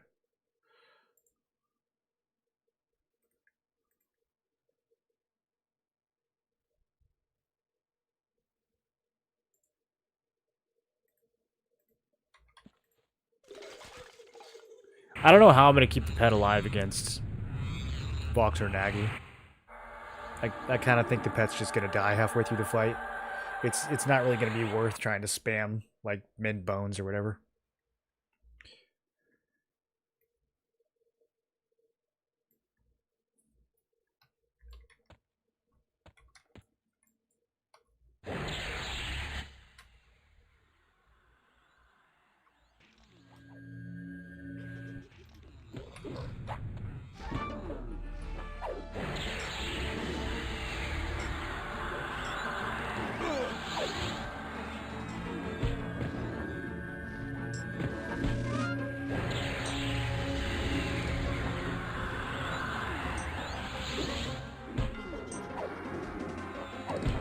No bonus Splitpaw. I'm pretty sure they parched life tap AAs like a month ago as they said it was too strong.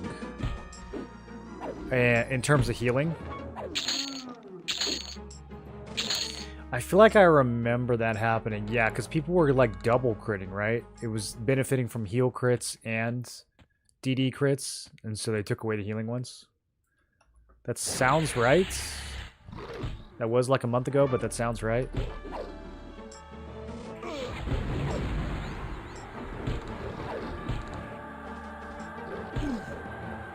Every time I think of a combo to play without Paladin, it circles back to but Aldrin, though. Yeah, I mean, the monk weapons are good enough. If you have monk in there, right? Having warrior as my only melee class does feel a little bit like the weapon choices could be a lot better.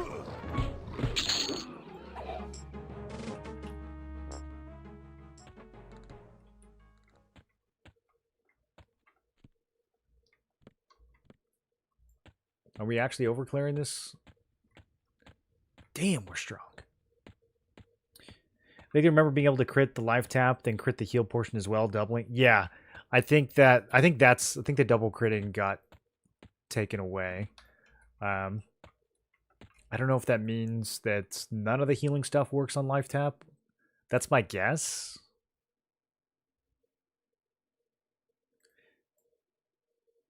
Innate and Viz to undead.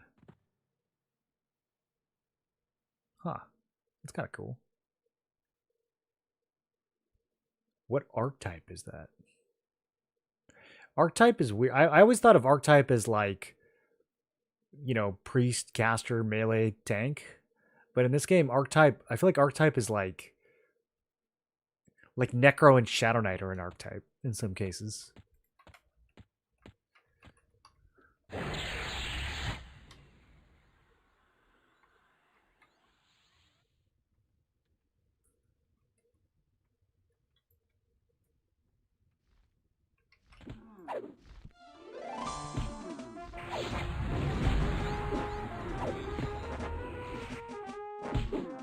Trying to get familiar with these in terms of mana efficiency.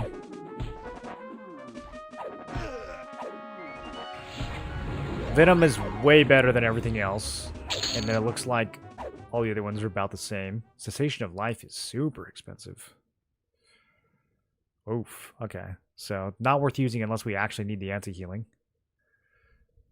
I might take that off the bar. That's crazy expensive. Scourge kind of needs the full duration to be good. It'll be good on bosses, though.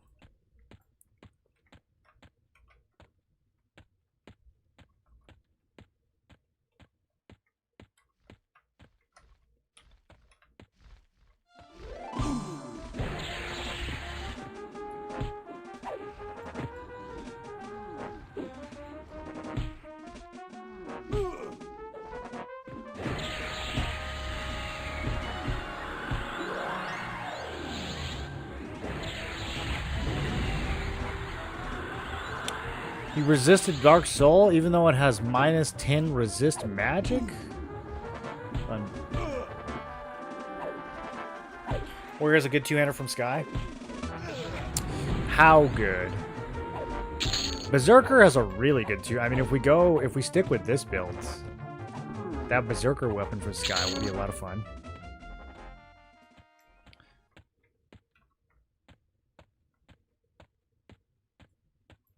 If we do warrior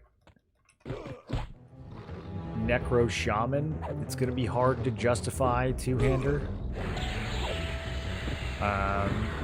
Honestly, I might go one-hander and shields.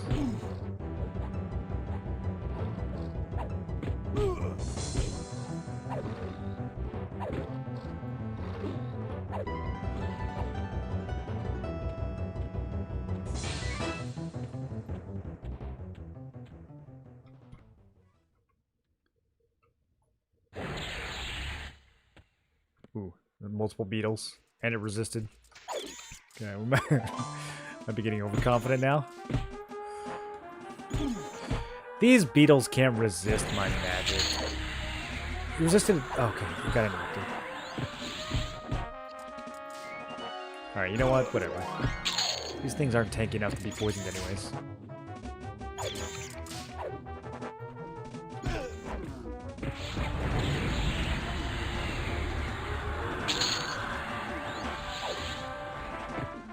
Sorry if you've answered, but how are you liking this build? I've not seen it yet. I like it a lot. Yeah, I don't think it's going to be optimal for D4 rating, but I think we're going to truck through like D2 pretty easily. But then after that, we'll see. Maybe with some really clever stance dancing, we'll be able to go further. It's been a lot of fun for leveling, though.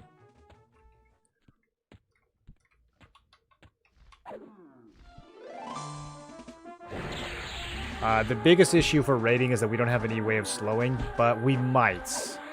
There's something that I'm going to try to test in a little bit. Once we hit 40, we're going to go pick a fight with Nagathan. We have a way to slow undead, and we have a spell that turns mobs into a skeleton for 12 seconds. So we're going to see if we can do that to Nagi.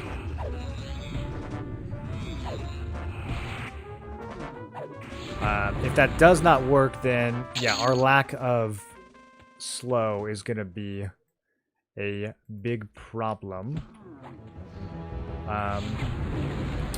Honestly, the lack of haste kind of sucks too.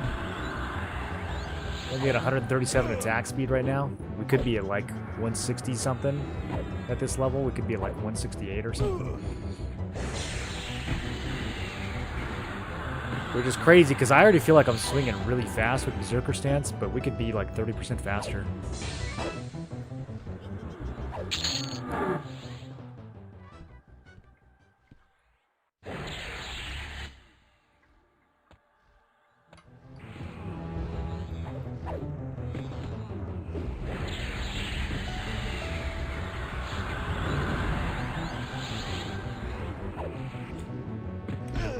1.1 ratio at +4 with decent stats and poison proc. Yeah, the Zerker one's definitely the best, but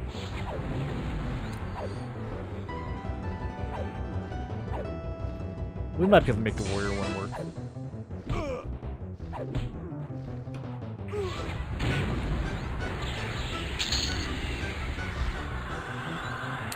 Pet will cast anti-heal. That's a good point. Yeah. Depending on his level, right?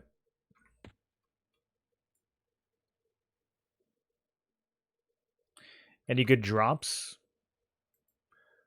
From today?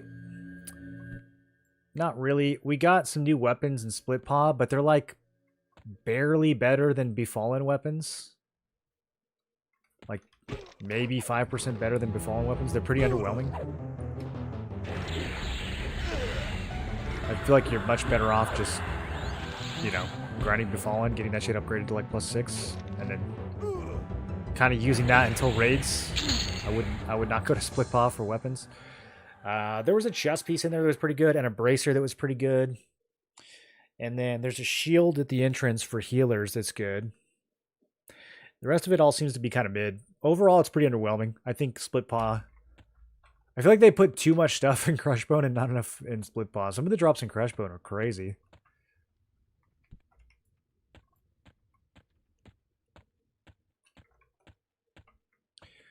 I did level really fast in there though. Like the 30 to 37-ish leveling in Splitpaw was crazy fast. There's tons of mobs. And they're spread out pretty good, so it's pretty easy to just pull them one at a time or two at a time.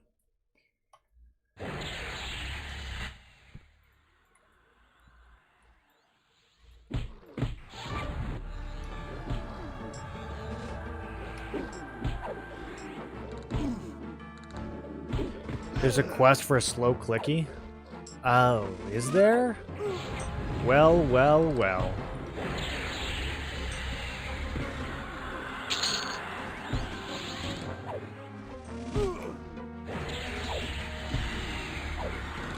What's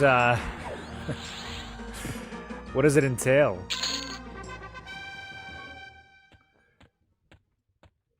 How good of a slow are we talking?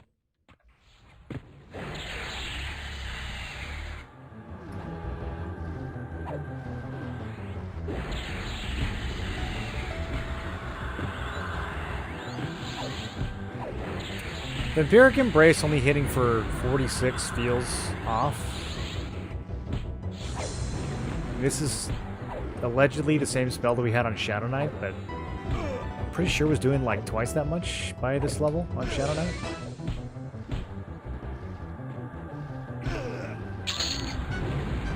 Something with the rubies. Oh, is it Midnight Mallet? Yeah, I know how to get those. I didn't even think about that. They have charges on them, though. Yuck. I wonder if they remove... They've been removing charges from some of the items. Wonder how PAL SKX would be as you get Revamped Smite. I think like PAL SK Berserker is probably crazy strong. You would need to play it in like a duo, though. You would need some support.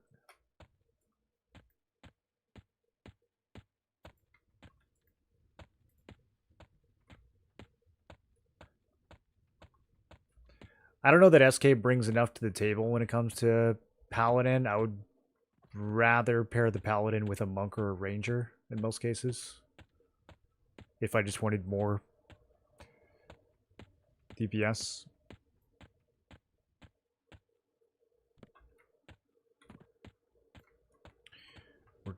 We're just killing too fast. Gotta go somewhere harder. I guess we could go to the hole.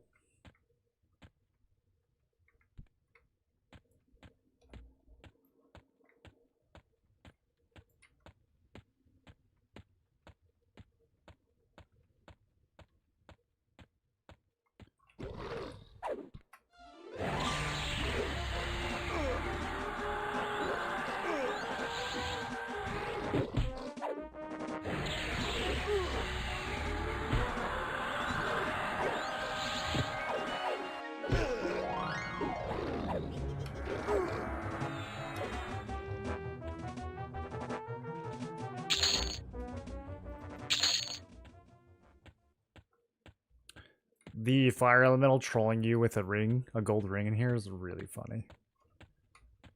A+ game design.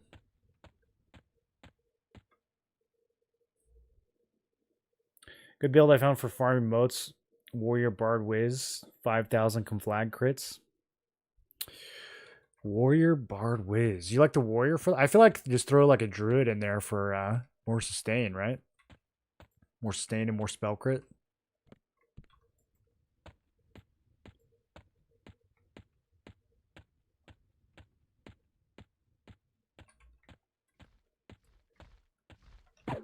If you're properly like blowing up groups of mobs, I don't think you need that much survival, because like hopefully you're just ending the fights in a couple casts.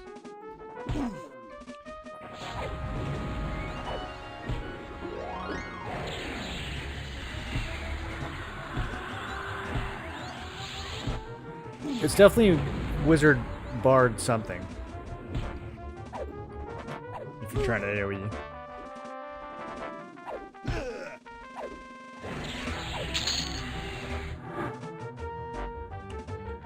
Okay, these guys are 2.5% each. We need to kill like 11 more of them, and then we can go kill Maggie.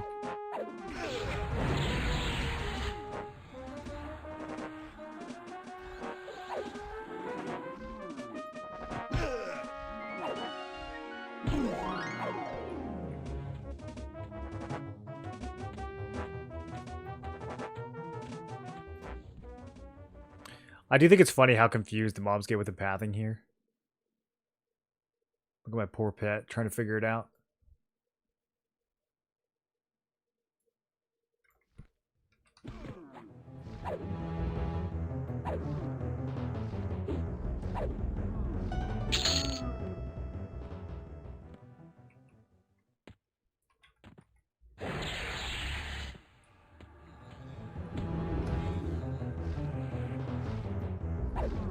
Poison's been pretty consistent.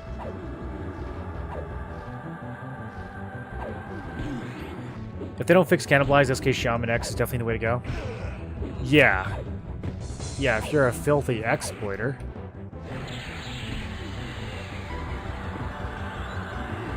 I mean, like, there's like a 99% chance that gets fixed. There's no way. I mean, it's...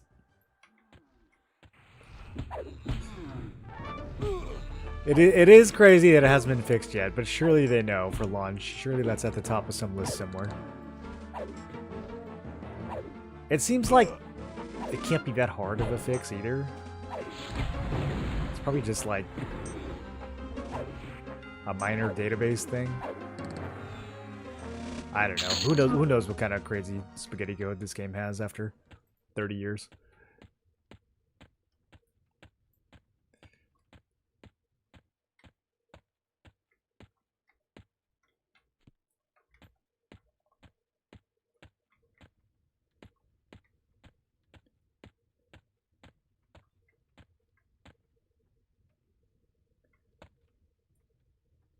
Couldn't change the warrior part. I have a... Oh, warrior was your primary?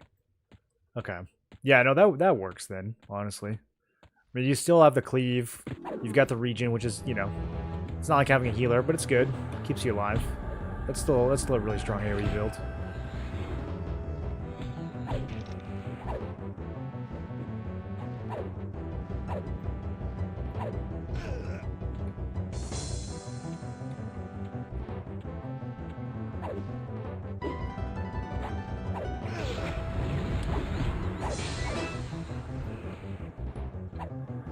Hurry up and die. I'm falling behind. Gotta pick up the pace. I have to fight like 4 mobs at once.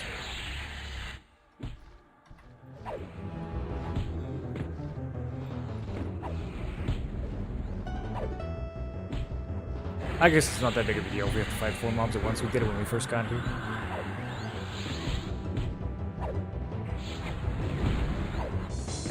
Gotta watch those backstabs.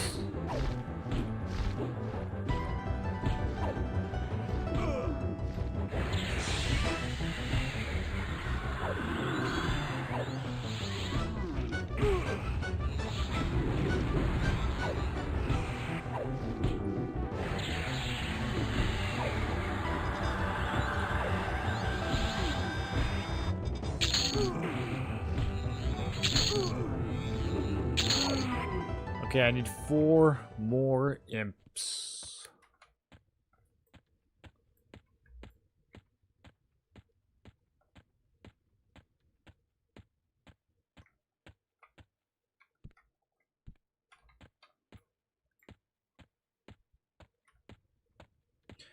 I guess I could just go kill some stuff on the way out.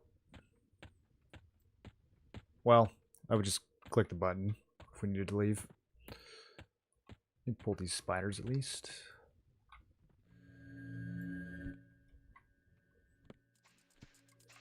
Beetles, my bad.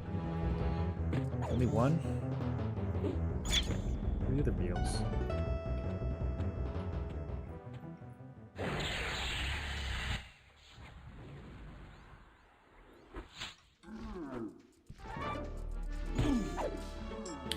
It was my actual real life job.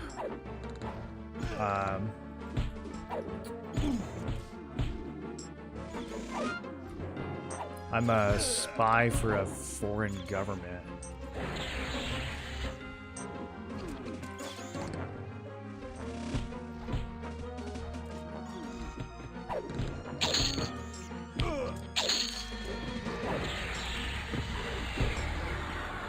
You'll never guess which one, though. Have Necrotaps been a reliable way to heal? Yeah, they've been really good. We also have the Warrior Regen AA. We have the life tap procs, which are okay. But yeah, it's mainly just been sitting in inversion invocation and spamming life taps. It was kind of weak at the beginning. You jump from like a 12-point life tap all of a sudden to like a 120-point life tap. And then from then on, it's pretty good. From then on, you're chilling. The builds felt really tanky. Whether it will be enough for bosses, probably not without much better gear, but we're going to try.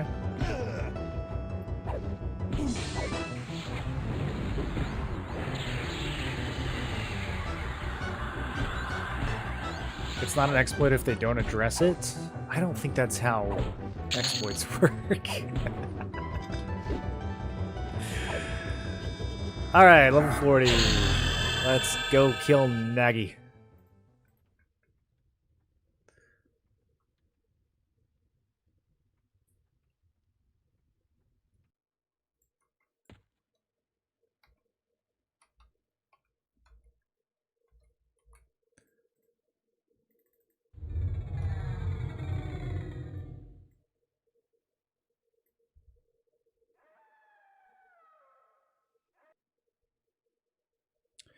We got asystole.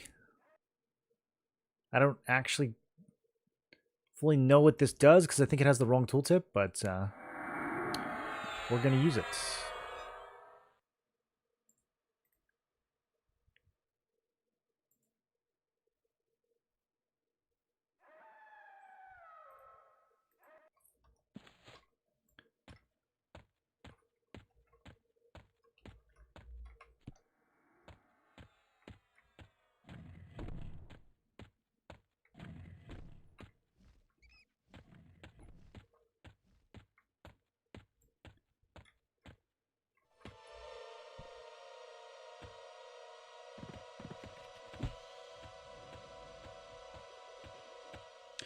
Well, if they know about it and haven't fixed it, that's called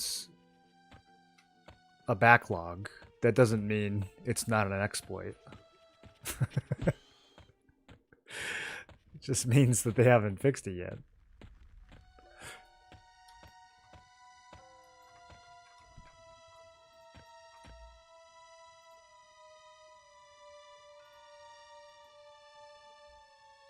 Okay, here we go. Level 40 Nagi.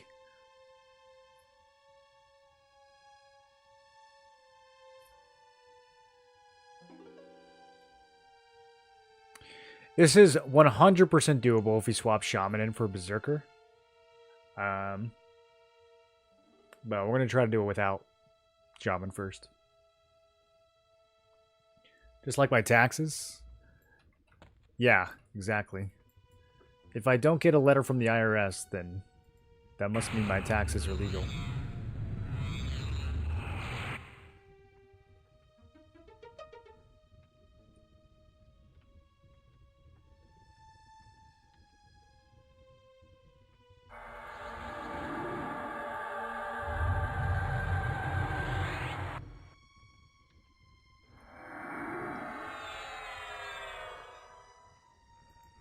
Should we stay big for this fight? This place is big enough to be big. I think we're just going to be big.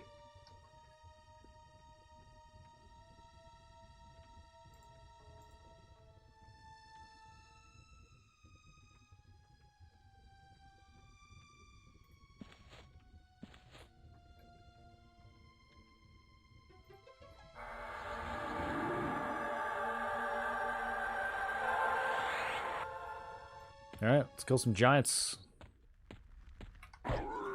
He's not even that giant, bro. He's only like twice as big as me. I'm half giant.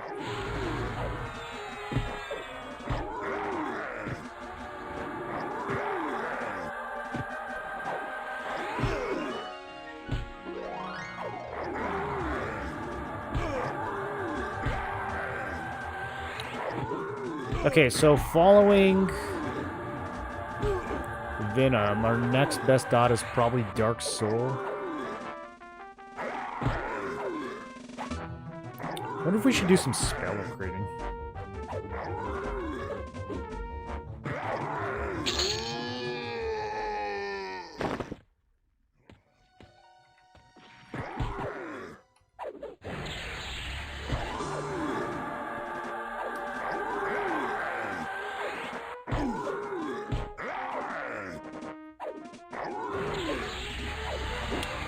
Yeah, let's go ahead and upgrade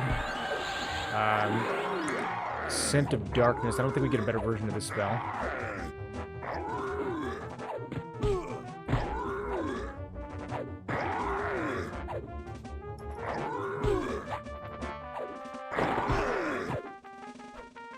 Okay, that's level 3 now.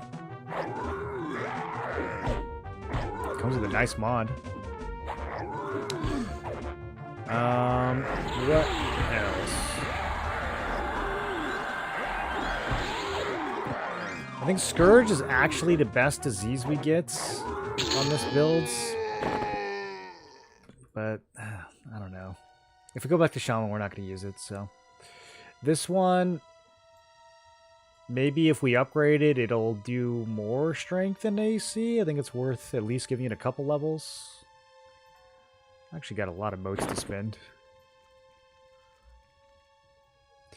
Oh, it's very short. I don't realize how short it was. Maybe we won't use this. That's too much mana for too short of a duration. 48 seconds? Yeah. 62. Okay, maybe not. Maybe not. It's like barely worth...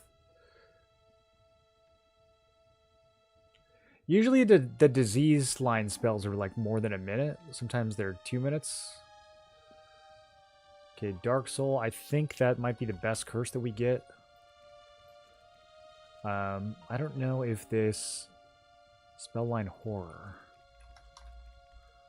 Okay, that did not work.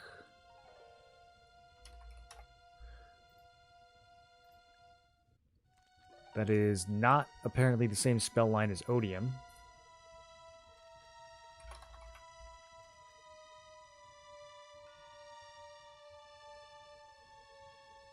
Yeah, so Curse and Odium is one line, and then Dark Soul, I guess, is just its own thing.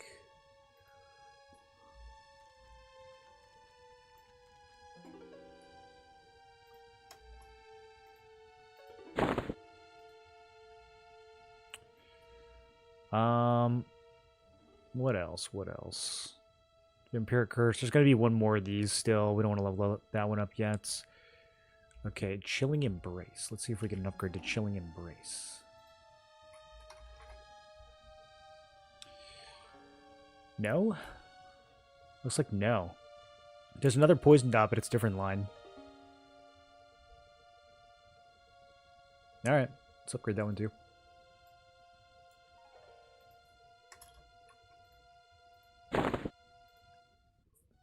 Might push some of these to level 3.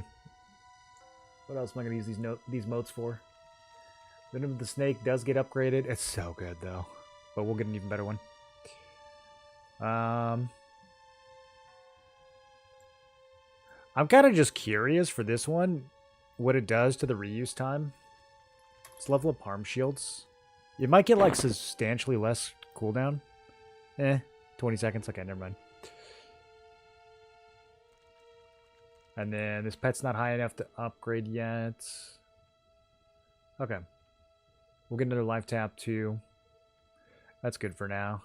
That's good enough for now.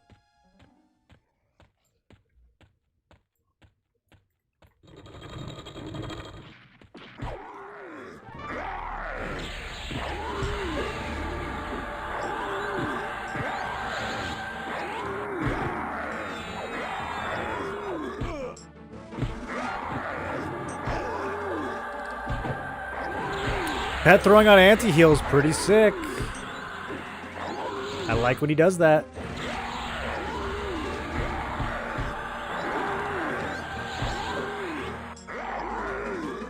You guys ever just do 280 DPS at level 40?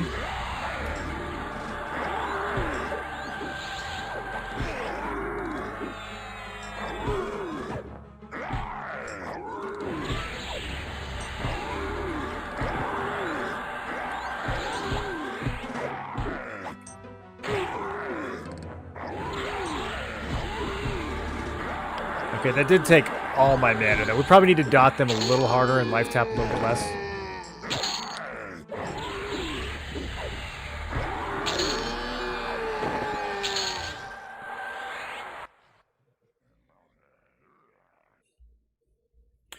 Would Warrior, Ranger, Shaman be enough damage to kill decently fast? Yeah.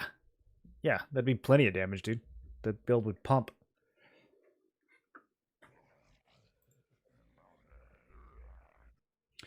You got the best dots in the game with Shaman. You have some mid-tier fire dots with Ranger. You got your Warrior DPS that's getting boosted by your Ranger attack AAs. That would be totally solid. Haste and buffs from the Shaman. Bald mannequin head. Who do you guys think he's talking about? I'm gonna roll an Ogre, Paladin, Enchanter, and duo with a Bard Cleric. Should I make the third Paladin, Enchanter, Berserker, or Ranger? Is there something else that's better? Well, if you're gonna be an Ogre, the only one of those classes that you can pick is Berserker. So if you're gonna pick something other than Berserker, you'll have to do some early game shenanigans to get like a Dark Elf or something unlocked. But yeah, Paladin, Enchanter, Ranger is going to be better at. Well, you're playing with a duo. I think the Berserker, if you're duoing, Berserker is probably the way to go. Especially if you're doing with a Cleric. Yeah, they can keep you alive. He's Bard Cleric. Is he playing anything else? Make him tank too. You can just be in Berserker stance the whole time. You should be in Berserker stance anyways and just make him funnel heals as a Cleric. I think that works.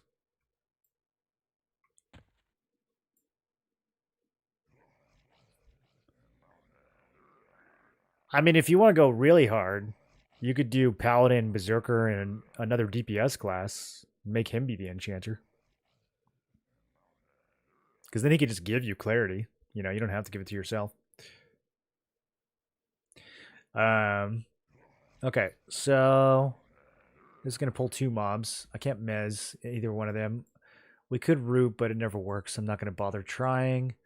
I think we will just try to rush down Tranix. Let me put the pet on holds.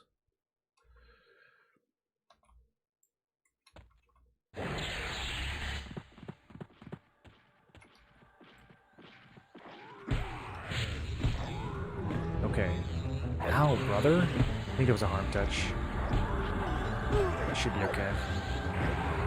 He can't keep doing that.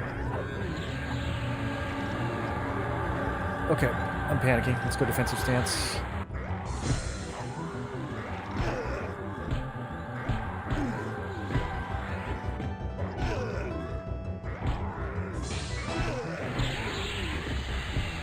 Trying to remember which of these dots I put on which button. They all have the same icon. Okay, he is fully lit up. I might run out of mana, though. These life taps are actually getting kind of expensive. Okay, let's go recovery.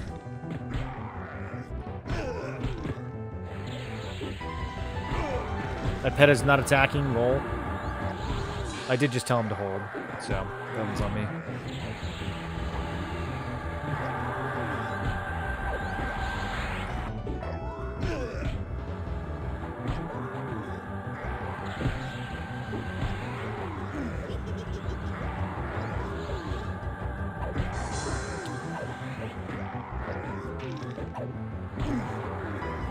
Finish him.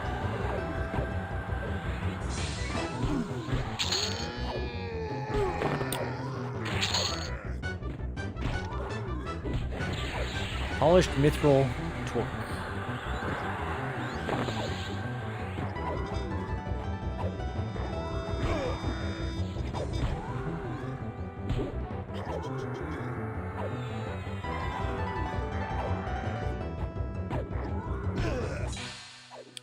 I think we can just stay in Berserker stance here. Yeah, we're good.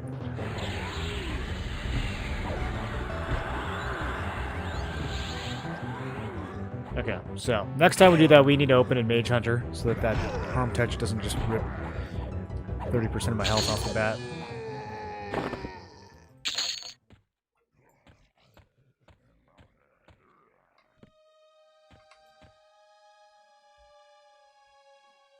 With Shaman, it's normally push 300 plus. Well, yeah, at 50. What's your damage breakdown on these? We can take a look. Want to look at the Tranix fight? It's going to be like 70% dot. Even though we're playing 2 melee classes. Why is this not working? There we go.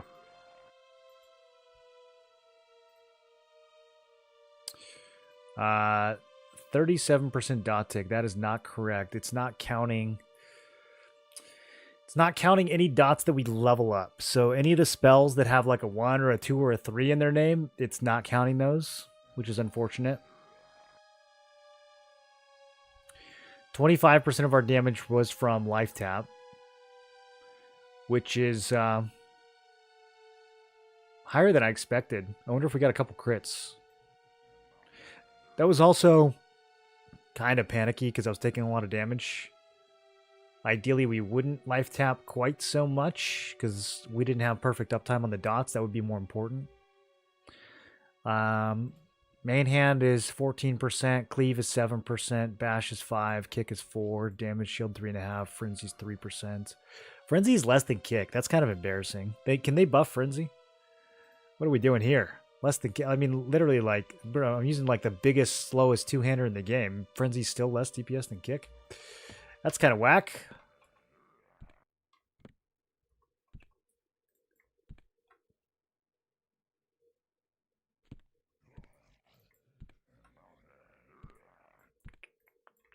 Both warriors. I feel like we just chunked down Scarlin here. I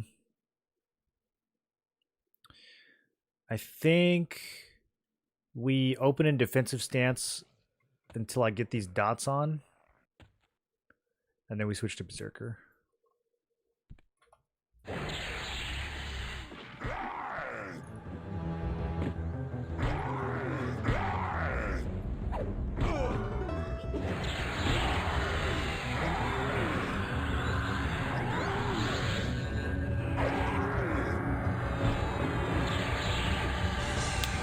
He will not let me land a Scourge. We already have one. Okay, just kidding.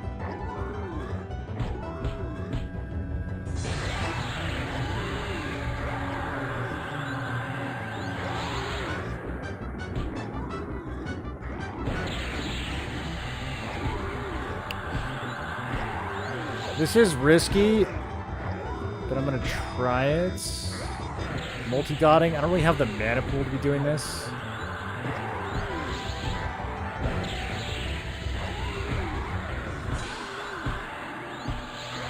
Yeah, I probably shouldn't have done that. I might run out of mana now. Okay. Do we stay in defensive? Nah. Let's pump. Very inefficient kill. Not a good strategy at all. Don't try this at home. It's gonna work, though.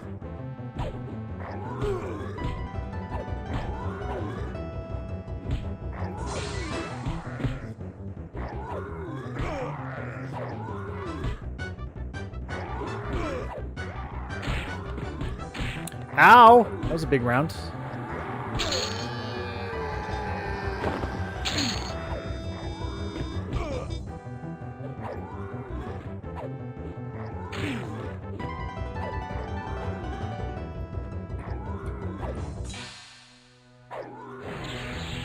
Its latest life tap is like 12% of my mana.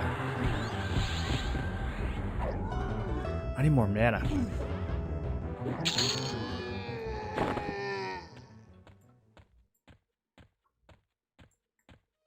What parsing software are you using? It's called EQ Log Parser. Is the stacking Ranger and Shaman endurance regen plus Shaman slow enough to maintain evasive almost permanently? No, they don't stack. The Ranger regen is basically a personal chloroplast, so it doesn't stack with the actual chloroplast. It's like a chloroplast and a damage shield and an attack buff all rolled into one spell.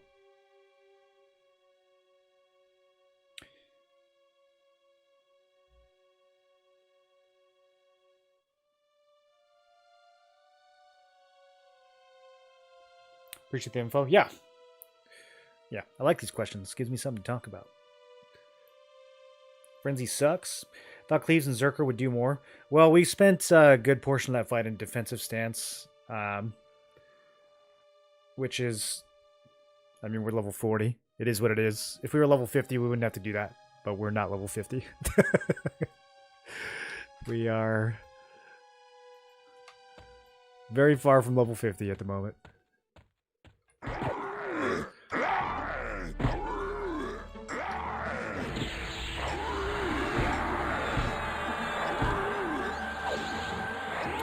Curse counters magnify dot damage and spread dots based off Necro A's and later expansions. Interesting. Maybe we'll get some of that post-launch or Kunark or something.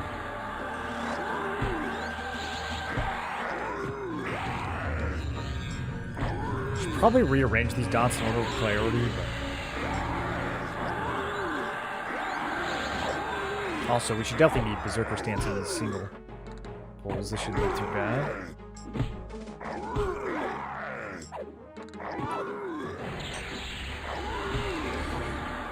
Let me just make sure that I didn't lose efficiency on this latest. 870 damage life tap crit. That is nice. That is pretty nice.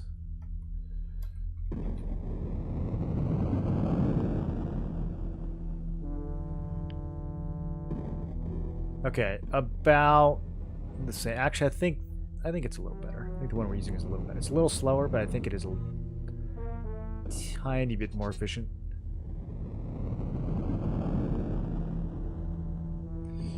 And then, yeah, the 1 to 48 is even better.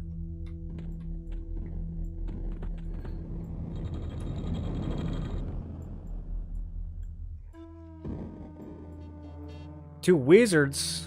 All right. We're going to have to rock Mage Hunter for a sec and see how this goes.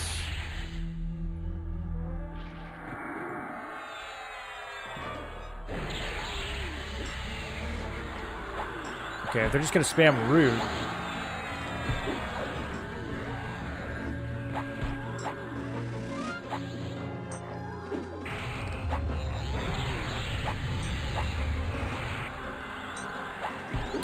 Resisted.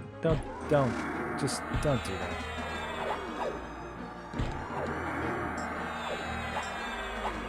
Okay, these guys are squishy. We just crank here.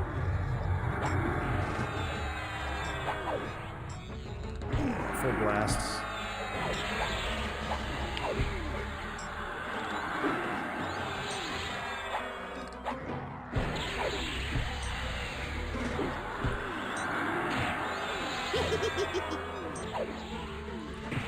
I love the skeleton laugh so much.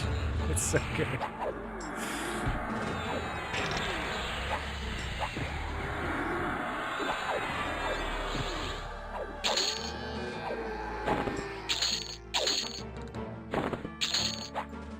I guess I could have also just like invis past those guys, but too late now. Okay, this fight might be impossible. I might have to kill the ads and then die and restart on the mage. Or we could kill the mage and then restart. I don't know. He might actually be squishy. I mean, both the ads are warriors and he's a wizard. There's a chance he's actually a little easier to kill. He's higher level too, though. I think he's like 53. Can I get his little toesies? Oh, he's 51. Okay. I'm just going to go for it. Let's start. Ooh. What do you want to start in here?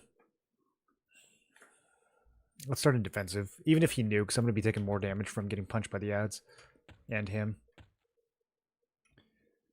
Okay, can I hit his little toesies? I cannot hit his little toesies. Well, if I can't hit his little toesies, we might... Alright, I changed my minds. Let's just kill the easiest one first, 47. And away we go. always looks like he's not going to pull, but he does. He always does.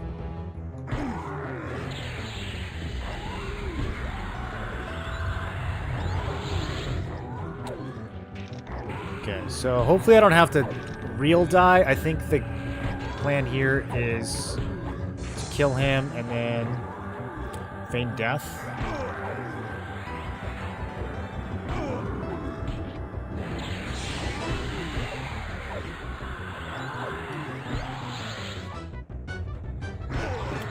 I might be able to kill both of these.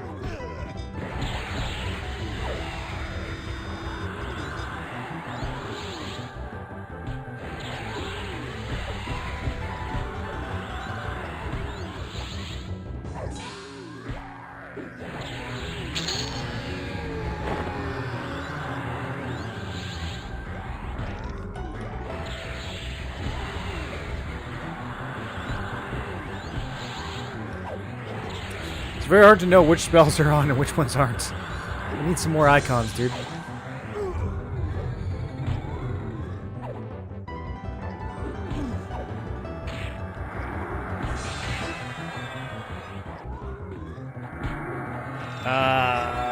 This is gonna be close.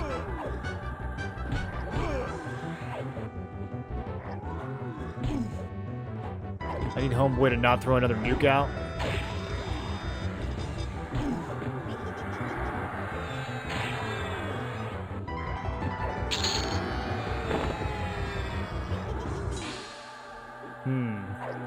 Feigning death while rooted is not known to have a tremendous success rate.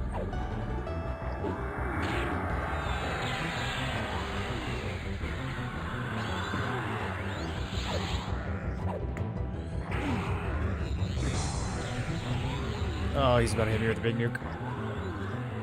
Nope. We resisted it? I'm so powerful. Did we just kill him at this point?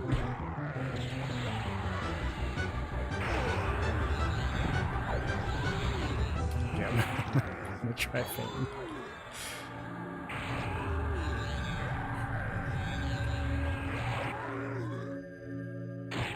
That did not work. I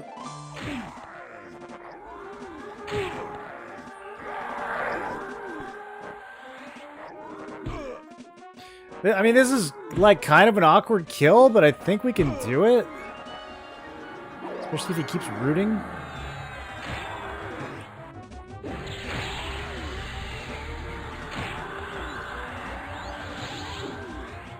Recovery stance just pops so hard with this Lich buff. This might actually work. Oh, that's going to be a big nuke. Huh! Okay, we got Mage Hunter on. He changed his mind. What just happened?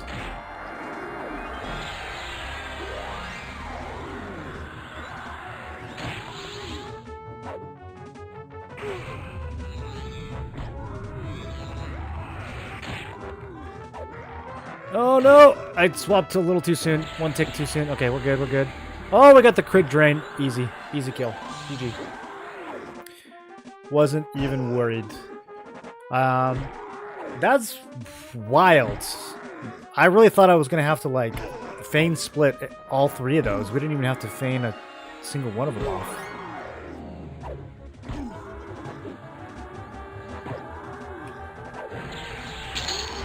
Okay. Polished Mithril Mask. Am I wearing that? I am literally wearing that. Amazing.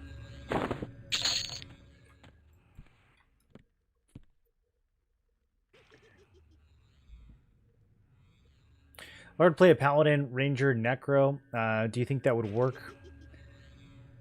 Would more than taps be needed at high levels? I think Paladin, Ranger, Necro...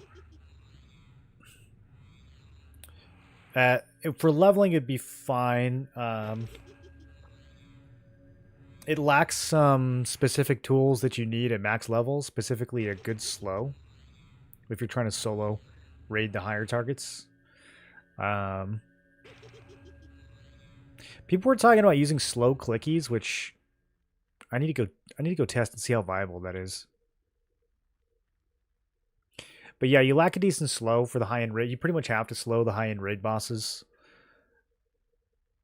Especially if you're playing a build that doesn't have a ton of sustain. But Paladin heals on their own are pretty good. I don't know that you will necessarily be life tapping a lot if you're playing Necro with Paladin.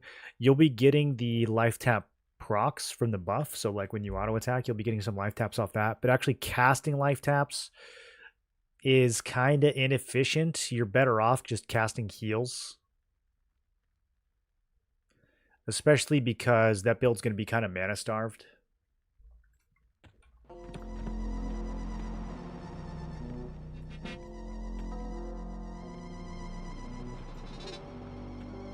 Okay.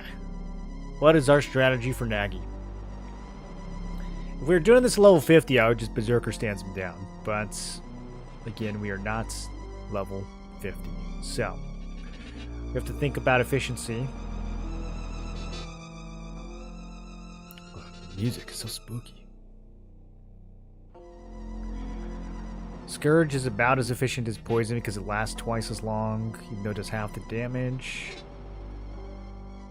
So we prioritize these two. We're not going to use Cessation at all.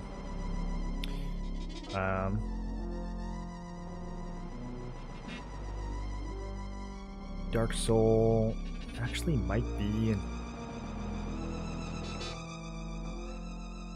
Yeah, okay, so Dark Soul's third. Vampiric Curse. This is just going to give me a little bit more heals. It's not that significant, though. It's basically like... basically like a life tap.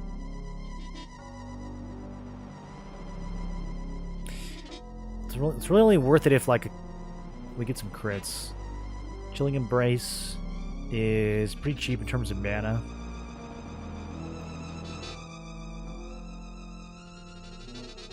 Might not actually be worth using here. Okay.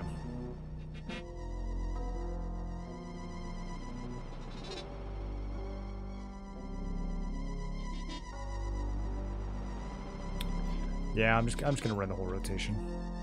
I think it's like barely worth it because of the upgrade. It's got some more duration that helps. I'm expecting my pet to just get kind of bodied, so.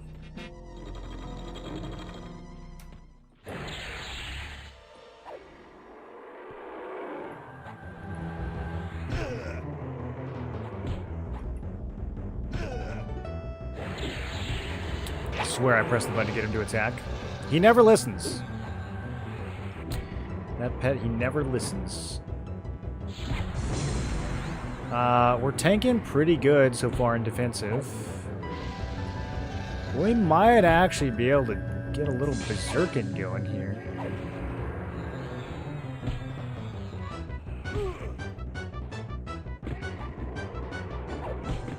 We're gonna do a few ticks in recovery. There's gonna be a lot of recovery stance this fight.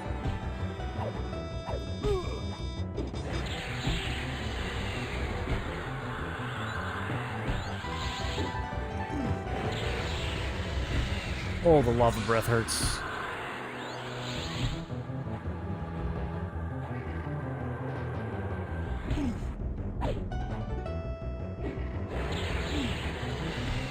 Yeah, we don't have the sustain. I think we got to put Shaman in. I mean, Berserker's doing literally nothing here anyways, because we can't actually use Berserker stance this low of a level.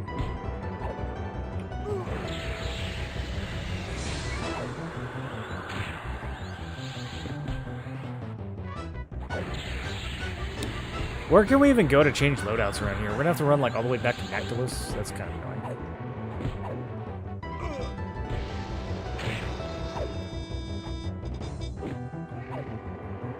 Can you feign death on? Oh, you can. Neat. Okay. 48%. I mean, that's not bad for such a build that has no slow and no proper heals. That's not too bad. In a couple more levels, we can try... Let me see if there's a lower level version, actually, of it. I don't know how to search for this. Yeah, we want this one, Ignite Bones. wonder if there's a lower level version of it. There's not.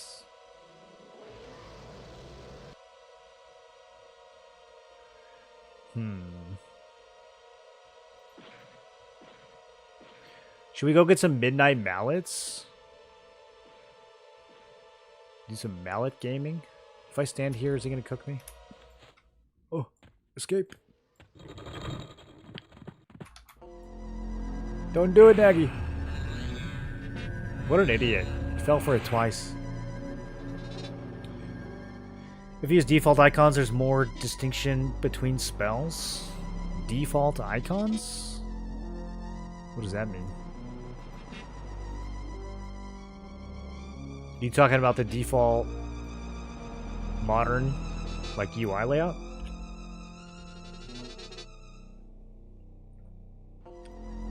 I think we're already on default.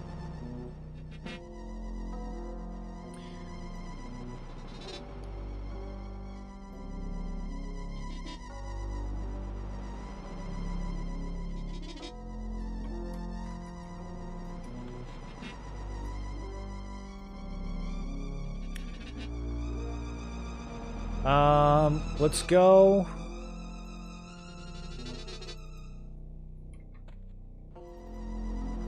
Let's go to Enethul real quick. We must be in a resting state. I feel pretty rested. What's going on here?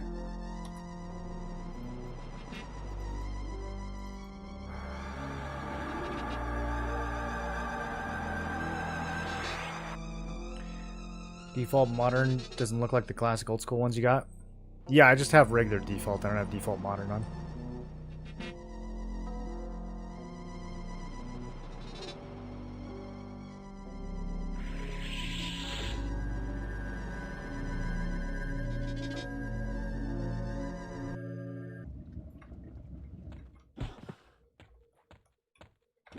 Well, that lizard came at me.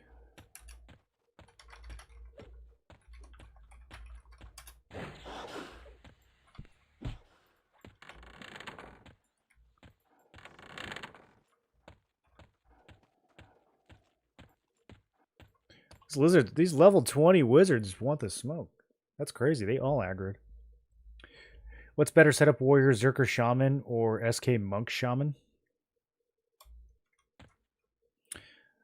For leveling or for rating? For rating, I would definitely go with SK monk shaman. It's super strong.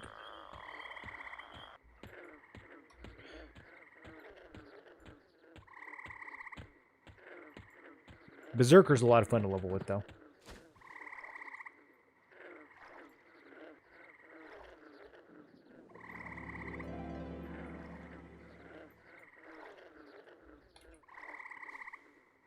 I'm so tempted to buy this 3AA 18-second run thing. It's got a 25-minute cooldown.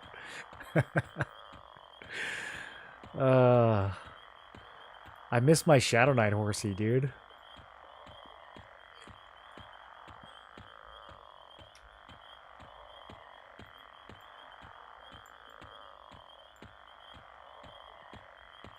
Palisteed? Yeah.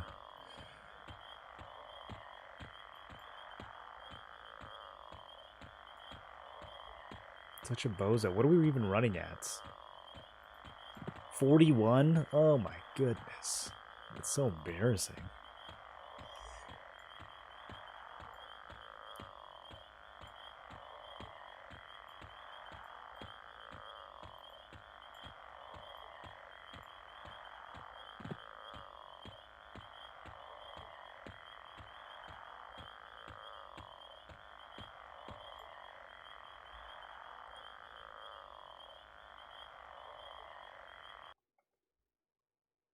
Okay, so we need to swing by Grob real quick and buy a bunch of rubies. And, oh god, I probably need to do some light cleaning of... Oh, I already have a really good necklace. We can ditch this necklace. Eye of Interrupt. Do I need this? What is Chill Sight? I'm not going to do this. It doesn't matter. Let's get rid of it.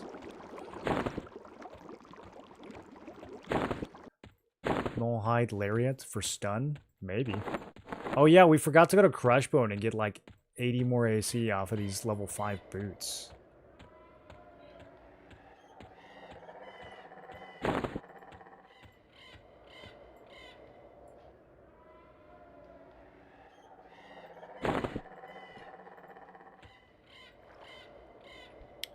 Illusion Skeleton.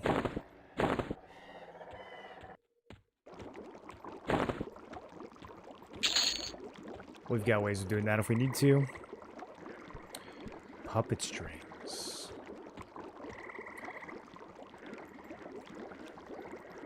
Bro, what if we... it's too late now because I killed them all. What if we charmed? What if we used puppet strings and charmed to kill Nagi at level 40? With this build? That would be kind of sick. I don't remember where I got this from, but Chaos Flux is kind of a cool proc. I think I'm going to hold on to that. Banish Undead, also kind of a cool proc. Damn, it's really good. Do I have to be Cleric, though? I think I do. Because if we take this effect off of it, and we put it on another weapon, it's going to be Cleric only, right? Okay, I should probably throw that in the trash. Where are all these keys?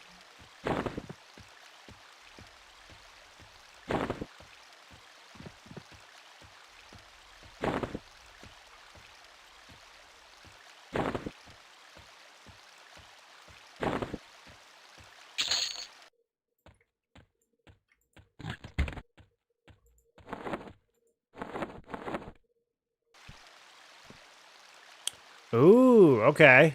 That's the same proc.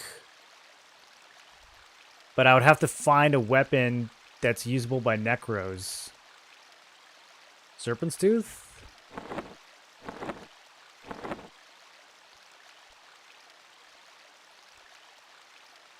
Yeah, we could put... That's kind of cool, dude. We could put a 500 damage Dismiss Undead on Serpent's Tooth. You're running Vamp Embrace and Aura buff from Necro? Yeah, those are both permanent. There's no reason you wouldn't run them. Unless you just, like, forgot.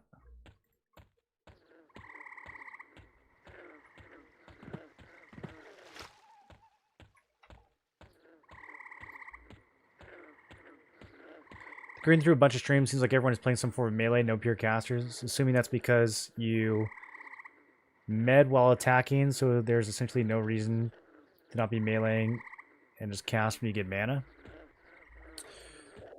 I think it's because pure casters just get bodied in solo situations a lot of the time. Your pets are not strong enough to tank the highest difficulty bosses. So you're going to take some kind of damage.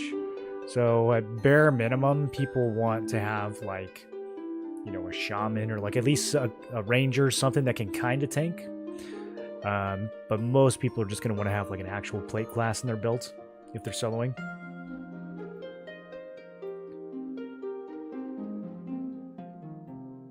There's also just like not a ton of synergy between triple caster setups. Like there's a lot of double caster setups that are good, but it's hard to think of like which 3 casters. I guess you could do like Wizard, Enchanter, Necro, and that like kind of makes sense. Or if you're considering the priest classes, you could do like Wizard, Druid, and Enchanter. That kind of makes sense.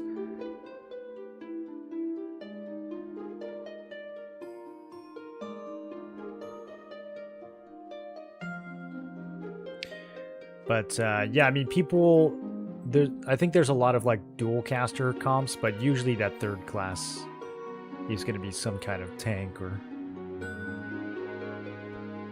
maybe a monk or something, or a healer.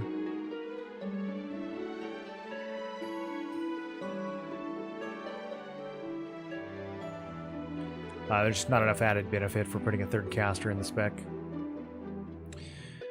I'm trying to think of how many of these I need. Let's just do like 20.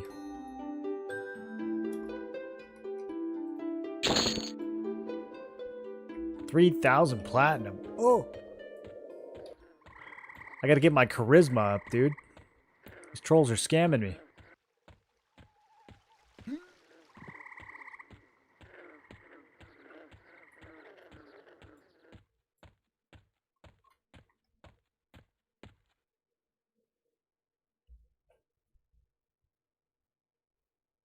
When you charm, the fire giants can't be CC'd or charmed. They can be charmed. Yeah, you can't mez them, but you can charm them.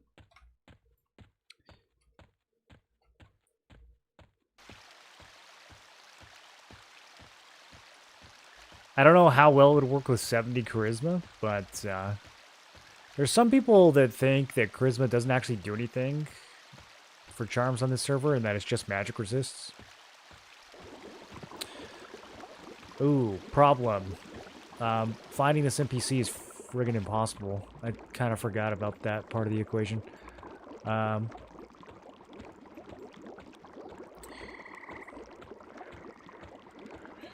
We could put a ranger loadout on and start leveling tracking. Oh god, this was like a whole ordeal last time I did it. Let's see if we get lucky.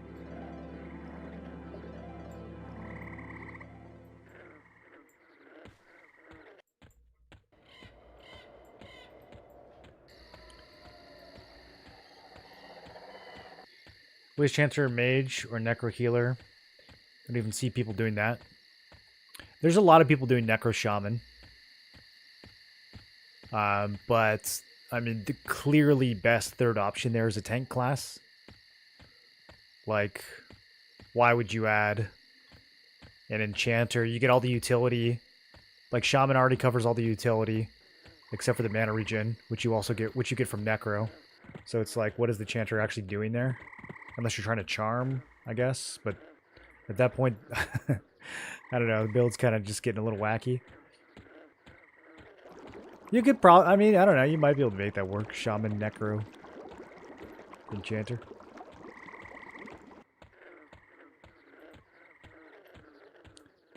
But yeah, I mean, just putting a tank class in there strategically is so much stronger that unless you're like just not that worried about how strong your build is and you're just doing it purely for fun, most people would just pick a tank as the third in a situation like that.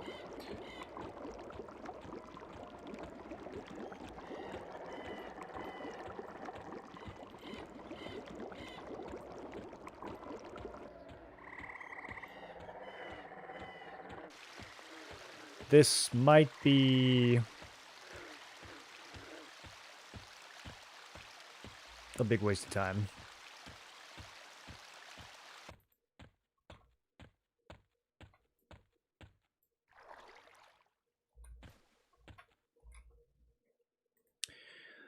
The fact that we only have 2 loadouts now is so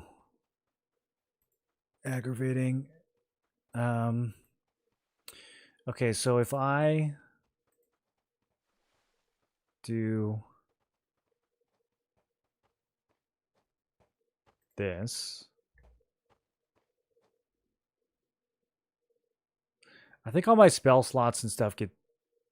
Yeah, let me just do a quick one of these just in case. Okay. Now let's grab tracking.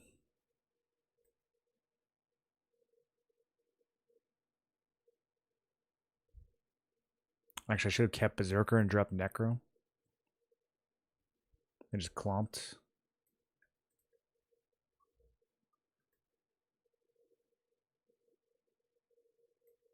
Because we're going to get picked on by Froglocks now.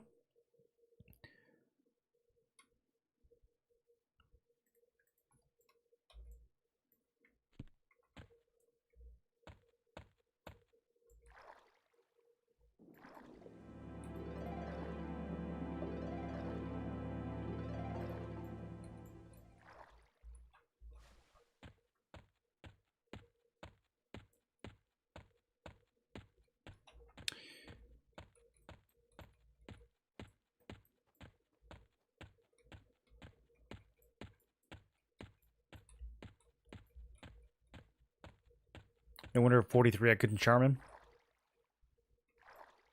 The Fire Giant? When you hover over the charisma stat in your character tab, it says it affects charm and mez. But do you believe what it says?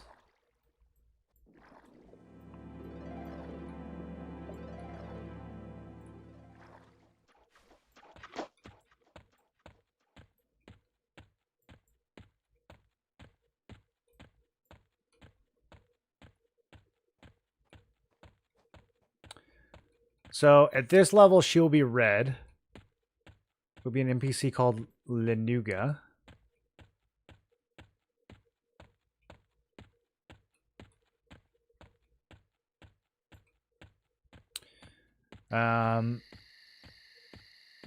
There's a pretty good chance she's not even up. We could swap to a different difficulty.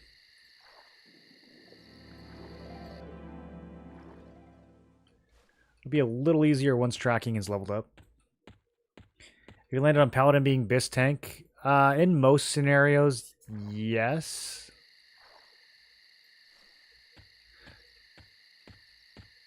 I think the only time Warrior's really going to be better is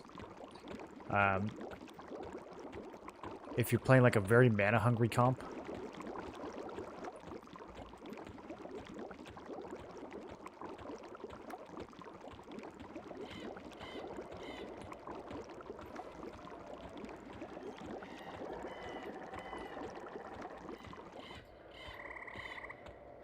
Warrior does still have some advantages, though. It's definitely easier to gear up the Warrior.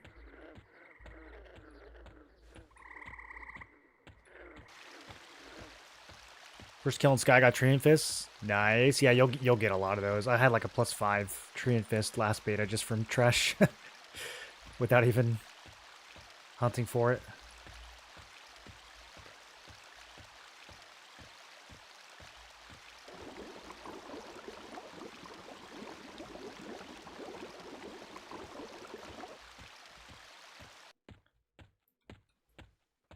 Okay. Let's go to D1 Inothul.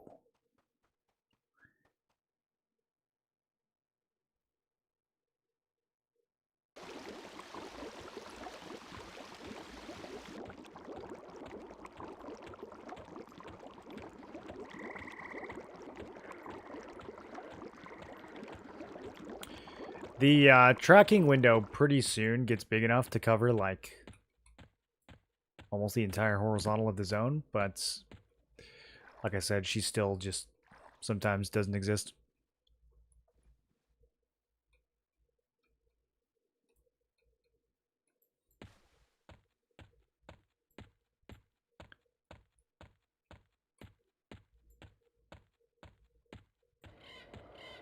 There's that single high-level skeleton. So scary.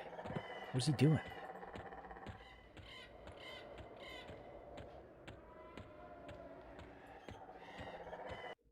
Just over there being menacing.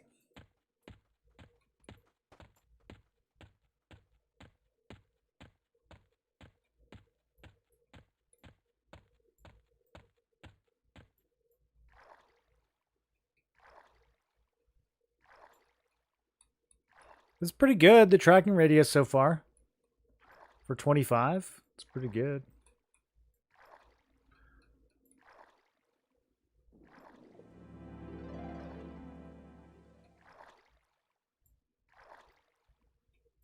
Once it gets to like... What's it going to max out at? 55 or something at this level? Oh boy. We can swap instances, I think, like every 5 minutes or 6 minutes.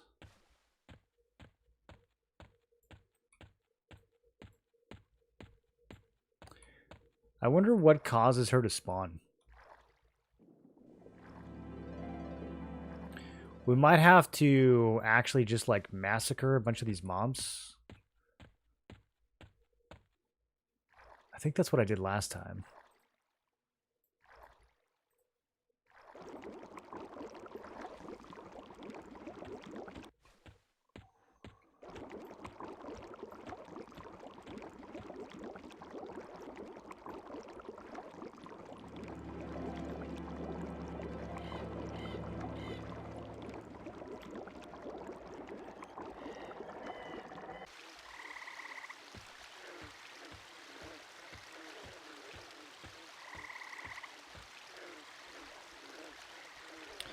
I don't know if it makes sense to... Hey, get out of here.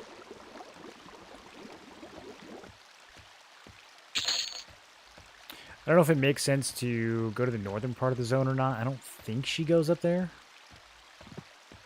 No one really knows, though, with, like, obscure NPCs like this. Like, who knows if it's actually the same as it was in Classic or on various different emulators and stuff. No, like, I feel like no one really actually knows. All we can do is guess. Probably functions roughly how it did on P99.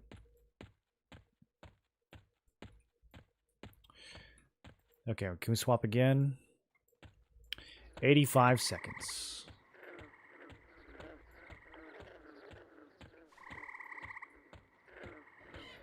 I think we swap to D2, see if she's up there. And if not, might have to swap back down to D0 and just start massacring mobs in front of Guck. And see if she pops.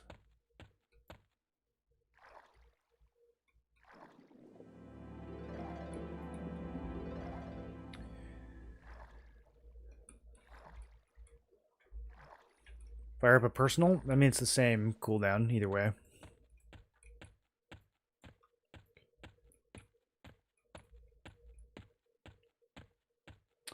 Try Mage Hunter right before a nuke lands. What are we talking about? Talking about something from earlier?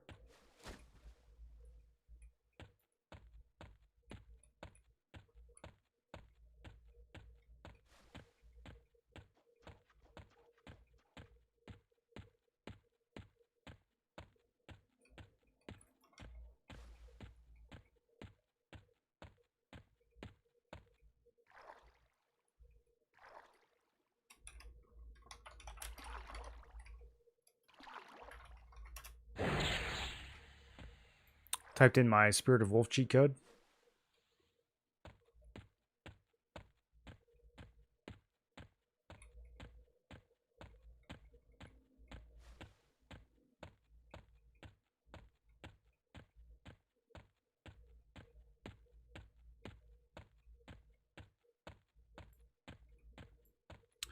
Yeah, it's looking like we might have to slaughter mobs to get her to spawn.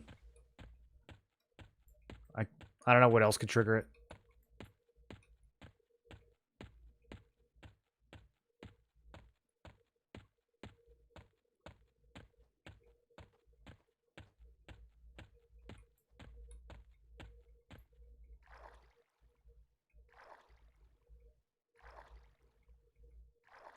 Good heal, let's go. I think I think you're reacting to something that happened like 20 minutes ago. It's funny on YouTube, like people a lot of times people will pause it and they'll go do something and they'll come back and they'll forget that that it's moved on. I've done that before too.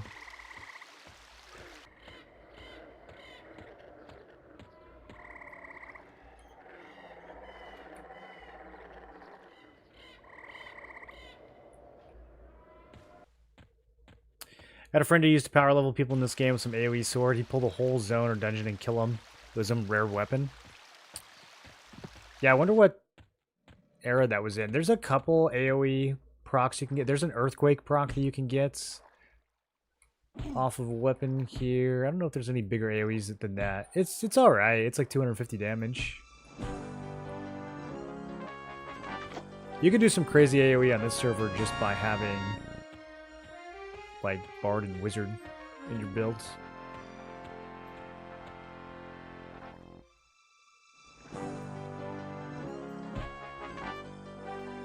Some of the melee AoE, if you play like Warrior, Berserker, Monk, you've got the Warrior Cleave and the Monk Round Kick, which both will hit 4 targets, and then the Berserker is doubling the cooldown on those, or having the cooldown on those. It's actually kind of a crazy amount of AoE.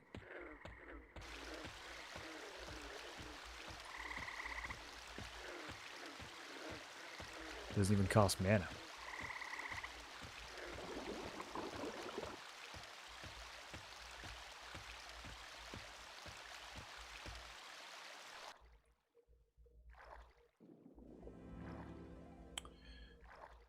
Okay. I think we go back to D0.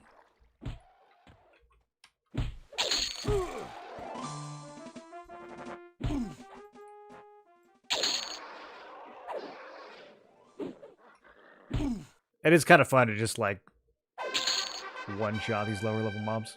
Hey, we got an AA from that.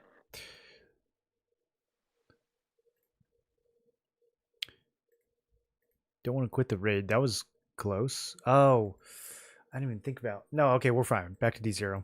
Yeah, we don't have to.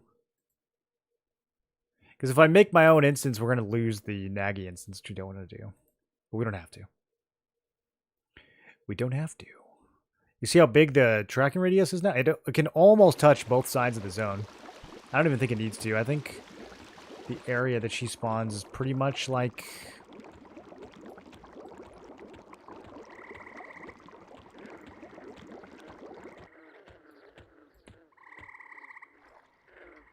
If we kind of stand right in front of Guk and we just murder everything we see... I might actually... We should swap builds. Necro's not doing anything at this level. Let's make a quick little adjustment.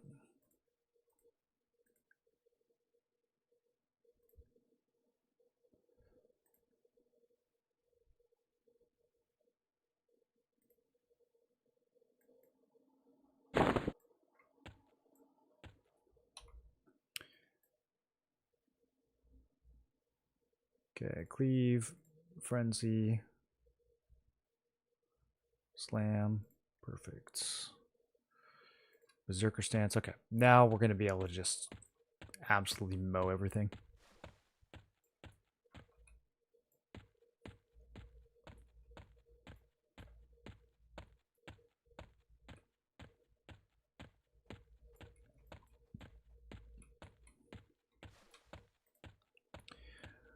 Trying to see if Ranger has any like low level buffs that we care about. Doesn't look like it.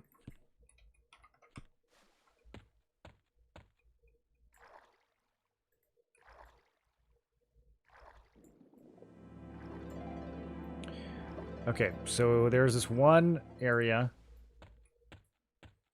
right in front of Gok. Why is the water all? Okay. It's like not drying the islands all of a sudden.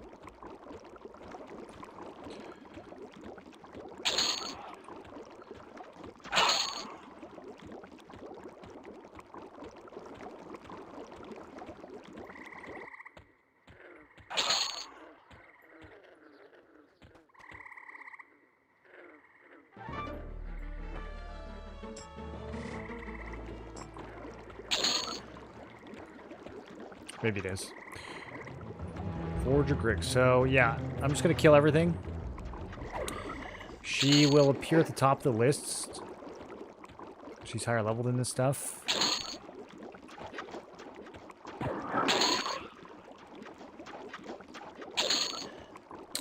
And I don't know. I hope this works.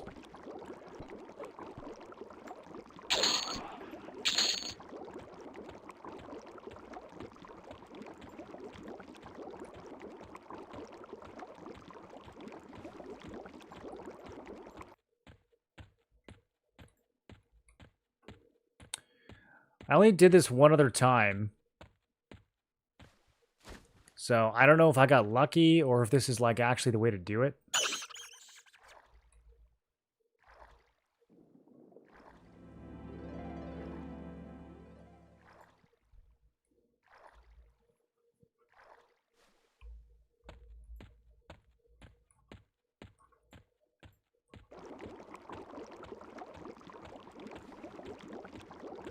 I might have to go type to Math Magician. I think he's just now getting to the Nagi fight.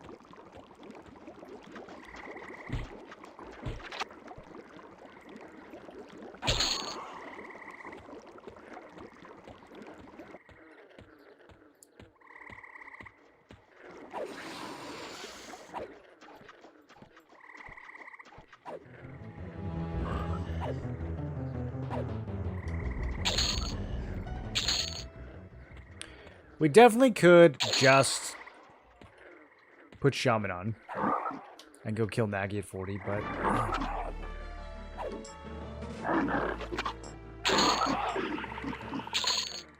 it's kind of more fun to see if we can do it with a build that's like slightly gimped.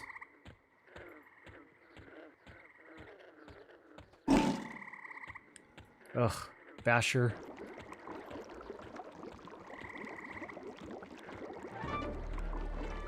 Trolling me, I saw a red dot and got excited.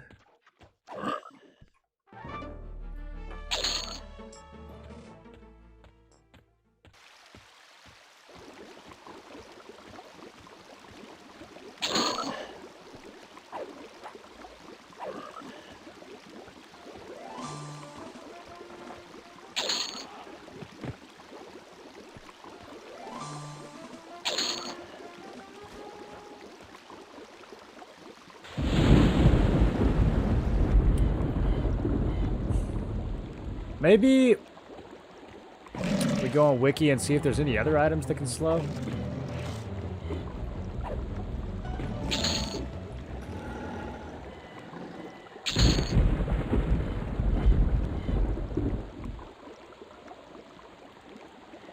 There's a pike in Kunark. Let's see. I gotta look for like each slow spell individually.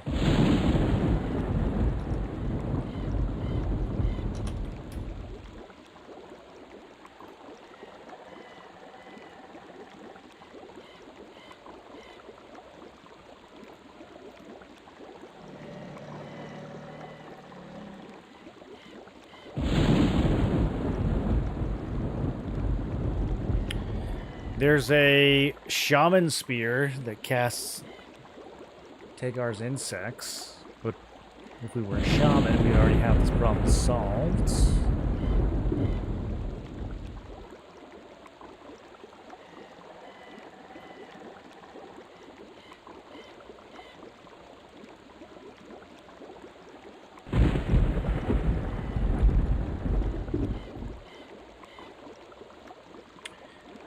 What are the enchanter slows called?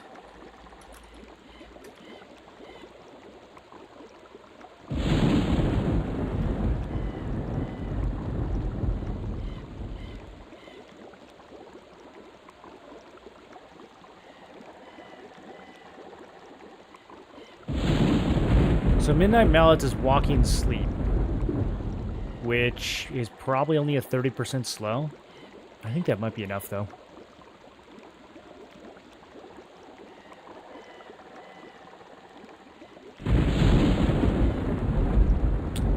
I don't think there's going to be any other item that can slow. I looked up all the ones I could think of.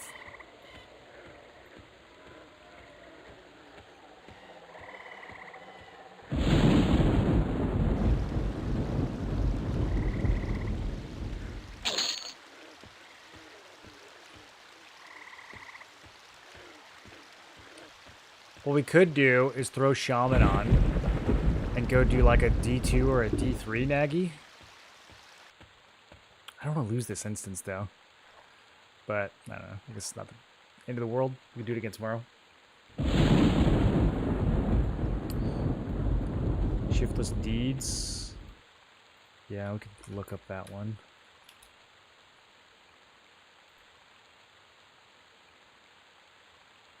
Slowstone Amber. Class Monk.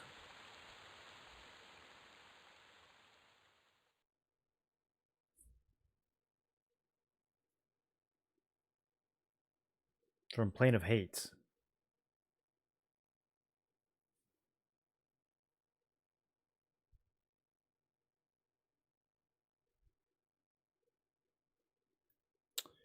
Fascinating. Has anyone used this? Any slot can equip. We might actually have to be a monk. But if this is an option, it kind of... If monks actually have access to like a reliable slow via this item,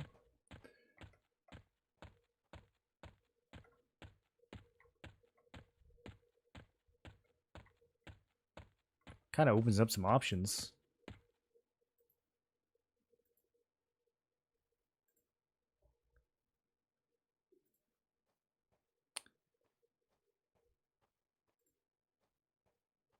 Nothing for tepid deeds.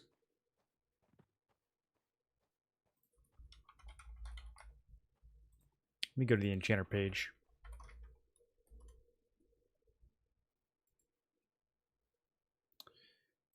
Nothing for languid pace.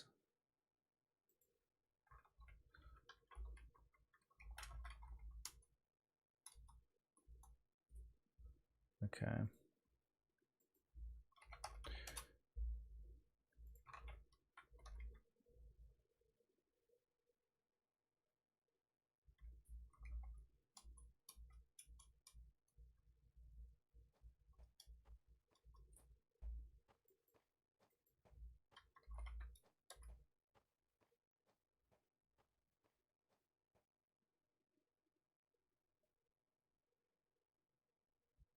Looking at the shaman page. See if I missed any of these.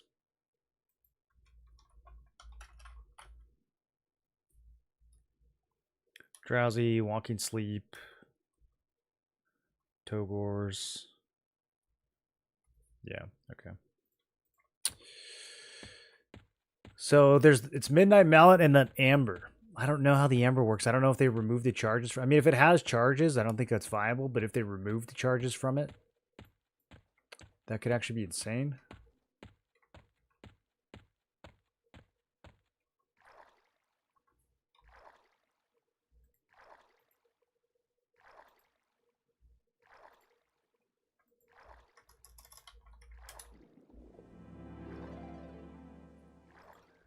Trying to see if I happen to put one in storage. Probably not.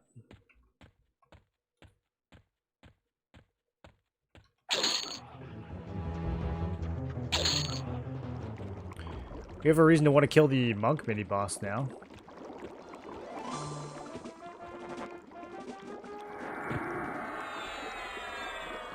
The end is near. Prepare to die. Level 13 ranger. Oh, it's an elf.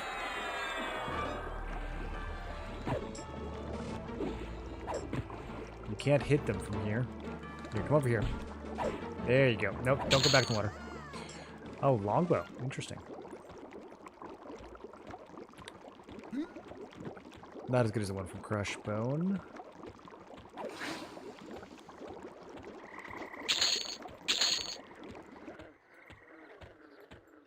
I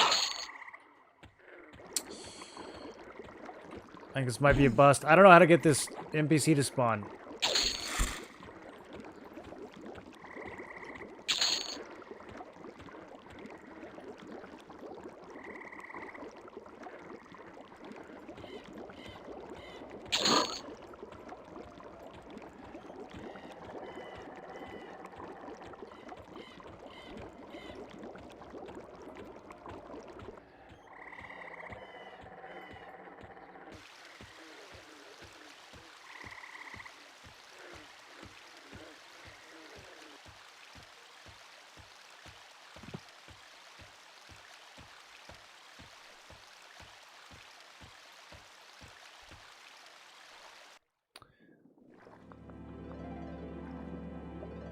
I don't know, I guess we can do a couple more loops. This seems like the kind of thing I should probably just do off stream. This is probably hella boring.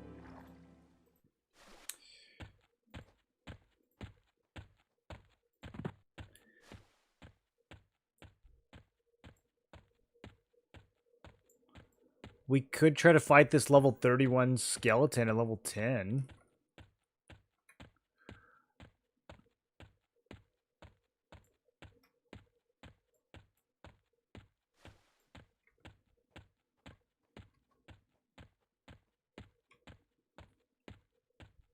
Oh, he's only level 30 on this layer. Come here. He failed to taunt a skeleton? He's a fake... He's not even a real skeleton. He's a... Wow. He's a quest skeleton.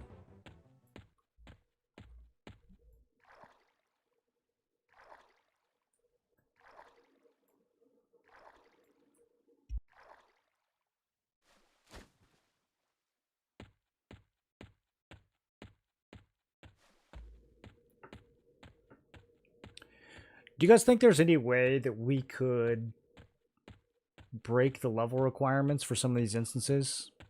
I was thinking about like trying to bind inside of Plane of Hate and then gate back there before level 46 on a different loadout. But it would only put you in the public instance. I don't think there's any way we'd be able to actually kill bosses that way.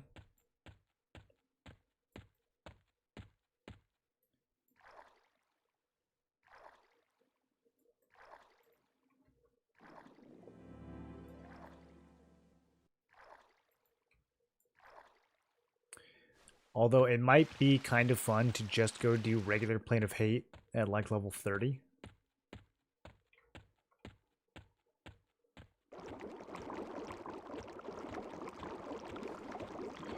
Do you guys think that the raid zones should have a level requirement in EQL? I think they should just get rid of that altogether. If someone wants to go in super early, why not? Wow, look how fast that Bard is. I'm so jealous.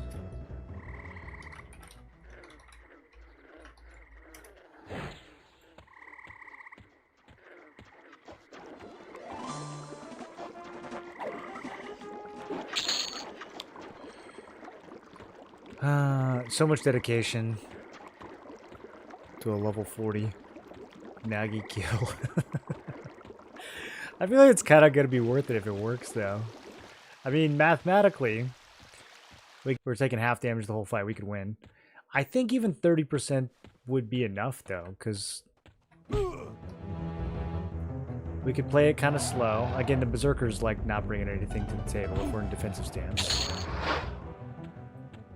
Or it could be, the slow could be enough to enable like an actual proper DPS race where we just Berserker stance the whole time. Probably not, but...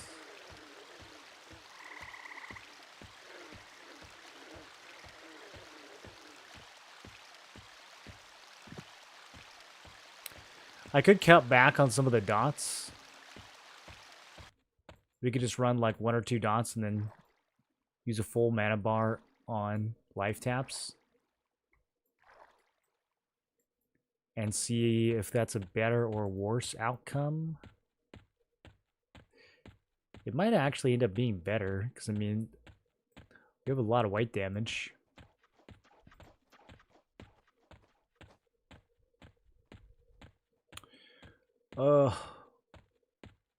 This NPC.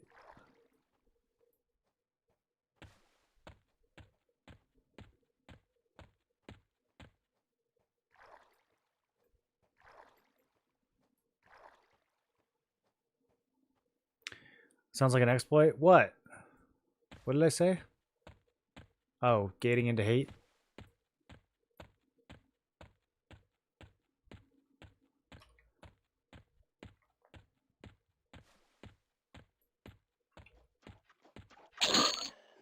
So the slow stone is definitely monk only. Actually, I should probably look at what classes can even use Midnight Mallet. It's possible this was all a big waste of time.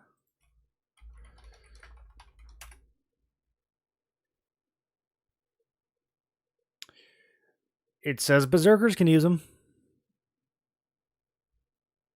That was close. Cleric, Shaman, Beast Lord, Berserker.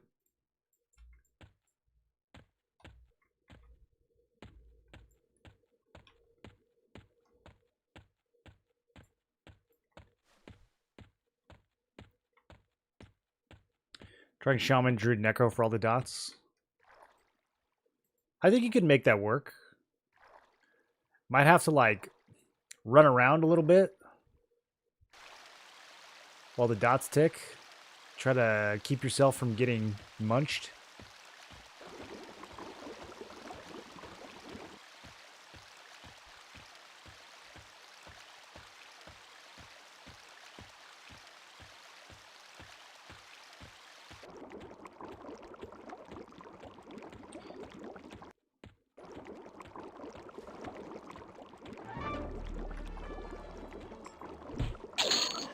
Yeah, I don't know, boys.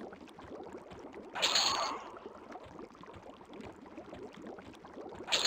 think I'm going to go back and just do another couple attempts without the slow. Try a few different strategies.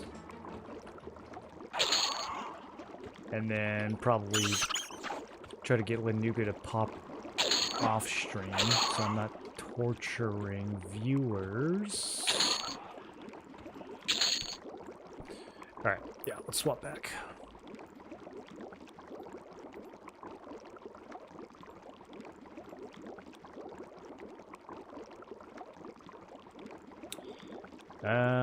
What was I playing? Necromancer.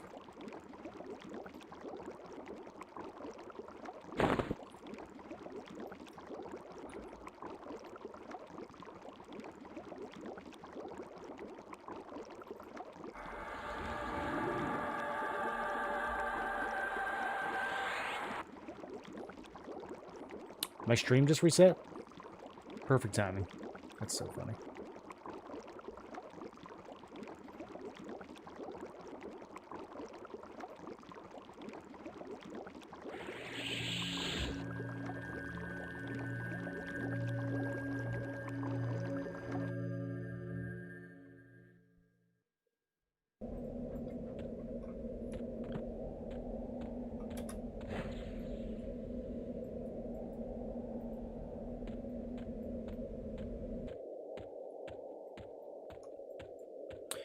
Okay, so we're going to hike back up to Nagafin.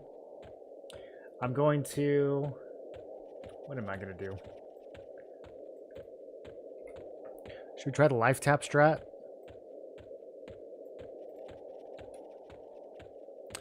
Wait, costs? This costs something? Oh, no. Each skull bash is 125 endurance? I didn't know that. That's kind of a lot.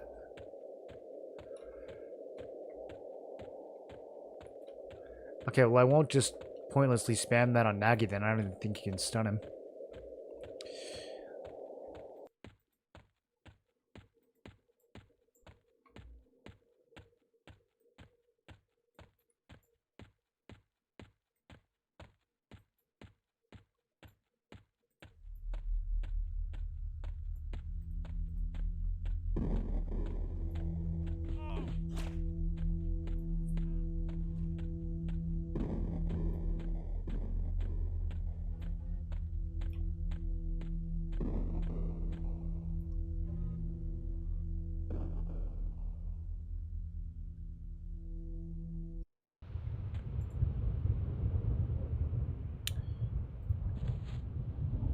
We also have that 18-second invulnerability that was always on my bar, but I never used it. And now, because we're reloading the spells, it's going to be on cooldown. But it is kind of a sick ability for this build because we can definitely just use Berserker Stance while we're in that.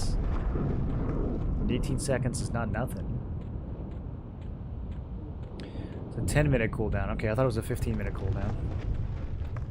Well, 9.5 with the upgraded version. Let's go ahead and get our pet out.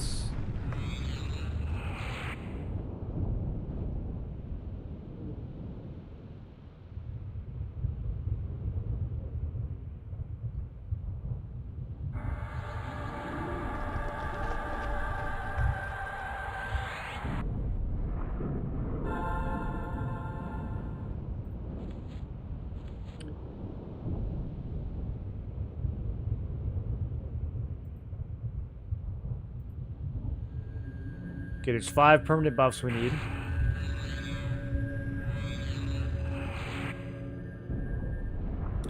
Let's see if I remember them all. I hope it's 5. 5 is a lot for one class. It's kind of a lot. Necro actually bringing a lot more to the table than I realized.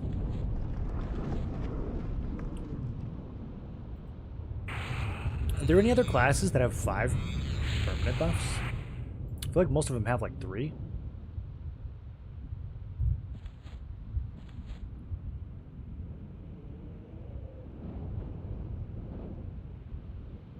I'm gonna crank Vampiric Embrace a little bit.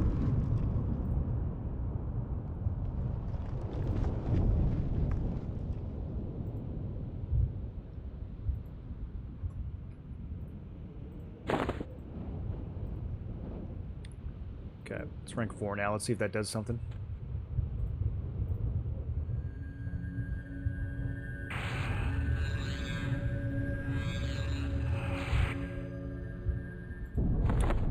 I'm trying to think of what else we can do. Better weapon.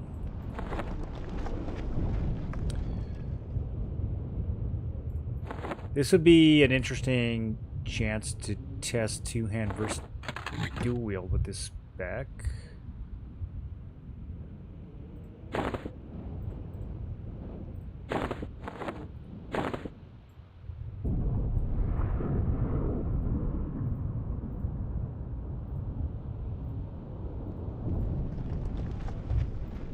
So how does this work now? Can you skip levels? No.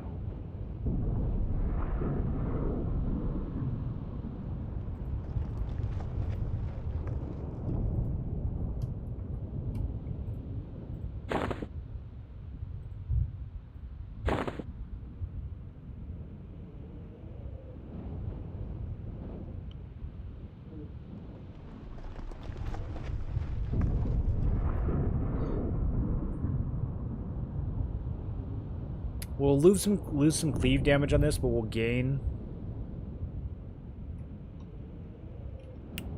Also, do I have improved bash? We don't even have improved bash. Okay, that's something to think about too. I really need a ring.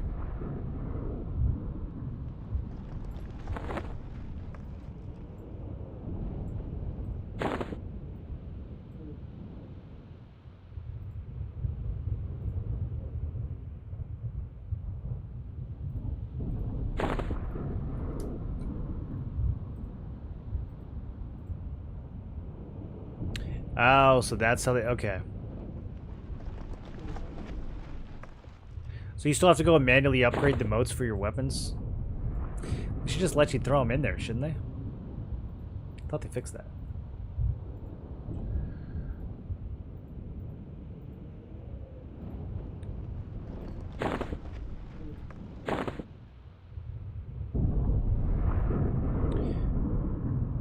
I wonder if there's any weapon procs that I have that will actually work at level 40.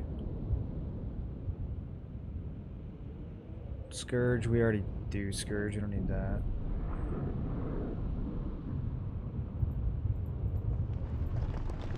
Those are all weapon, or those are all not weapons. Ooh, I wonder if I put something in the bank.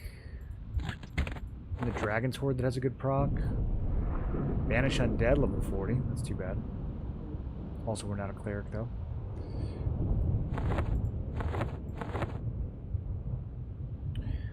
Boiled Blood, level 40. Earthquake, 45. No love for level 40.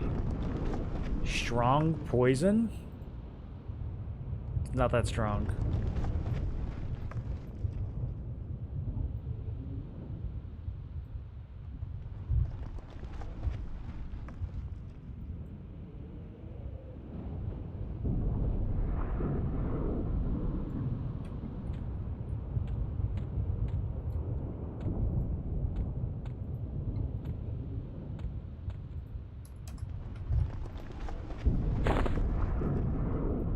Okay, this is not really the weapon that I wanted to be using motes on, but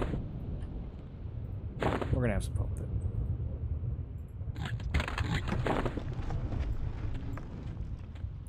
So we went from a 0.75 ratio to a 0.93 ratio. Do lose a little bit of strength and stam. It's a faster weapon. It's not going to cleave quite as hard. But it's close enough. It's close enough. It's got a pretty good damage mod. Kind of looks cool, too.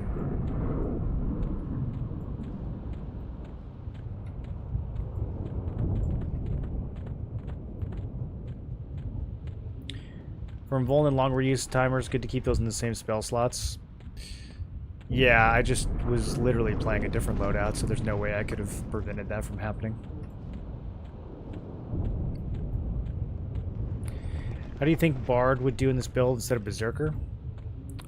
It would be a lot better. I think replacing Berserker with Shaman would be the strongest possible version. But yeah, even Bard would be a lot better. There's a lot of things you could replace Berserker with that would make this stronger. Berserker did make the leveling very fun, though. Just running around blasting things with Cleave every 6 seconds was pretty enjoyable. Okay, I'm too big. Oh, we can't even enter the instance from here. I gotta actually go to the guy.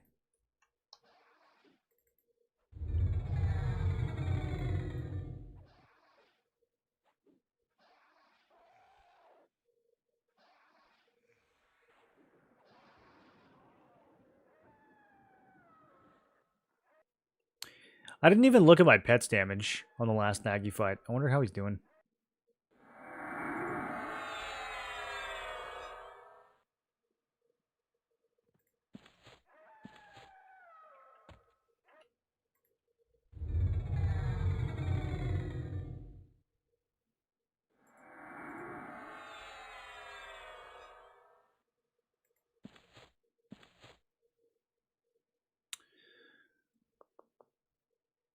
Empiric Embrace, Shielding, Grimara, Call of Bones.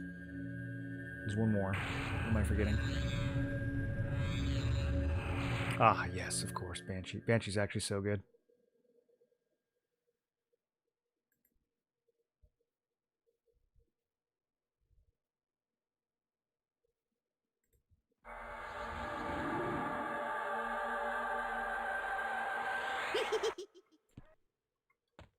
Oh, I could have just used... I didn't even have to shrink.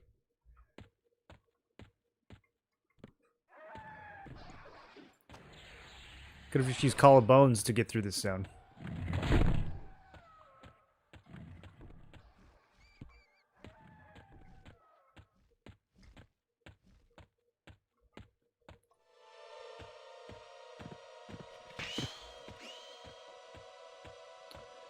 Leave me alone, spiders.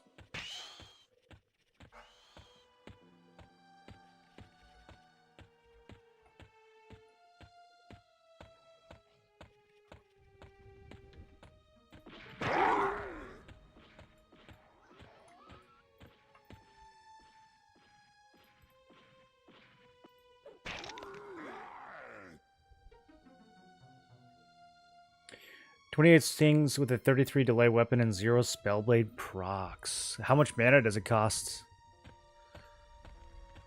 The really expensive mana weapons with spellblade or mana spells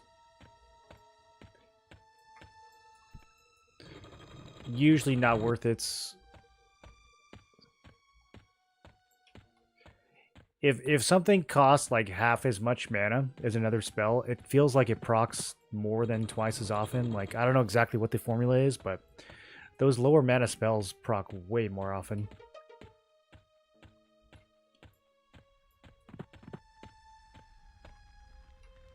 Okay.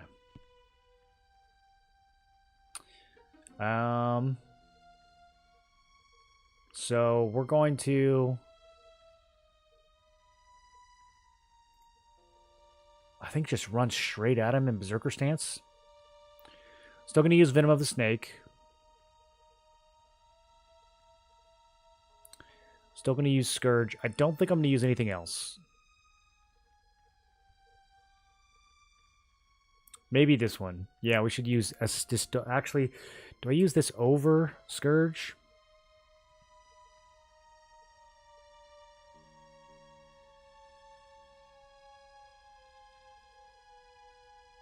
Less damage, but it has that debuff. We're going to have to save as much mana as possible for life tap.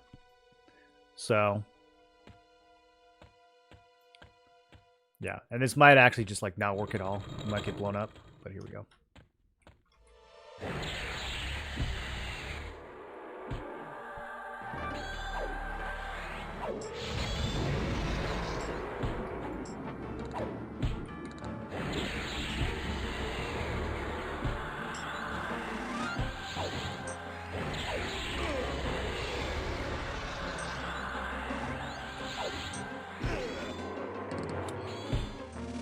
Poison didn't stick.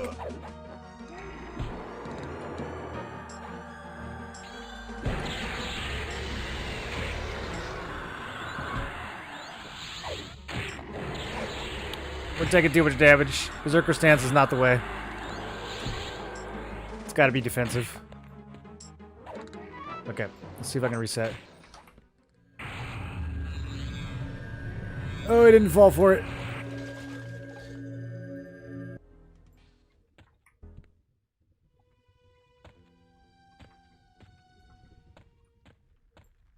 Okay, so we have to use defensive, which does unfortunately make Berserker kind of totally pointless.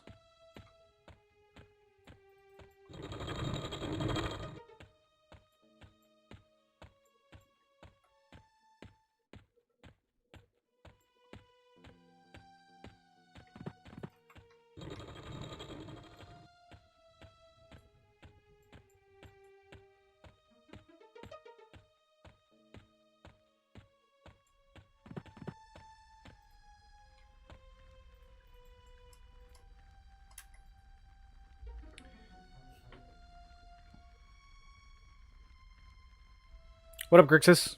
How you doing, man?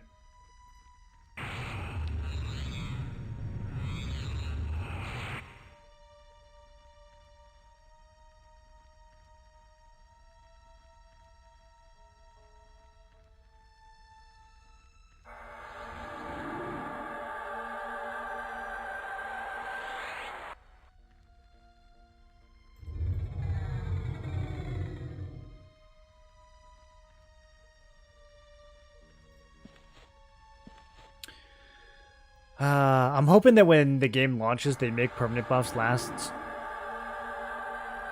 after death.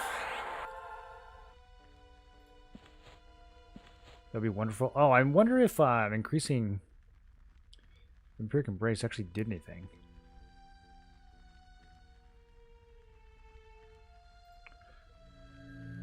Did we not get a single Vampiric Embrace proc the whole fights? Yikes.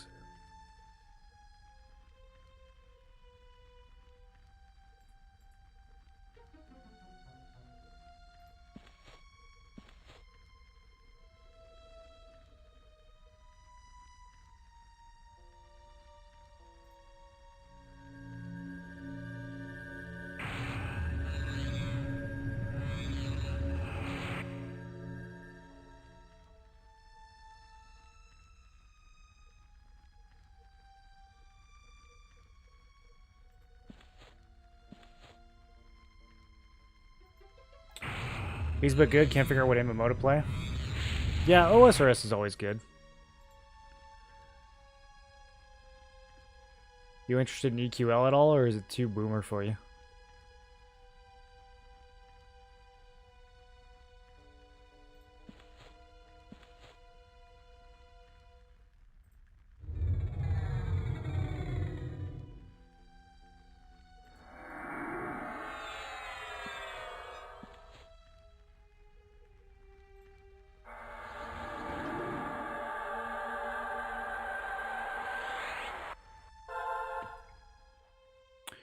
Okay, so this time, defensive stance the whole fight.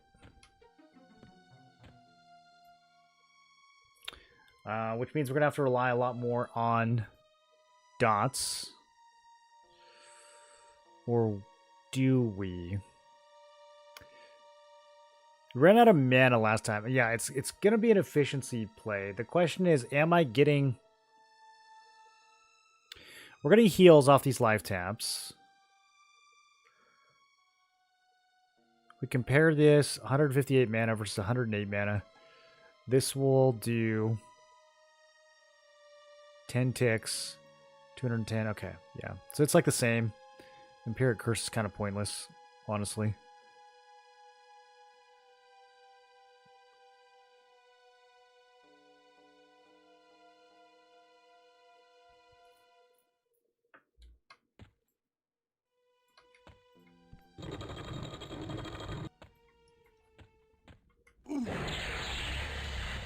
Wow. Instant lava breath.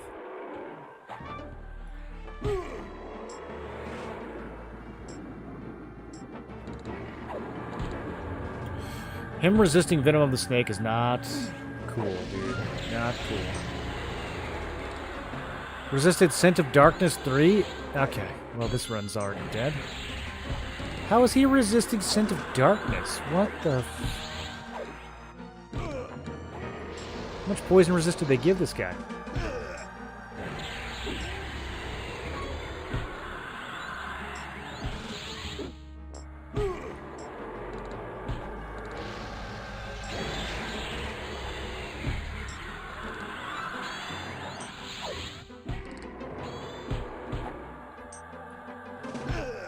Make sure all my abilities are still on from after switching loadouts. Okay. Yeah, I don't think it's possible without Shaman. It would be interesting to try with the Midnight Mallet. We could also try coming back at 42 and seeing if the Ignite Bones trick is going to work. But yeah, it looks like just rolling the dots was a lot stronger than spamming Life Tap. Pet's already dead. Rip Pet. Pet did a total of 900 damage.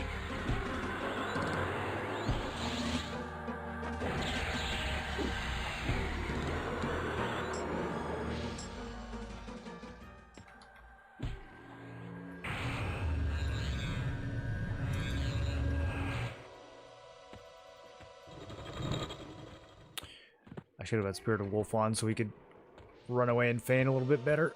Ugh.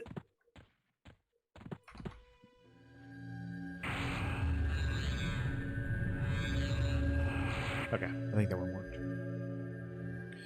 Like you've landed on what your initial combo is going to be. I'm going back and forth between a couple different possibilities right now. Paladin Enchanter Monk is still at the top of my list. There is a chance I'm gonna switch to a build tomorrow.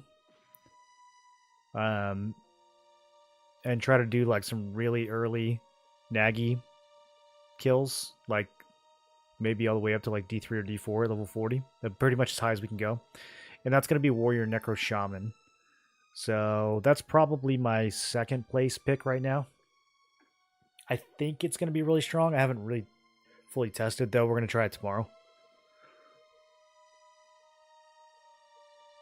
I wanted to do Warrior Necro something. I didn't really have an idea for what I wanted the third to be necessarily, so I just threw Berserker in there.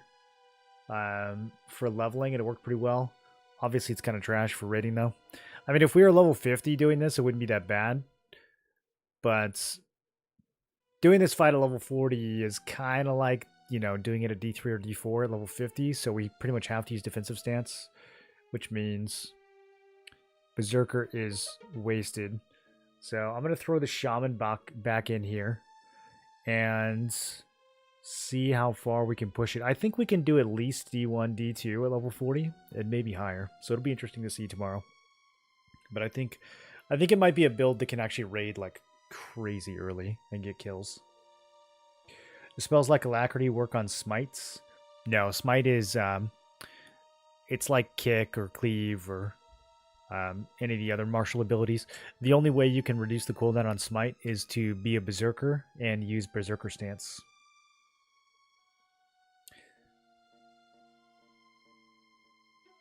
Oh, yeah, I watched Spirit Veil. It's a little too... I don't know, it's a little too cutesy for me.